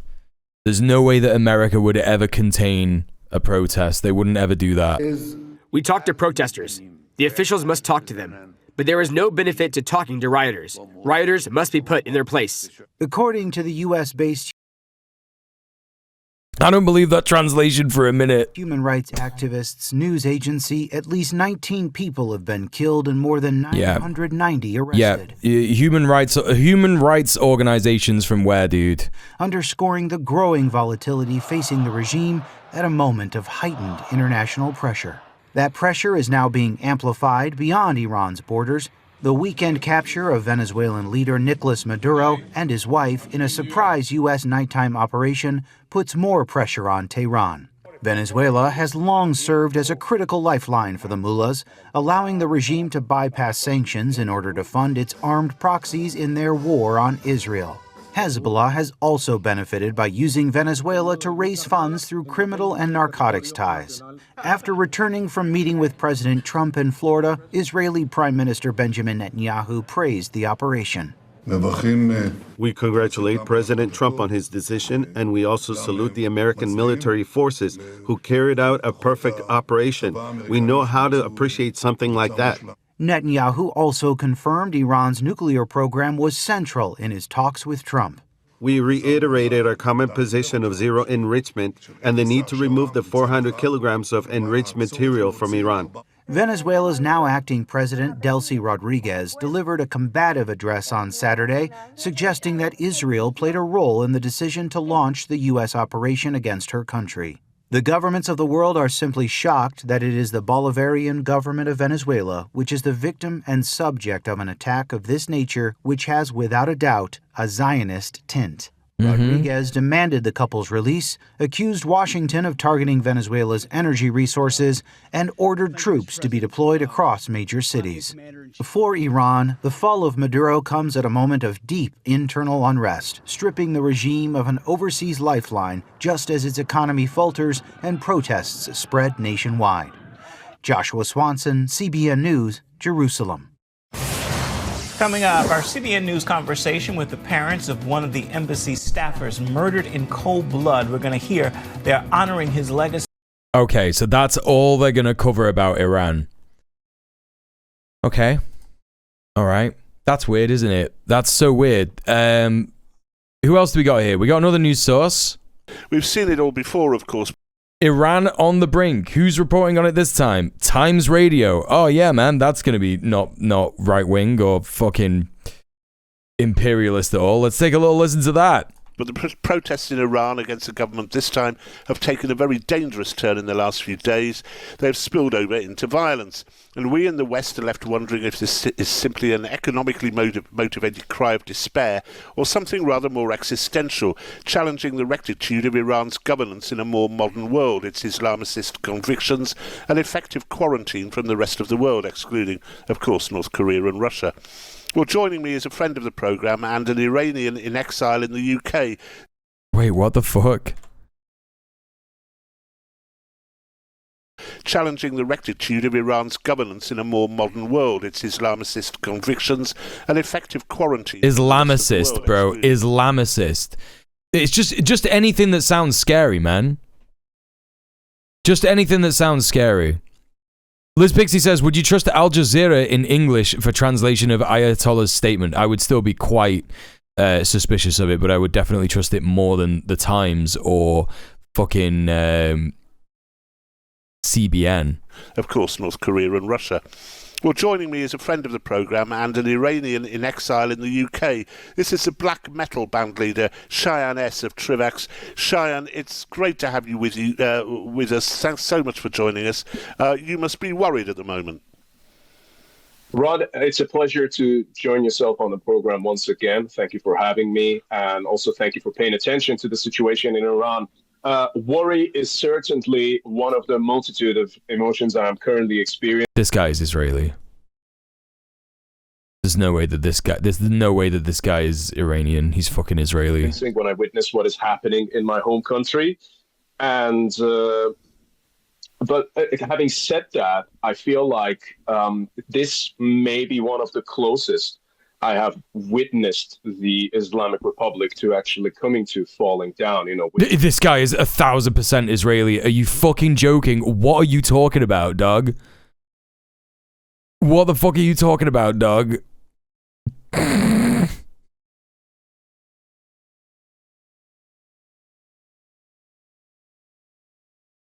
Yeah, man. Random Iranian guy that was, you know, exiled for unknown reasons. Unknown reasons. Don't know why he was exiled. We're not going to ask him. We're just going to ask him for his expert geopolitics take on what is going on in Iran right now. Ultimately, I'm hoping... Source the quote, similar translations. Happen, but I hope that it will happen as peacefully as possible and with the least amount of trouble for the Iranian people. Why do you think that this protest, because we saw protests in 2022, of course, why do you Fair enough, maybe he did say that. I think that one thing that people have to consider is that the protests in Iran have been occurring ever since the Islamic Republic actually took over. Now, granted, they came into power as a result of the revolution in 1979, which was against the monarchy at the time when the Shah went into exile. But the frequency of these protests have... And what do you think about the Shah, dude? What do you think about the Shah? Do you like the Shah? Increased over the years. Now, what was happening during the Mahsa Amini protests back in 2022, that was more so a result of the cultural element of things, you know, and obviously the police's mistreatment of the people, or more so the government's mistreatment of its own people under the guise of Islamic law. I think what's happening right now is that this... Yeah, and like, what happened, dude? What happened? What happened? When the people were protesting like that, what happened, dude? What did the government do? What did they do, man? Maybe the final straw that breaks the camel's back, because now we are discussing finances. So that's so crazy, man. People in Iran who were perhaps fence sitters for a very long time, now they themselves are under effect because of the severe inflation in Iran, which, if I'm not mistaken, is over 42%. Which is, for anyone who has the mildest understanding of finances, that is... Can we just talk about how insane it is that Times Radio were like, yeah, man, we're going to get this random Iranian guy who's just in like a death metal band to talk about the political situation in Iran. That's the expert that they've got. That's the expert. Disaster, to say the least. And I think that once you start targeting the people who are in charge of the markets and the bazaars, and they have now effectively shut down their whole process, that basically... Targeting... Hold up. What did you say? Targeting the people who are in charge of the markets and the bazaars. Once you start targeting the people who are in charge of the markets and the bazaars... Targeting. Who is targeting? And they have now effectively shut down the whole process, that basically is the moment that the system could very well collapse from inside. And are you in touch with anyone in Iran at all? Yes, of course. Yeah, I have friends and people that I'm close with all over the country, as a matter of fact.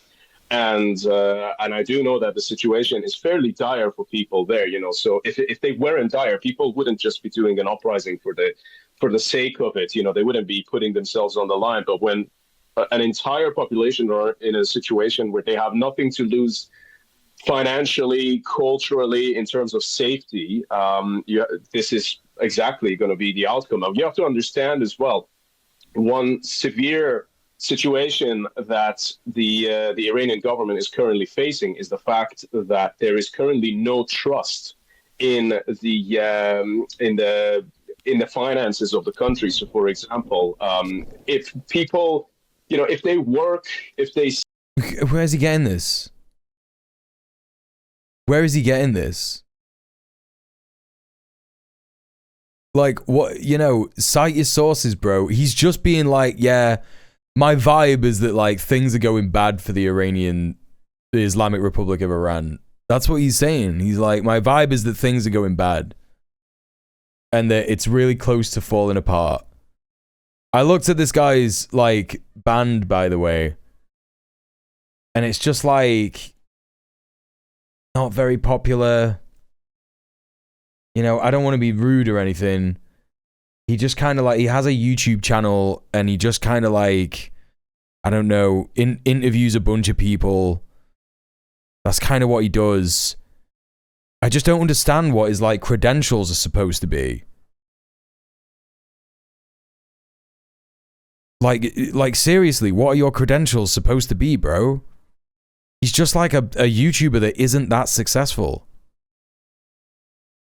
I mean, successful is one thing, but like not that popular, I guess, is the right way to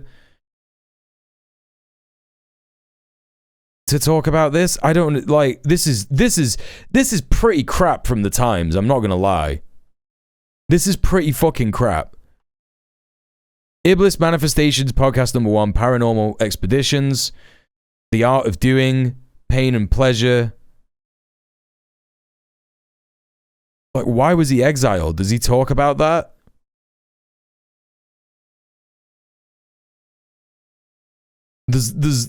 Hang on. Let's do this properly. Iran. No? Iran? Iran versus Israel. Oh, hell yeah, dude. I gave this some strong consideration before talking about it, but let's dig in. So, Iran versus Israel. Let's make one thing very clear, and I can speak to you about the Iranian side because it's the conditions which I was brought up in. I understand the thinking of the Islamic Republic and the inherent core beliefs behind this governmental system. And I think the best way to look at the mafia group currently running Iran. The mafia group currently running Iran. Look, man, I'm not the kind of guy to do like speculation on stuff like this, but it is so hard for me to not just say that I think that this guy, he might be Iranian. He might be. He could be Iranian, but he could be Mossad. I don't even want to say they are representatives of Iran or the country or the name Persia. Yeah. Rather than a mafia group that's taken our country hostage, our name and our heritage. The way to really look at them is to think of a suicide bomber. Okay, I don't trust a fucking goddamn word this motherfucker says. The way to think of them is, bro, like, do you understand? Like, Israel bombed Iran in October 2024. And Iran, like, sent a couple of rockets back and they didn't really hit any infrastructure or anything like that. That doesn't read to me as what you're saying as, like, yeah, man, they're just, like, suicide bombers. Also, bit fucking sus. The way to understand this Middle Eastern country that you probably know nothing about because I'm posting this in English on fucking YouTube the way that you got to think about this Middle Eastern country that you know nothing about, that I'm doing propaganda against, is to think of them in the most racist way possible.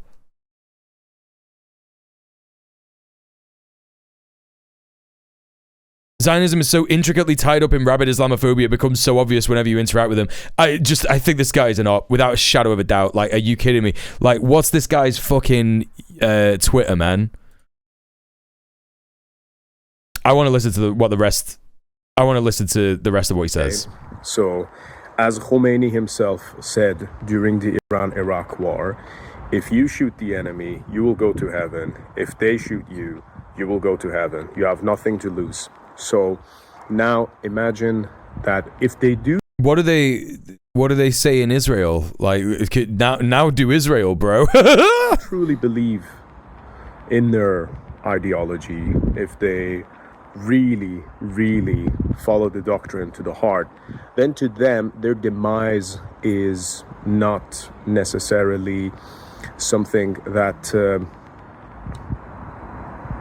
would demotivate them from their ambitions and goals. What I want people to consider is the following, and it's that if Iran does access enriched uranium, which you can say is a prerogative of many countries, if this happens in the case of Iran under the current government of the country, this means that they are hell-bent on one goal, and that is to destroy Israel. This guy is Mossad.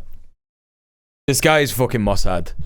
Without a fucking shadow of a doubt. I'm sorry, dude. This guy is fucking Mossad. Are you serious, dude? Show me the rest. Where's the rest of your links? He's got a Patreon. He's got a personal official website. He's got an Instagram post praising Varg Vikernes.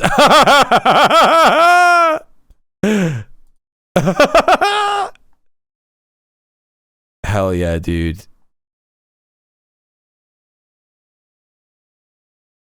Tyson Yonkaporta, he's Australian, Aboriginal. He spent time with Sami people in northern Scandinavia, whitest of the white people. And he said he was shocked at how similar their way of looking at the world is, because people. Okay, there's a bit. I don't know. There's a bit of indigenous education going on there, but that's not him saying it. He's just posting that.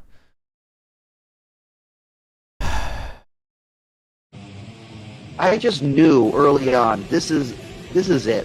It's like it's going to be the heaviest, brutalist, blasphemous, sickest. Oh, he's just talking about music to like various guys. I can't remember what Varg Vikernes looks like. All these guys are probably fucking white supremacists, right? All of his mates. It doesn't even really matter.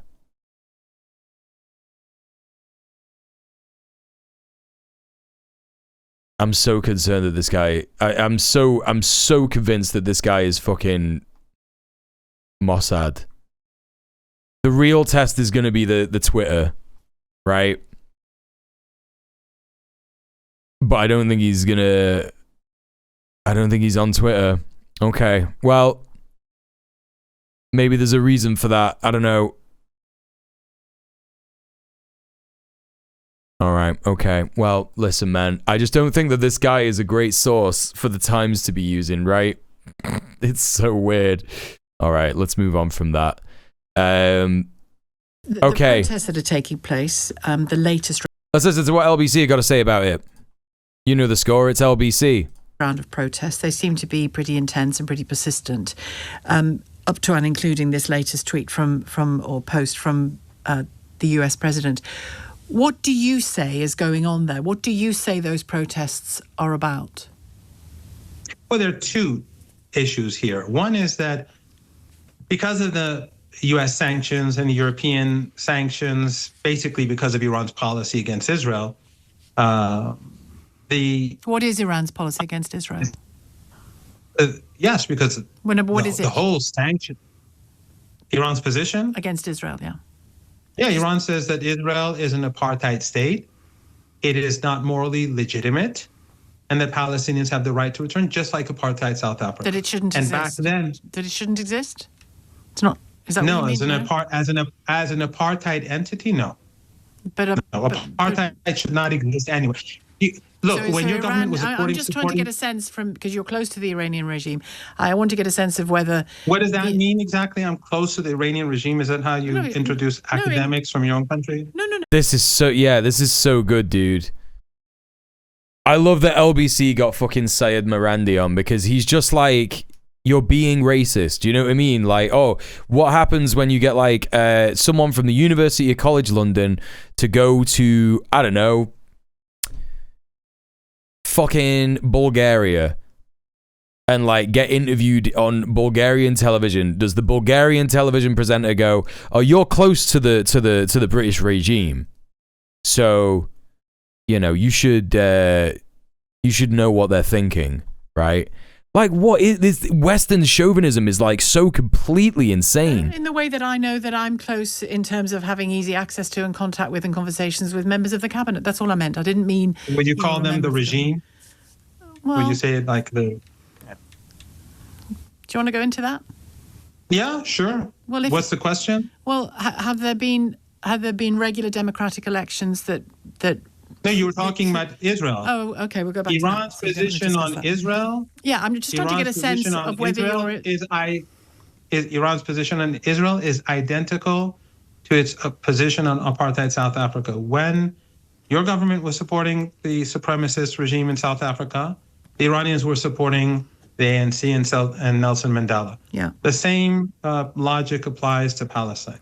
Right. So it's not the existence of Israel, it's the nature of this Israeli state. Is that what you're saying? Bro, he literally said that. Come on, man. I fucking can't stand Sheila Fogarty. Swear to God. Saying yes, exactly. She's slightly better. She's slightly better than James O'Brien, but they might as well be the same fucking person, you know? The state could be called Palestine. It could be called Israel. It could be called Walt Disney. But as an apartheid state, for Iran, this is not acceptable. And isn't Iran something of an apartheid state, particularly if you're a woman?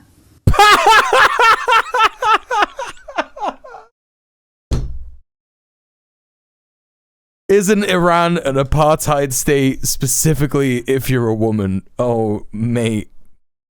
This is so good. Holy shit, man. Have you ever been to Iran? No, but there's lots of countries I haven't been to that I know about, hear about, read about, speak to. No, you don't. No, you don't. No, it's not an apartheid. Women are dragged off the street for not wearing the veil? No, that's not true at all. That has literally not happened since 2021, when after the fucking protests that people had about it, Iran changed its cultural acceptance. You know, the whole idea of the morality police changed a bit. To be like, okay, you know what? Maybe that's fair. Maybe we don't fucking, criticize women for wearing their hijab, for not wearing their hijab, right? It is true. Well, you can say it's true, but that doesn't make it a fact. I think most people listening know that it is true. You know, I live in Iran. Many journalists come to Iran. The patriarchy isn't unique to Iran. Yeah, exactly. Jewish journalist Max Blumenthal. Hey, absolute rubbish. Did anyone else get 20 minutes of snow today? I mean, yeah, you're assuming that everybody in here is British, but I did not. From the Grey being a Brit. Invite him on your show. And he's been to Iran just recently for a couple of weeks. He went to different cities on his own with his wife, who's also a journalist.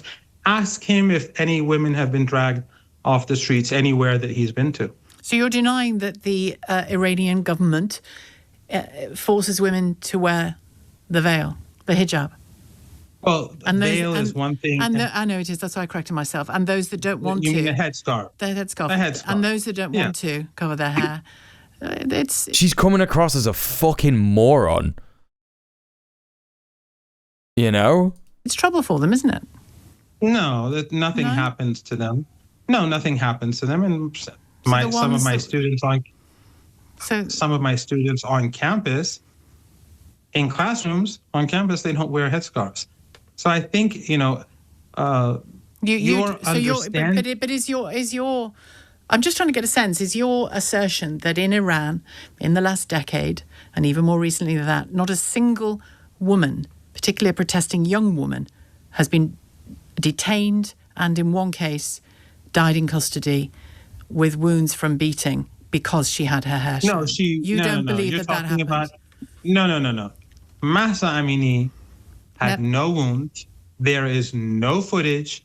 There is footage of her, and in the footage there is nothing that shows that she was beaten. She had a precondition. Yes, she was taken in, but she was not beaten for her dress.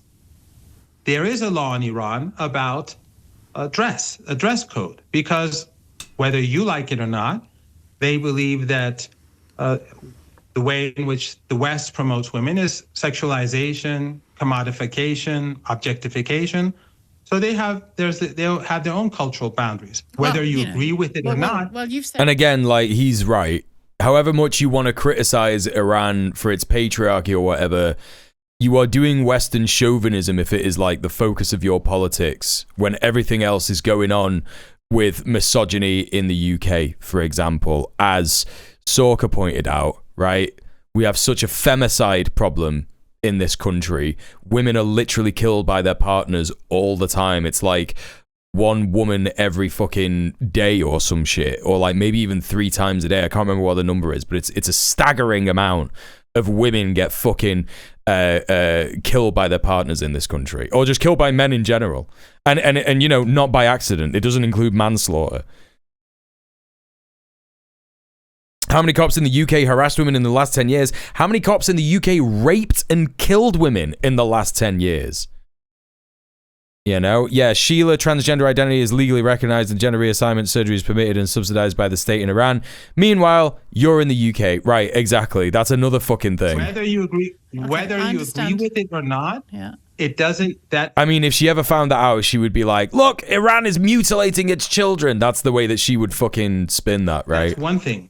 But women being dragged off the streets in Tehran, I've never seen that happen myself. No, but this that is like doesn't mean when it they keep hasn't saying happened, does it? gays in Iran are executed.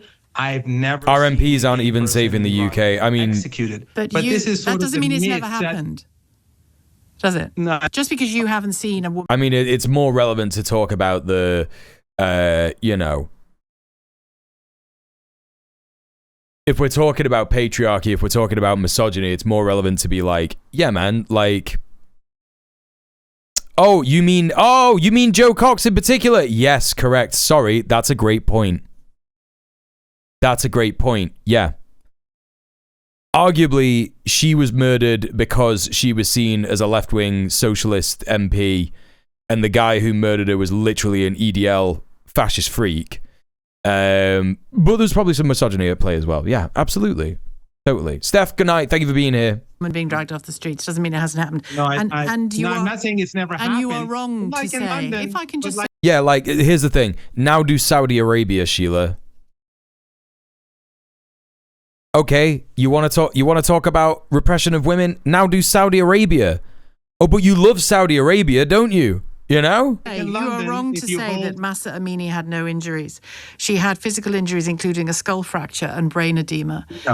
No, she didn't. No. Well, an independent No, that's medical not- analysis and a UN fact-finding mission determined that she did. There was no UN fact-finding mission in Iran. Where are you getting this information? What was the name of the UN fact-finding mission team? The name of the person who did this? I don't have that in front of me, but I That's so good, dude. can find it for you. But you can That's say so about good. the statement that I make. No, but the thing And I is could that do you it get back this. to you. No, because you. This is great. This is great journalism, by the way, when you just have an argument with an academic. It's really good journalism. It's so good when you just chat rubbish. You're just like, oh, but I could just do the same to you, like you're in a fucking schoolyard. Cool, man. Again, Sheila Fogarty probably gets paid fucking £50,000 a year to sit here and do this. Because the point is that you have to give me names. If I say in the UK, people are being arrested for saying no to genocide, for having a billboard in their hands, no to genocide, they're being arrested for that. I have to show footage of it happening. And I have to show the law saying... As a journalist, you have to abide by journalistic standards. You have to cite your sources. This is how it's done. And when you tell me that this if you tell me, has a woman ever been dragged away? I'll say yes. If you say that have people been beaten on the streets by the police, I'd say yes. In protests and riots, it happens. Well, if you tell me innocent people have died in Iran in prisons, I'd say probably yes. Well, it's interesting. But when you tell, and I would say the same about your country as well. Yes, correct. He's right. Completely correct. This is the whole thing. Oh, I fucking love this guy, man. I would say the same about your country. But in your country and in the West, the caricature of Iran is very far from reality. Correct. And the reason is because... Hey, Beanie Gaby, what's up? Not but your country's hatred for Iran, which has been ongoing for 45 years. If Iran was so deeply despised, then it should have collapsed by now, so long ago. But when you say, you ask and then your government and your media is concerned about human rights in Iran, yeah, where you support Israel, not you, I mean your government, you support Israel, you help Israel in Gaza, you have the flights that go overhead. We support the rights of Iranians as well. We support the rights of Iranians. No, you don't. You actually, you are a country that tries to harm Iranians because you impose sanctions on ordinary Iranians. Yeah. Maximum pressure sanctions. Do you think the maximum pressure sanctions a government minister? You know the reasons. They're intended you know the to reasons make for that. ordinary people suffer. You might not like it, but you know the reasons for that. I mean, can I just come back to you on one? You might not like it, but you know the reasons for that. It's crazy because she's pretending that he's like a naughty schoolboy. He's like, you know why that is, you naughty boy. You know why you did that. And Brits, who are already propagandized, are just going to lap this shit up, right? They're just going to lap this shit up. They'll be like, yeah, he does know why it is. And I know why it probably is. It's that thing that I've made up in my head because white supremacy is so powerful that it causes you to create things, literally create things based on the media that you consume and the fucking slop that you get fed by the fucking state and corporate fucking mouthpieces like this, you know? I've known anti-present day Iranian emigres. They've had extremely different criticisms from what the Mossad agent did. Yes, me too. I know 2 Iranian refugees who left the country because, yes, they are political dissidents. But, you know, they were like, we understand some of the things that Iran does. We understand the way that Iran, you know, and Iran is not like bad in certain ways and shit like that, but it is also bad in other certain ways, you know? It's like, you're not gonna find someone who's being serious, who is gonna say things like, Iran is a country, you have to think of it as a suicide bomber. Like, what the fuck are you talking about, bro? Yes, LBC funded by that one fucking millionaire, right?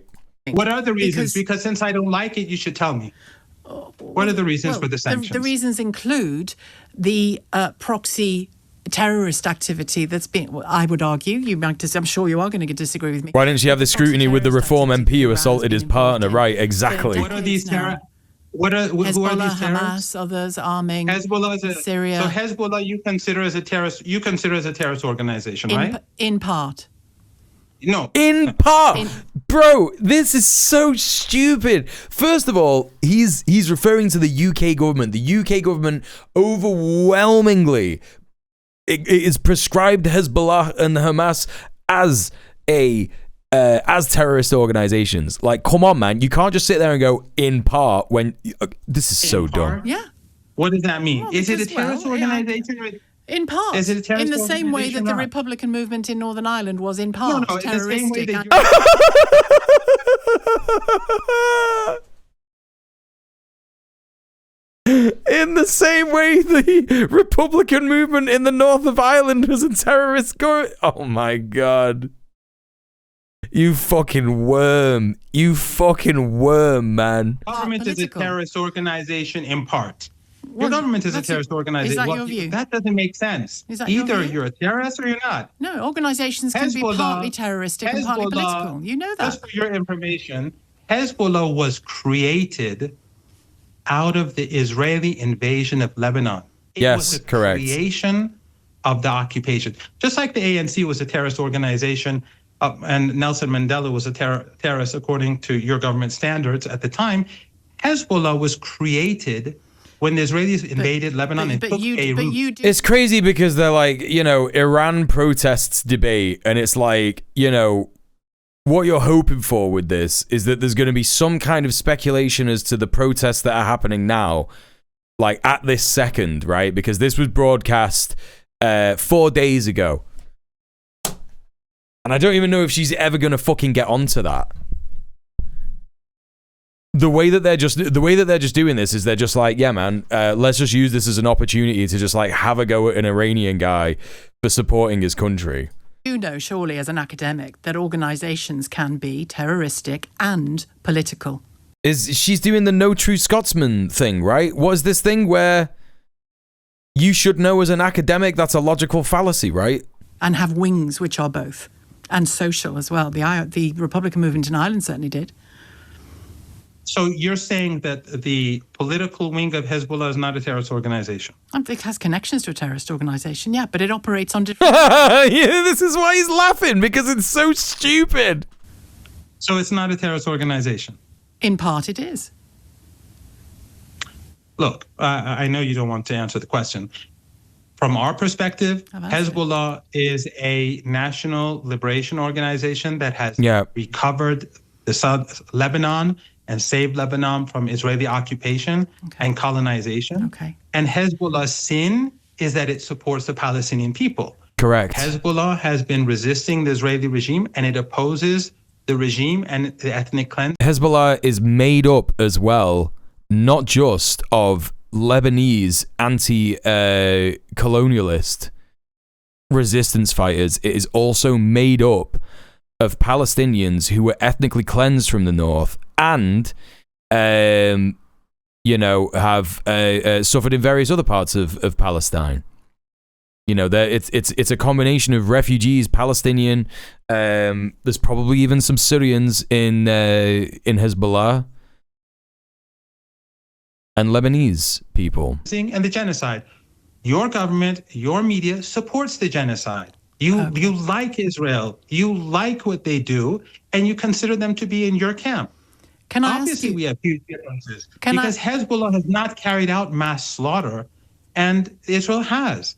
And your government supports despots, countries that have zero elections, but they're not regimes. But Hezbollah did carry out mass firing of missiles into Israel as well. What? That's not even comparable. What are you talking about? He said that they don't do, like, mass killings. Firing missiles at military positions in Israel is a legitimate form of resistance protected under international law. So, just to report a fact back at you. Israel invaded Lebanon multiple times. It took Beirut, and Israel bombs intentionally apartment blocks in Lebanon. Just today, it destroyed houses in southern Lebanon. Almost every day, it carries out assassinations. I'm just making the point that the fire isn't just in one direction. Yes, it is. Overwhelmingly, it is in one direction. It's actually you're proving a point. You're proving a point that the Israeli regime, which carries out murder and slaughter, is normal, and it is not a terrorist organization. But Hezbollah, when it responds with far less fire capability, and without killing all these civilians as the Israelis do, they're the terrorists. Okay. Or partially terrorists. And that standard of yours, and it's not just you, it's your country, it's your government, it's the entire Western political establishment, is the problem. Well, it is the problem in our region. And a problem because you are choosing despots and you are choosing regimes that carry out ethnic cleansing as your allies because they serve your interests. If I can speak, you say that is the problem. Iran has agency. It's making some of its own choices. Some of its people are currently protesting very vocally about the conditions they find themselves in, which I know some of which is related to sanctions. The women 2 years ago, many women were... Some of which is related to sanctions. That's impressive that she concedes that, actually. Were protesting about the conditions they find themselves in. However you characterise it, I will characterise it differently if I may, and I will equally characterise it. I didn't characterise it. I didn't say anything. You asked me a specific question about an individual. Did women protest 4 years ago or 3.5 years ago? They did. Yes, many did. Yeah. Did students protest? Yes, many did. Did people protest 3-4 days ago on the street in Tehran? Yes, people did. But the rioters, they're a different group of people. What should the Iranian government's response to, or what will, in your view, the Iranian government's response to the protests and what they're calling for and complaining about, what will it be? What's it likely to be in your view? Well, we already know what it is because we just fucking covered it, right? The Iranian government was like, yep, you know what? Socialism. We're going to give some money to the people. The people are struggling, so we're going to give some money to people. And they probably got advice from China on what to do. You know what I mean? If they didn't know what to do already, which they probably did. You know, I don't want to like deny them any agency in making this decision, but they clearly assessed the situation, looked at the budget and went, okay, well, you know, how much money do people need to get by? Can we afford to take that out of some of these subsidies that were given to key industry all over the fucking country? Yes, we can. All right, let's do that. And then, you know, let's see what happens as a result, you know? Roxana, on the first day of protests, they were peaceful. Was anyone arrested? Did the police attack anyone on day one? That's when the protests were bigger, actually, in Tehran, right? Now we have small riots here and there where they attack the police, they shoot at the police, they throw Molotov cocktails, and so the police responds. But on day one, there was no violence. So for your... And the government, because the government recognized their protests as legitimate. So for you, the Donald Trump the question for me is the question for me is that in your country, if there are protests in Iran, you don't see this as a normal process in civil society. You see it as the regime, as you like to call it, protest the regime on the verge. Protest is normal. I haven't said it's abnormal at all. But in your country, if there are protests, he's right. He's spitting. Police officers we question all the time. We question all the time. And they hammer. But that's a part of the process. But here in Iran is hang on. I'm going to insist on speaking here because I live here. You've said that to me a few times in this interview. I live here. I'm telling you that in this country, we frequently ask questions about how protests are policed and decisions that are made by government. No, you don't. No, but you don't. LBC famously does not. Like, we watch LBC on this stream all the time, and they just don't. Sheila, man. This is just embarrassing shit, dude. This is so embarrassing. Yeah, what happens when people protest things the government doesn't like, Sheila? What does our government do? What do the police do? In response to protests, it is a very active... It is a very... yes, but I'm just reminding you, because you made the comparison between the two countries, that here it is... But you just admitted that the comparison is correct. But it's just special when it's Iran because they're brown. Very normal for those protests, A, to happen, B, to be policed, questions to be asked about how they're policed. And damn, dude, it's normal for protests to happen in your country. Sounds like the regime is losing its control. Right? To be asked about what political decisions are being made around them. It has been a very live conversation in this country for many, many... Oh, she's just going to end the fucking interview here anyway. Okay. I wanted to bring this up. Because there's a lot of fucking people saying a lot of fucking stuff about what is going on with the protests in Iran. And you will notice that we just had the insight of Dr. Sayed Marandi there explaining to us, yes, there were some peaceful protests, and yes, there's some other more violent protests that are happening. Then for some reason, Mike Pompeo, who has the ear of Donald Trump, Marco Rubio, and probably the CIA. He was like, what did he used to be, Mike Pompeo? I always forget. There's too many fucking people that I speak about. Former United States Secretary of State, right? Just tweeting this. The Iranian regime is in trouble. Bringing in mercenaries is its last best hope. Riots in dozens of cities and the Bashij under siege. Mashed, Tehran, Zahedan, next stop, Baluchistan. 47 years of this regime. POTUS 47. Coincidence? What is he saying that Donald Trump has to do with it? Happy New Year to every Iranian in the streets. Also to every Mossad agent walking beside them.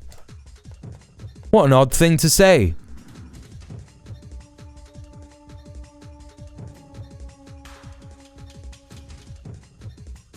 What an odd thing to say, isn't it? What an odd thing to say. Okay, let's get rid of that. Let's take a look at some other news regarding this. Just get rid of some of these articles. What do we got?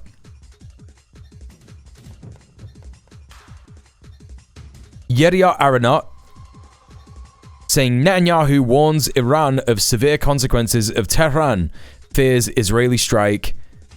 As Tehran fears Israeli strike amid protests. Benjamin Netanyahu warned Iran of severe consequences if Israel is attacked. What an odd thing to say. This was yesterday at 3 p.m. No, that screenshot is real. Look, you could just...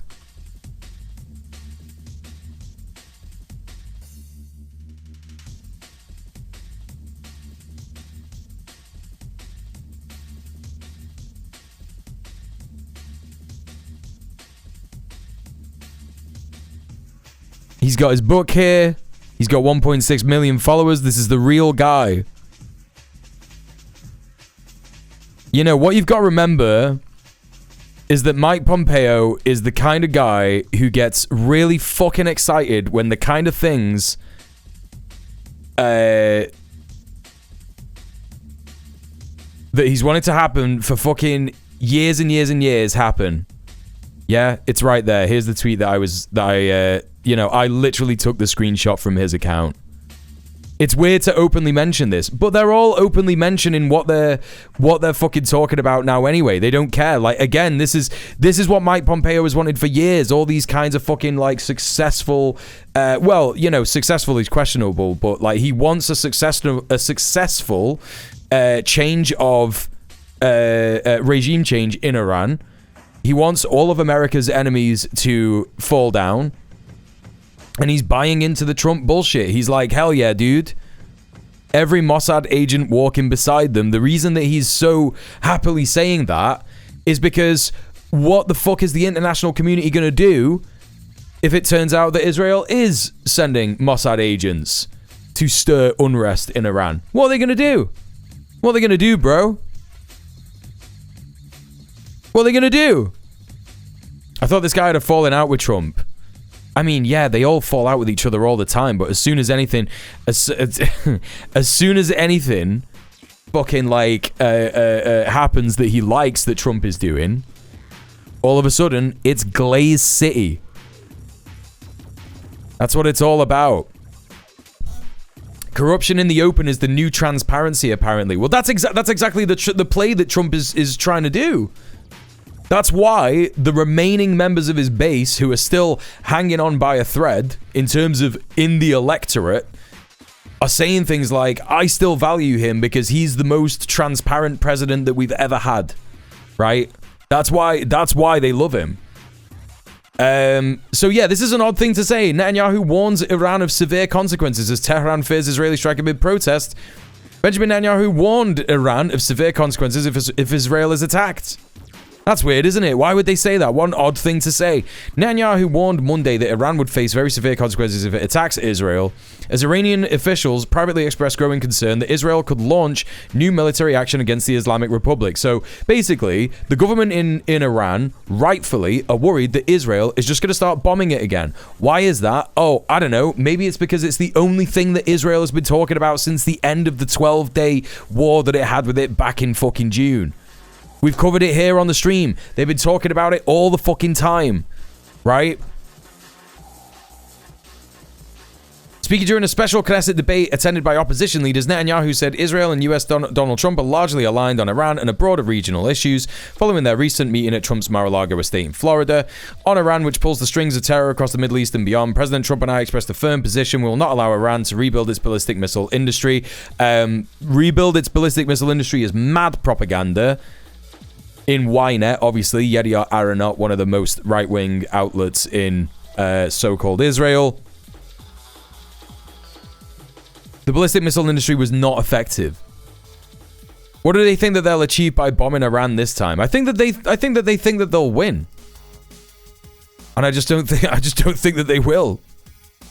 Netanyahu said Israel's position remains unchanged: zero enrichment capability, removal of all enriched uranium from Iran, and strict continuous oversight of nuclear facilities.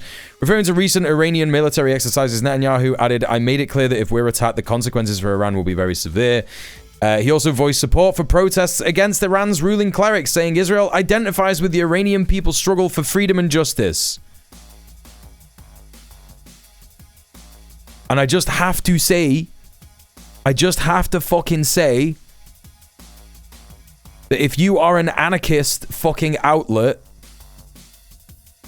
saying similar fucking things, yeah, about this shit, you know, I'm just gonna select a part of this so-called article. You know, I'm just gonna pick a bit in this so-called article about this to sort of demonstrate what I'm talking about. Of course, just as uprisings are unpredictable, their outcomes will not necessarily follow our plans, wishes, or goals. What is clear is that the course of history can't be stopped by anyone, and change often takes place beyond our will. If the Iranian uprising succeeds, I believe there will be major changes not only in Iran but also across the region. What are you basing that on? Let's move down a little bit, listing some reasons as to why it will be good if there was a uprising and a successful revolution in Iran. The threat of Israeli and US attacks on Iran would disappear, even if only temporarily. This would not only prevent casualties, but also restore a degree of security to the region for a period of time. What the fuck are you talking about? What the fuck are you talking about, bro?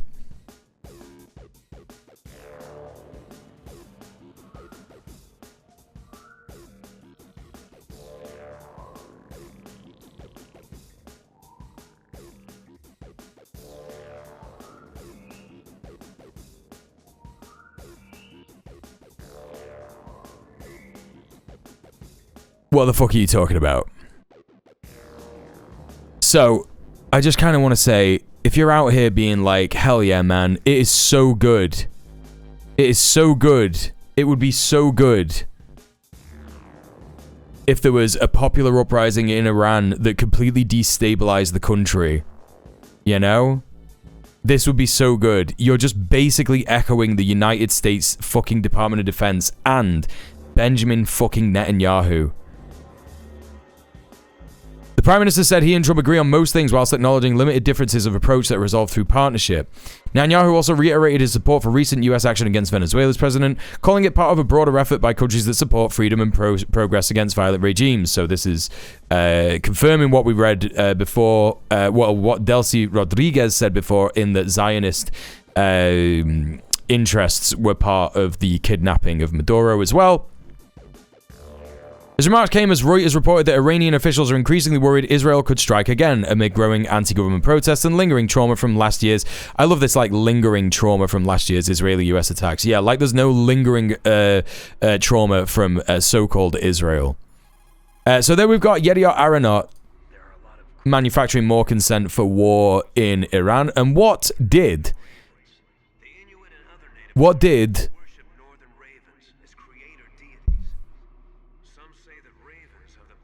Israel do yesterday? Israel bombs Lebanon, saying it targeted Hezbollah and Hamas. Dozens of families fled a targeted village after an Israeli warning was issued with drone activity in the area. So here we can see this house being destroyed. Doesn't really look like a military compound, does it? It kind of looks like a gaff. Southern Lebanese village. Israel's military has launched attacks on what it described as Hezbollah and Hamas targets in Lebanon after issuing evacuation orders for 4 villages in the country's east and south. An Israeli army spokesperson said earlier that it was planning airstrikes on Hezbollah and Hamas military infrastructure in the village of Hamara and Ain el-Tineh in eastern Lebanon's Bekaa Valley and Kfar Hatta and Anan in the south. An AFP news agency photographer in Kfar Hata saw dozens of families flee the village after an Israeli warning was issued.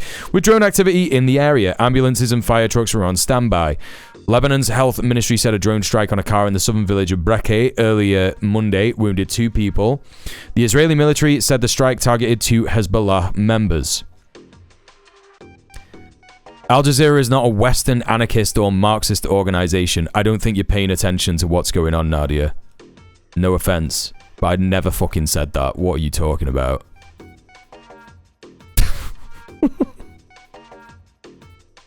The latest attacks follow Sunday's deadly Israeli strike on a vehicle in Ain el-Mizrab area, north of the town of Bint Jbeil in southern Lebanon that killed 2 people. The Israeli military said the attack, which occurred 10 kilometers from the border, also targeted a Hezbollah member. Yeah, of course it does. Oh, we just bombed this family home. Yeah, it was Hezbollah. You know. Let's take a look at this video. The forced evacuation orders came one after another, and then the strikes across southern Lebanon on what the Israeli military calls Hezbollah military infrastructure. Many times, it is homes that are destroyed. Israel has done this many times in the past year, despite a ceasefire. More often than not, the strikes come without prior warning. Israel has been accusing Hezbollah of rebuilding its military capabilities following last year's war. Thursday's strikes came a day after an unprecedented shift in the nature of talks between Israel and Lebanon. For the first time in decades, Lebanon agreed to direct political negotiations with a longtime enemy. The president said there is no other choice but to negotiate, and we learned this from wars. We asked the international community, in particular the US, to make Israel engage in good faith. Lebanon agreed to include a civilian representative to... Wait, hang on a minute. That's not real. That's not true. Because we were looking at what the Prime Minister and the President said a couple of months ago, and they were like, yeah, man, we should, like, fucking respond military-wise if they attack southern Lebanon again, which was, like, a new thing that they said. And then afterwards, they struck again, and they reneged on that position, and they fell back to a diplomacy position. And now Al Jazeera is saying, oh, yeah, man, they've gone back to a position of diplomacy. What are you talking about? This isn't new. The U.S.-led ceasefire monitoring committee in the hope of diffusing tensions. It was under U.S. diplomatic pressure to do so, and Israeli officials were threatening to escalate military action against Hezbollah. The latest flare-up coincided with a meeting of Lebanon's government, in which the Army Command briefed ministers on progress in its efforts to disarm Hezbollah. The United States and Israel want the process to move faster. Under a government plan, Lebanon's army is to dismantle Hezbollah's military infrastructure in Lebanon's southern border region by the end of the year, before tackling the rest of the country. Israel's latest military actions appear to be a message that holding direct talks doesn't mean an end to attacks, and that negotiations will be held under fire. Zana Khuder, Al Jazeera, Beirut. Yeah, pretty solid report in there. Let's take a look at this. Here is some more airstrikes in Lebanon. I think that this might be today, but this is reported on by Roya News based in Jordan, just in case you don't know who they are. So these are separate strikes because obviously they're occurring at night.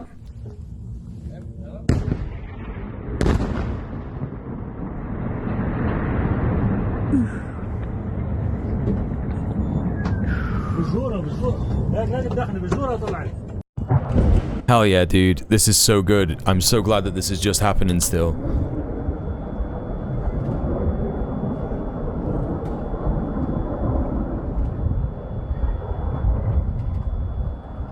Oh no, this was yesterday. I guess this was either early in the morning or late at night.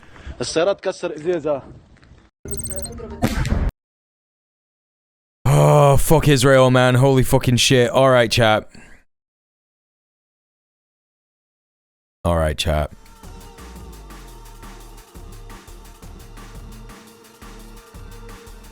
Thank you so much for bearing with me. I appreciate you. We got a whole bunch of stuff to be looking at tomorrow as well. I was to clarify that Rockhill's commentary was about CIA efforts to corrupt leftist tendencies largely affecting anarchism and Trotskyism. The source changed from the anarchist fund covering Iran right around the same time as my last comments. It felt worth making that clarification. Oh, don't worry about it, Nadia. It's all good. It's all good.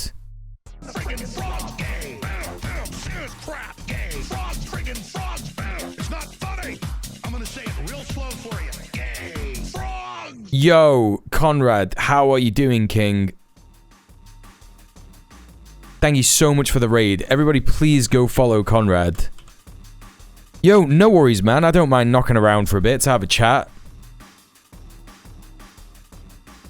Welcome, Raiders Zimmerman. Welcome, Conrad. Thank you so much for the raid, dude. Please, everybody, go follow Conrad. Incredible streamer, good friend, good comrade. The comrade Conrad.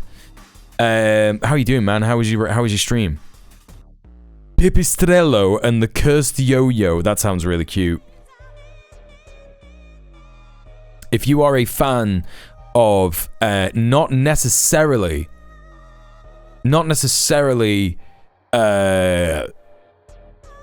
obscure games, because I don't want people to think that you just play like, you know, random point and clicks from the 90s. But like, you know, good new indie games that are not, you know, going to be necessarily AAA or well heard of and stuff. Go check out Conrad, man. He's always playing cool shit like that. Genuinely. Cute. Chill. It's a cute GBA-esque Zelda-like. Nice, man. I do love random point and clicks from the 90s. But I didn't want to just be like, yeah, Conrad plays obscure games. And then you get disappointed that he doesn't do that. So yeah, no, he doesn't do much AAA. I'm glad you had a good stream. Welcome everyone from Conrad's Raid. My name's DJ Muel. I'm a leftist political streamer from the UK.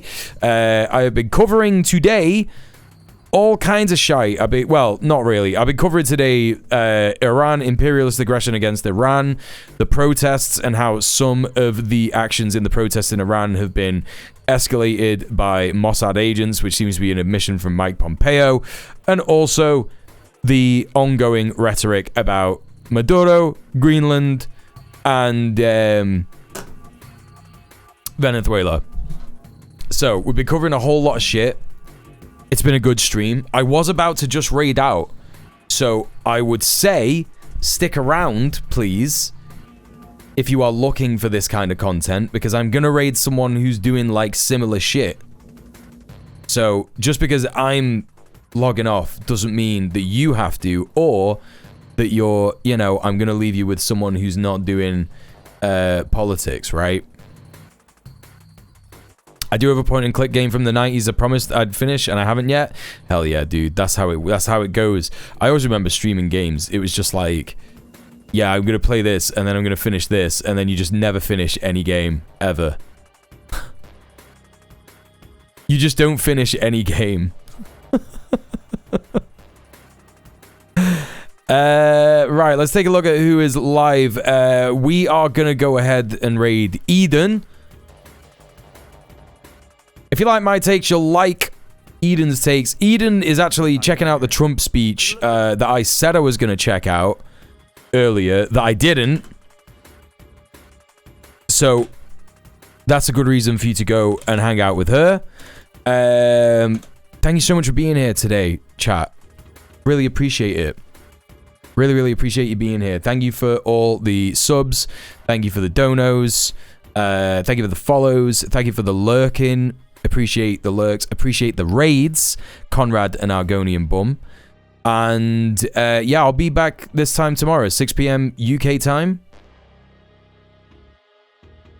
Same Muel time, same Muel place. Don't forget to check out my YouTube channels. Don't forget to check out my VODs. Don't forget to check out Red Planet. Don't forget to check out my socials. And I'll see you all tomorrow. Stay excellent to each other. Peace, peace, peace, peace.